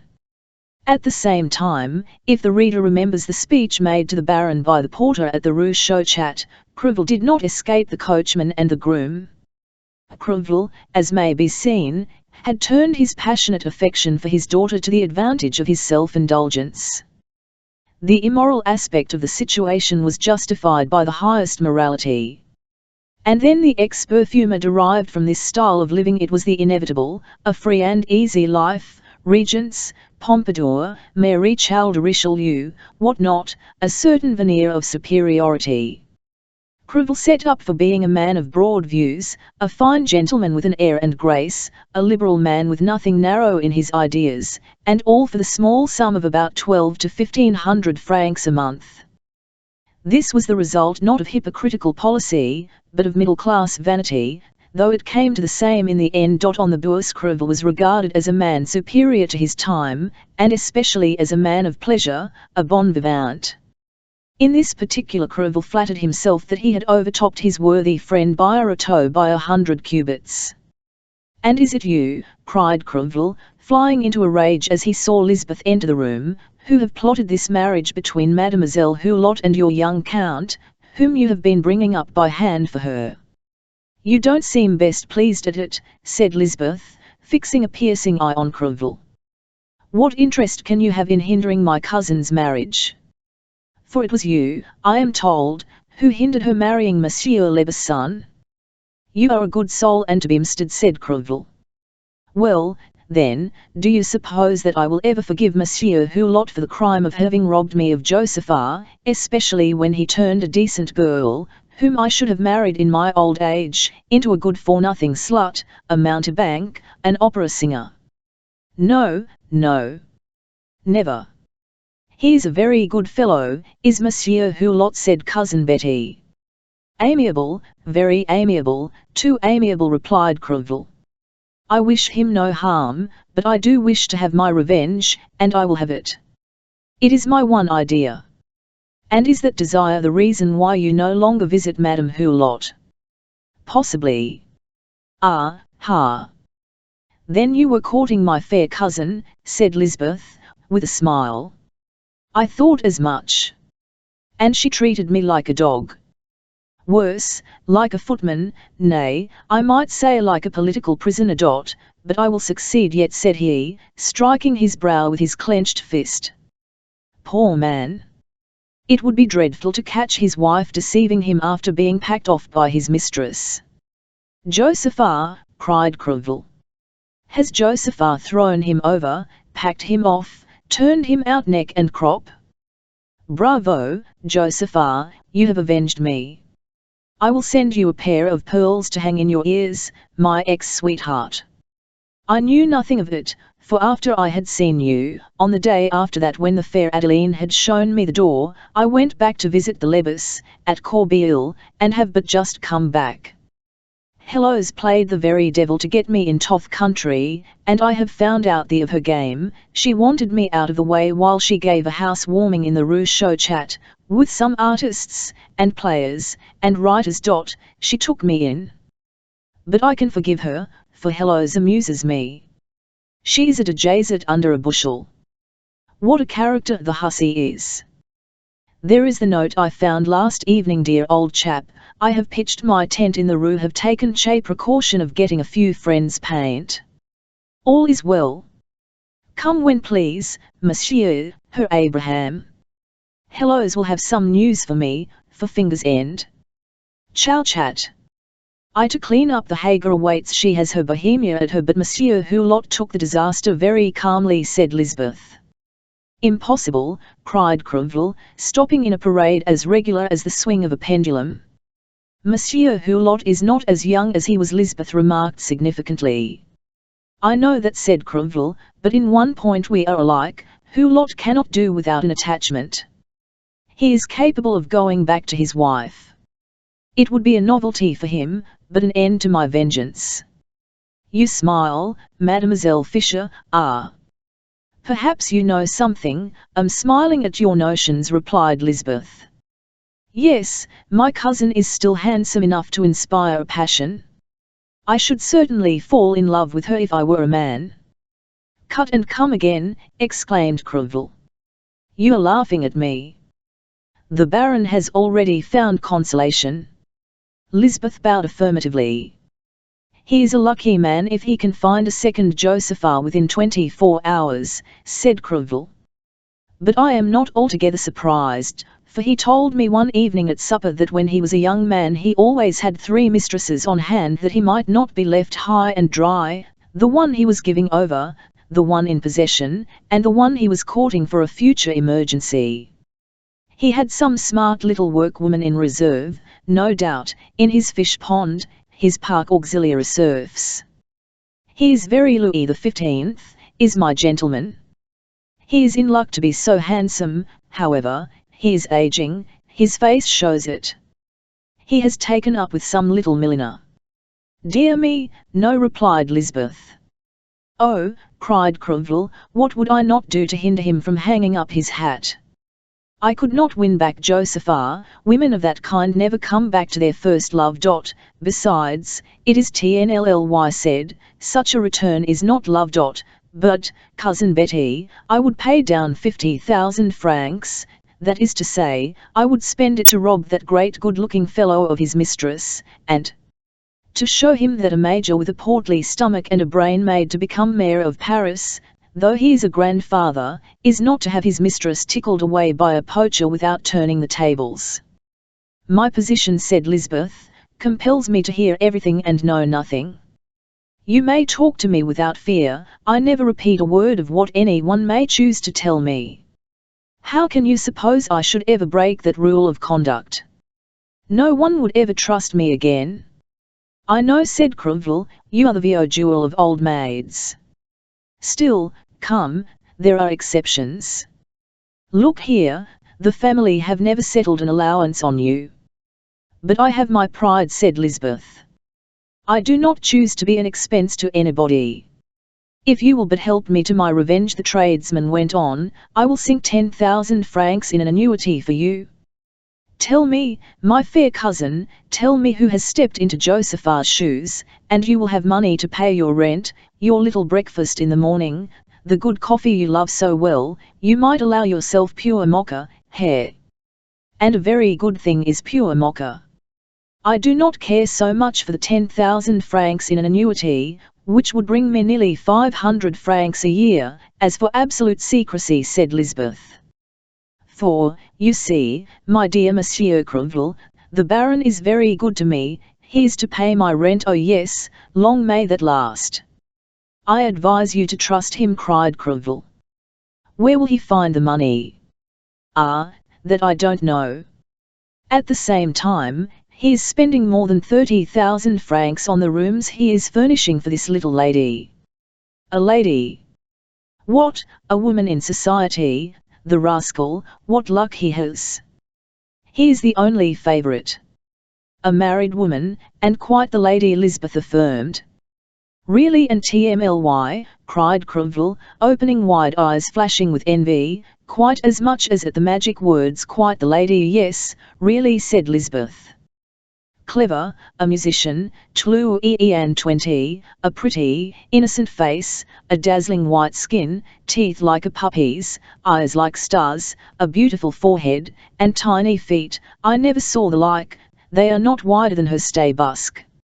And ears? asked Crevel, keenly alive to this catalogue of charms. Ears for a model, she replied. And small hands? I tell you, in few words, a gem of a woman, and high-minded, and modest, and refined. A beautiful soul, an angel, and with every distinction, for her father was a Marshal of France, a Marshal of France, shrieked Crevel, positively bounding with excitement. Good heavens! By the Holy Piper! By all the joys in paradise! The rascal! I beg your pardon, cousin, I am going crazy. I'll think I would give 100,000 francs, I dare say you would, and, I tell you, she's a respectable woman, a woman of virtue. The Baron has forked out handsomely. He has not a sou, I tell you. There is a husband he has pushed. Where did he push him? Asked Crevel, with a bitter laugh. He is promoted to be second in his office, this husband who will oblige, no doubt, and his name is down for the cross of the Legion of Honor. The government ought to be judicious and respect those who have the cross by not flinging it broadcast, said Crevel, with the look of an aggrieved politician. But what is there about the man, that old bulldog of a baron, he went on. It seems to me that I am quite a match for him, and he struck an attitude as he looked at himself in the glass. Hellos has told me many a time, at moments when a woman speaks the truth, that I was wonderful. Oh, said Lisbeth, women like big men, they are almost always good-natured, and if I had to decide between you and the Baron, I should choose you. Monsieur Hulot is amusing, handsome, and has a figure, but you are substantial, and then, you see, you look an even greater scamp than he does. It is incredible how all women, even pious women, take to men who have that about them, exclaimed Crevel, putting his arm round Lisbeth's waist. He was so jubilant. The difficulty does not lie there, said Betty. You must see that a woman who is getting so many advantages will not be unfaithful to her patron for nothing, and it would cost you more than 100,000 francs, for our little friend can look forward to seeing her husband at the head of his office within 2 years' time. LT is poverty that is dragging the poor little angel into that pit. Crevel was striding up and down the drawing-room in a state of frenzy. He must be uncommonly fond of the woman, he inquired after a pause, while his desires, thus goaded by Lisbeth, rose to a sort of madness. You may judge for yourself, replied Lisbeth. I don't believe he has had that of her, said she, snapping her thumbnail against one of her enormous white teeth, and he has given her 10,000 francs worth of presents already. What a good joke it would be, cried Crevel, if I got to the winning post first. Good heavens! It is too bad of me to be telling you all this tittle-tattle, said Lisbeth, with an air of compunction. No, I mean to put your relations to the blush. Tomorrow I shall invest in your name such a sum in 5% as will give you 600 francs a year, but then you must tell me everything, his Dulcinea's name and residence. To you I will make a clean breast of it. I never have had a real lady for a mistress, and it is the height of my ambition. Mahomet's hours are nothing in comparison with what I fancy a woman of fashion must be. In short, it is my dream, my mania, and to such a point, that I declare to you the Baroness Hulot to me will never be 50, said he, unconsciously plagiarizing one of the greatest wits of the last century. I assure you, my good Lisbeth, I am prepared to sacrifice 100, 200. Hush! Here are the young people, I see them crossing the courtyard. I shall never have learned anything through you, I give you my word of honor, for I do not want you to lose the Baron's confidence, quite the contrary. He must be amazingly fond of this woman, that old boy. He is crazy about her, said Lisbeth. He could not find 40,000 francs to many his daughter off, but he has got them somehow for his new passion. And do you think that she loves him? At his age, said the old maid. Oh, what an owl I am, cried Crevel, when I myself allowed Hellos to keep her artist exactly as Henry IX. Allowed Gabrielle her ballet grade. Alas! Old age, good morning, Celestine. How do, my jewel? And the brat? Ah! Here he comes, on my honor, he is beginning to be like me. Good day, Hulot, quite well? We shall be having another wedding in the family." Celestine and her husband, as a hint to their father, glanced at the old maid, who audaciously asked, in reply to Crevel, "Indeed, whose?" Crevel put on an air of reserve which was meant to convey that he would make up for her indiscretions. "That of Hortense," he replied, "but it is not yet quite settled. I have just come from the Lebus, and they were talking of Mademoiselle Popinot as a suitable match for their son, the young councillor, for he would like to get the presidency of a provincial court. Now, come to dinner." By 7 o'clock Lisbeth had returned home in an omnibus, for she was eager to see Wenceslas, whose dupe she had been for 2 weeks, and to whom she was carrying a basket filled with finet by the hands of Crevel himself, whose attentions were doubled towards his cousin Betty. She flew up to the attic at a pace that took her breath away, and found the artist finishing the ornamentation of a box to be presented to the adored Hortense. The framework of the lid represented hydrangeas, in French called hortensias, among which little loves were playing. The poor lover, to enable him to pay for the materials of the box, of which the panels were of malachite, had designed 2 candlesticks for Florent and China, and sold them the copyright, 2 admirable pieces of work.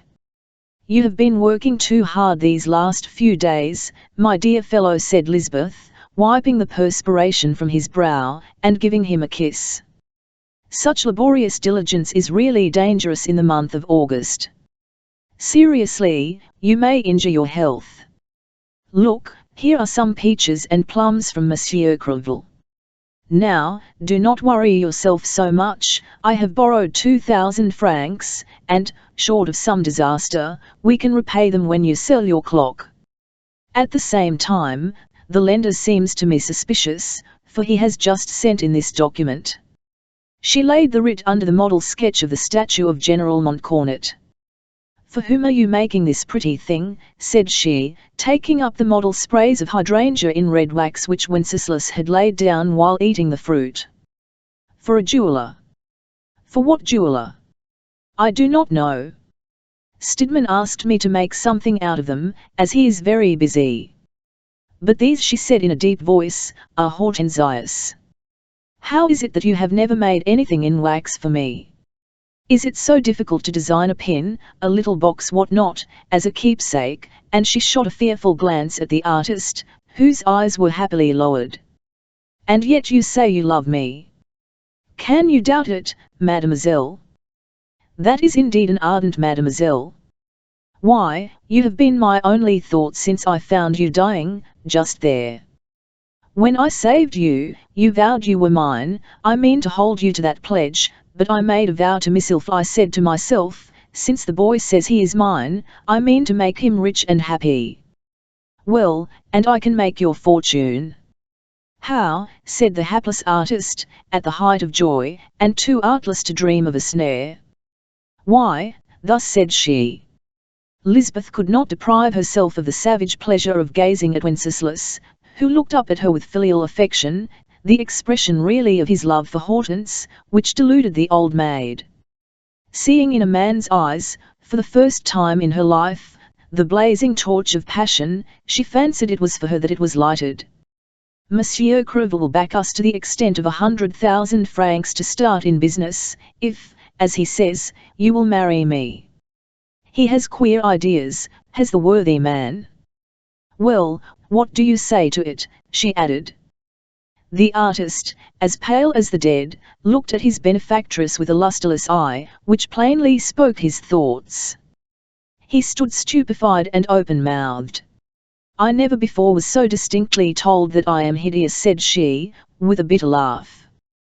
"Mademoiselle," said Steinbock, "my benefactress can never be ugly in my eyes. I have the greatest affection for you." "But I am not yet 30, and I am 43, said Lisbeth. "My cousin Adeline is 48, and men are still madly in love with her, but then she is handsome, she is. 15 years between us, mademoiselle. How could we get on together? For both our sakes I think we should be wise to think it over. My gratitude shall be fully equal to your great kindness. And your money shall be repaid in a few days." "My money?" cried she. You treat me as if I were nothing but an unfeeling usurer.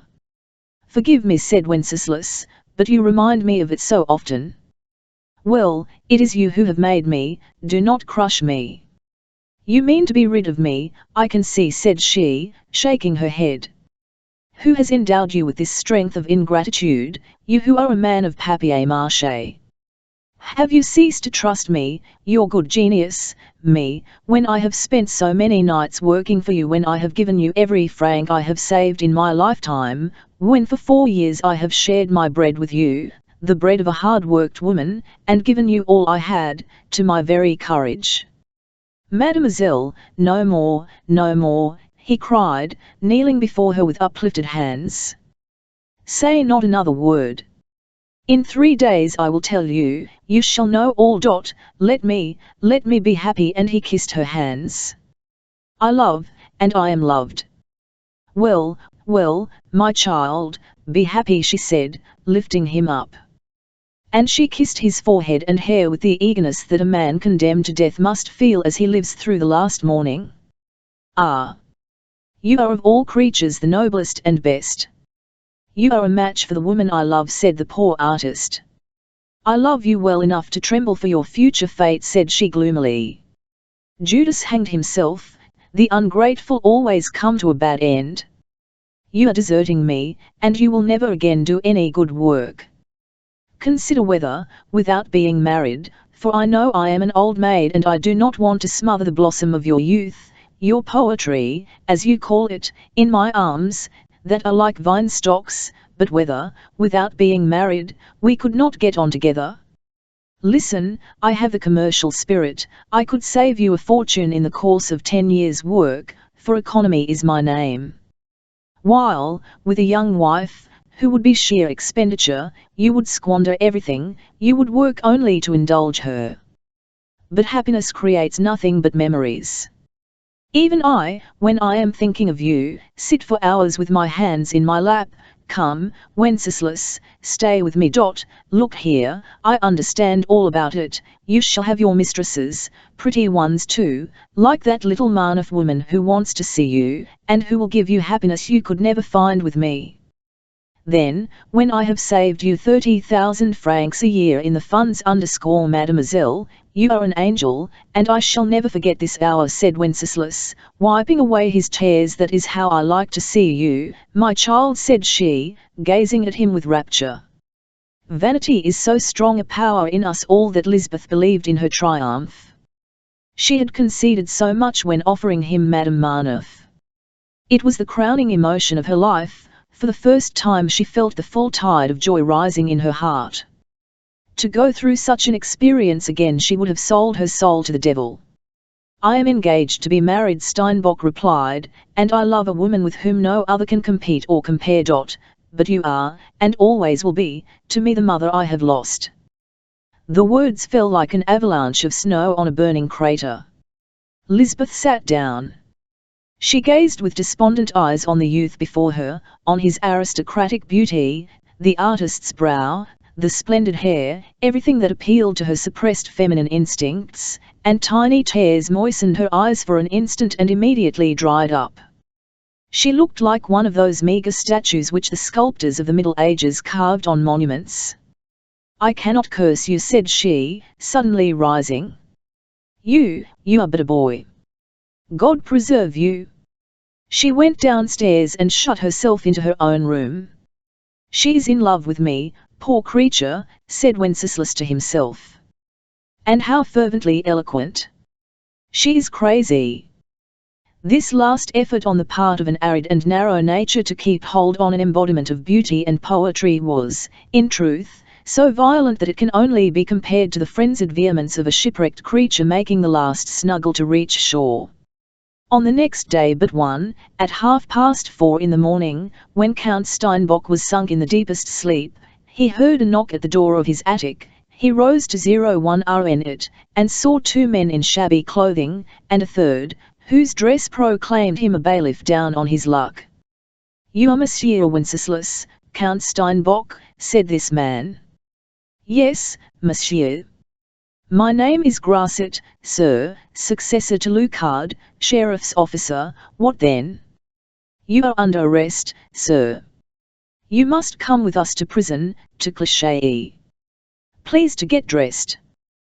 We have done the civil, as you see. I have brought no police, and there is a hackney cab below. You are safely nabbed, you see, said one of the bailiffs, and we look to you to be liberal.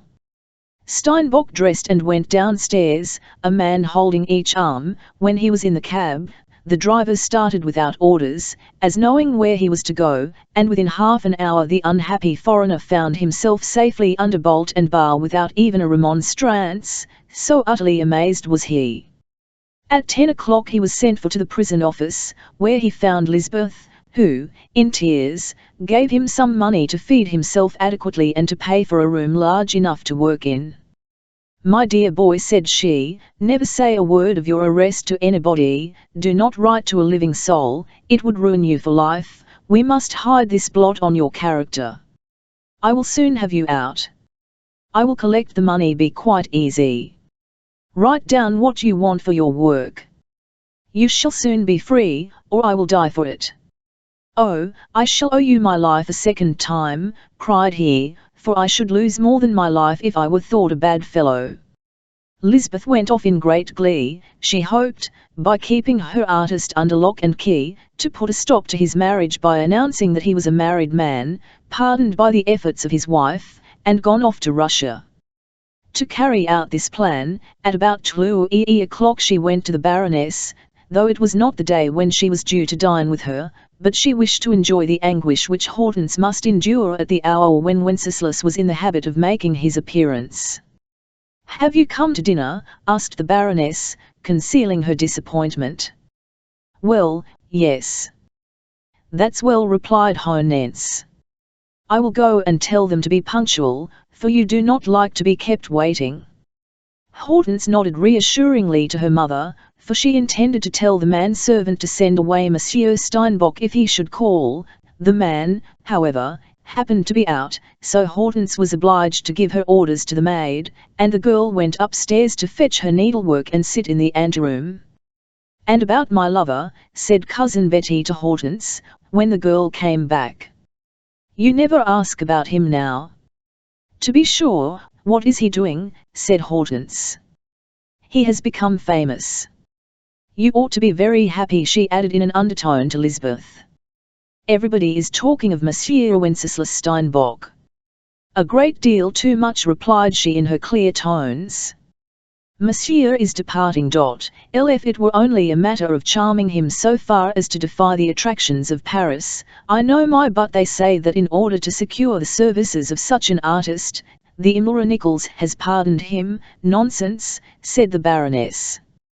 "When did you hear that?" asked Hortense, who felt as if her heart had the cramp. "Well," said the villainous Lisbeth, "a person to whom he is bound by the most sacred ties, his wife, wrote yesterday to tell him so. He wants to be off." "Oh, he will be a great fool to give up France to go to Russia." Hortense looked at her mother, but her head sank on one side. The Baroness was only just in time to support her daughter, who dropped fainting, and as white as her lace kerchief. "Lisbeth! You have killed my child," cried the Baroness. "You were born to be our curse." "Bless me! What fault of mine is this, Adeline?" replied Lisbeth, as she rose with a menacing aspect, of which the Baroness, in her alarm, took no notice.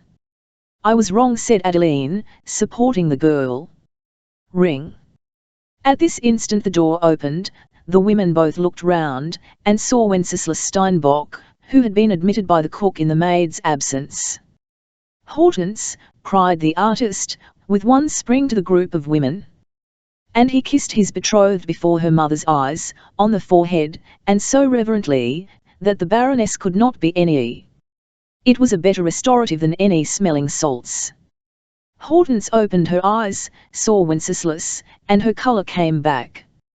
In a few minutes she had quite recovered. "So this was your secret," said Lisbeth, smiling at Wenceslas, and affecting to guess the facts from her two cousins' confusion. "But how did you steal away my lover?" said she, leading Hortense into the garden. Hortense artlessly told the romance of her love. Her father and mother, she said, being convinced that Lisbeth would never marry, had authorized the Count's visits.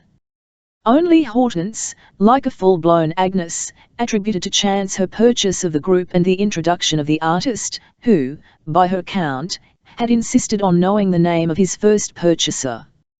Presently Steinbock came out to join the cousins, and thanked the old maid effusively for his prompt release. Lisbeth replied Jesuitically that the creditor having given very vague promises, she had not hoped to be able to get him out before the morrow, and that the person who had lent her the money, ashamed, perhaps, of such mean conduct, had been beforehand with her. The old maid appeared to be perfectly content, and congratulated Wenceslas on his happiness. "You bad boy," said she, before Hortense and her mother, "if you had only told me the evening before last that you loved my cousin Hortense, and that she loved you, you would have spared me many tears. I thought that you were deserting your old friend, your governess, while, on the contrary, you are to become my cousin. Henceforth, you will be connected with me, remotely, it is TME, but by ties that amply justify the feelings I have for you." And she kissed Wenceslas on the forehead. Hortense threw herself into Lisbeth's arms and melted into tears. "I owe my happiness to you," said she, "and I will never forget it." "Cousin Betty," said the Baroness, embracing Lisbeth in her excitement at seeing matters so happily settled, "the Baron and I owe you a debt of gratitude, and we will pay it. Come and talk things over with me," she added, leading her away.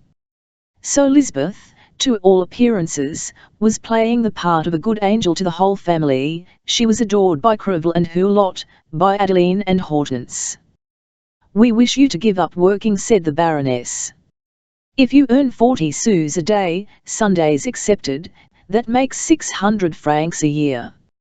Well, then, how much have you saved?" 4,500 francs. "Poor Betty," said her cousin. She raised her eyes to heaven, so deeply was she moved at the thought of all the labour and privation such a sum must represent accumulated during 30 years.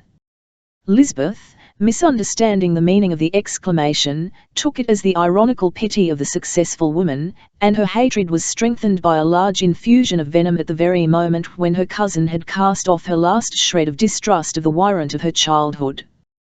"We will add 10,500 francs to that sum," said Adeline, "and put it in TMST so that you shall draw the interest for life with reversion to Hortense.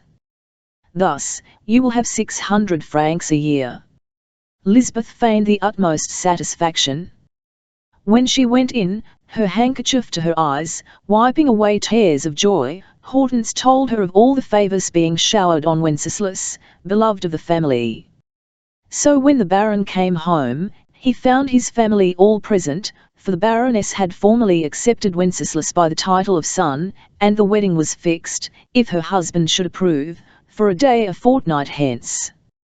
The moment he came into the drawing-room, Hulot was mshed at Bias' wife and daughter, who ran to meet him, Adeline to speak to him privately, and Hortense to kiss him. "You have gone too far in pledging me to this, madam," said the Baron sternly. "You are not married yet," he added with a look at Steinbock, who turned pale. "He has heard of my imprisonment," said the luckless artist to himself. "Come, children," said he, leading his daughter and the young man into the garden. They all sat down on the moss-eaten seat in the summer house. "Monsieur le Comte, do you love my daughter as well as I loved her mother?" he asked.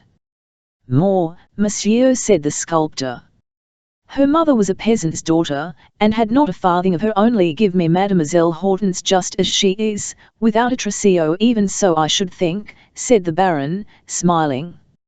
"Hortense is the daughter of the Baron Hulot d'Hervey, Councillor of State, high up in the War Office, Grand Commander of the Legion of Honour, and the brother to Count Hulot, whose glory is immortal, and who will ere long be Marshal of France. And she has a marriage portion." "It is true," said the impassioned artist. "I must seem very ambitious. But if my dear Hortense were a labourer's daughter, I would marry her. That is just what I wanted to know, replied the Baron. Run away, Hortense, and leave me to talk business with Monsieur le Comte. He really loves you, you see. Oh, Papa, I was sure you were only in jest, said the happy girl. My dear, said the Baron, with elaborate grace of diction and the most perfect manners, as he and the artist were alone, I promised my son a fortune of 200,000 francs, of which the poor boy has never had a sou, and he never will get any of it. My daughter's fortune will also be 200,000 francs, for which you will give a receipt. Yes, Monsieur le Baron. You go too fast, said Hulot. Have the goodness to hear me out.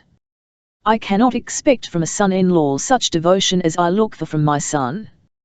My son knew exactly all I could and would do for his future promotion. He will be a minister, and will easily make good his 200,000 francs. But with you, young man, matters are different. I shall give you a bond for 60,000 francs in state funds at 5%, in your wife's name. This income will be diminished by a small charge in the form of an annuity to Lisbeth, but she will not live long. She is consumptive, I know. Tell no one, it is a secret, let the poor soul die in peace. My daughter will have a trousseau worth 20,000 francs, her mother will give her 6,000 francs worth of diamonds. Monsieur, you me, said Steinbock, quite bewildered. As to the remaining 120,000 francs, say no more, Monsieur, said Wenceslas. I ask only for my beloved Hortense __. Will you listen to me, effervescent youth? As to the remaining 120,000 francs, I have not got them, but you will have them, Monsieur. You will get them from the government, in payment for commissions which I will secure for you. I pledge you my word of honour. You are to have a studio, you see, at the government depot. Exhibit a few fine statues, and I will get you received at the institute. The highest personages have a regard for my brother and for me, and I hope to succeed in securing for you a commission for sculpture at Versailles up to a quarter of the whole sum. You will have orders from the city of Paris and from the Chamber of Peers. In short, my dear fellow, you will have so many that you will be obliged to get assistance. In that way I shall pay off my debt to you. You must say whether this way of giving a portion will suit you, whether you are equal to it. I am equal to making a fortune for my wife single-handed if all else failed, cried the artist nobleman. That is what I admire, cried the Baron. High-minded youth that fears nothing. Come, he added, clasping hands with the young sculptor to conclude the bargain, you have my consent. We will sign the contract on Sunday next, and the wedding shall be on the following Saturday, my wife's fête day. It is all right, said the Baroness to her daughter, who stood glued to the window. Your suitor and your father are embracing each other. On going home in the evening, Wenceslas found the solution of the mystery of his release. The porter handed him a thick sealed packet, containing the schedule of his debts, with a signed receipt affixed at the bottom of the writ, and accompanied by this letter: My dear, went to fetch at 10 o'clock this morning to introduce to a Royal Highness who wishes to see you. Their learned chat duns had you conveyed to a certain little domain, chief town, Cliché Castle. So off I went to Leon de Laura, and called him, for a joke, that you could not leave wire your country quarters lack of 4,000 francs, and that you future prospects if you did not make your bow to wire your royal patron.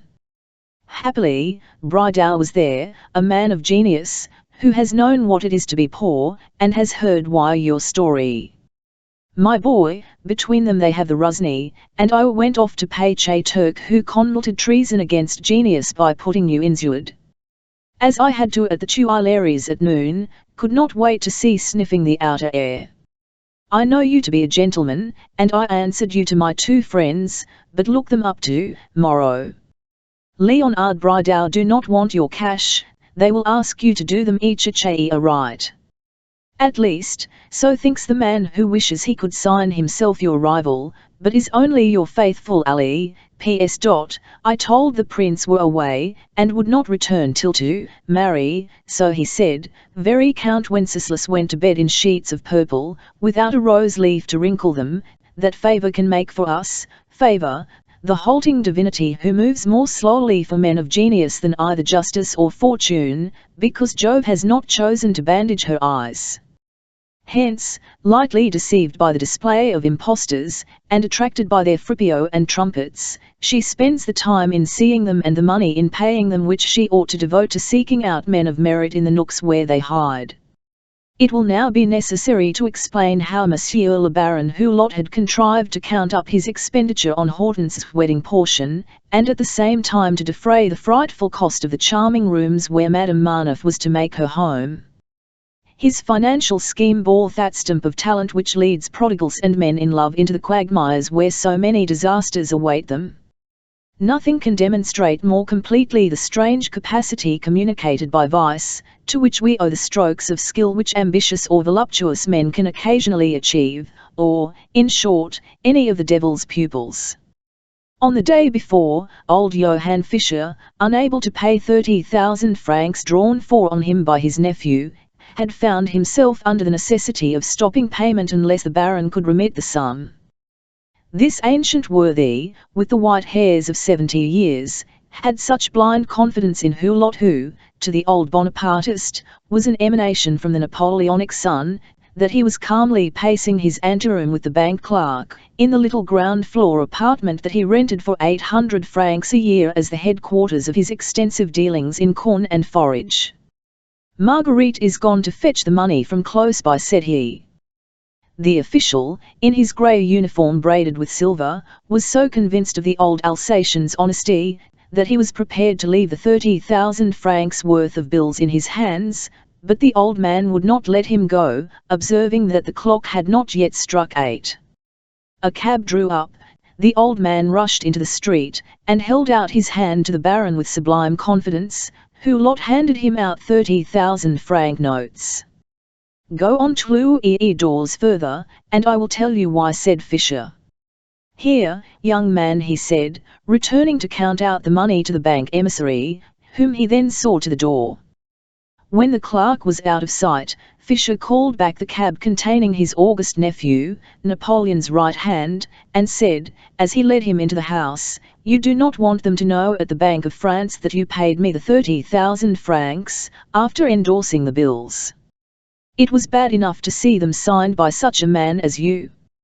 "Come to the bottom of your little garden, Father Fischer," said the important man.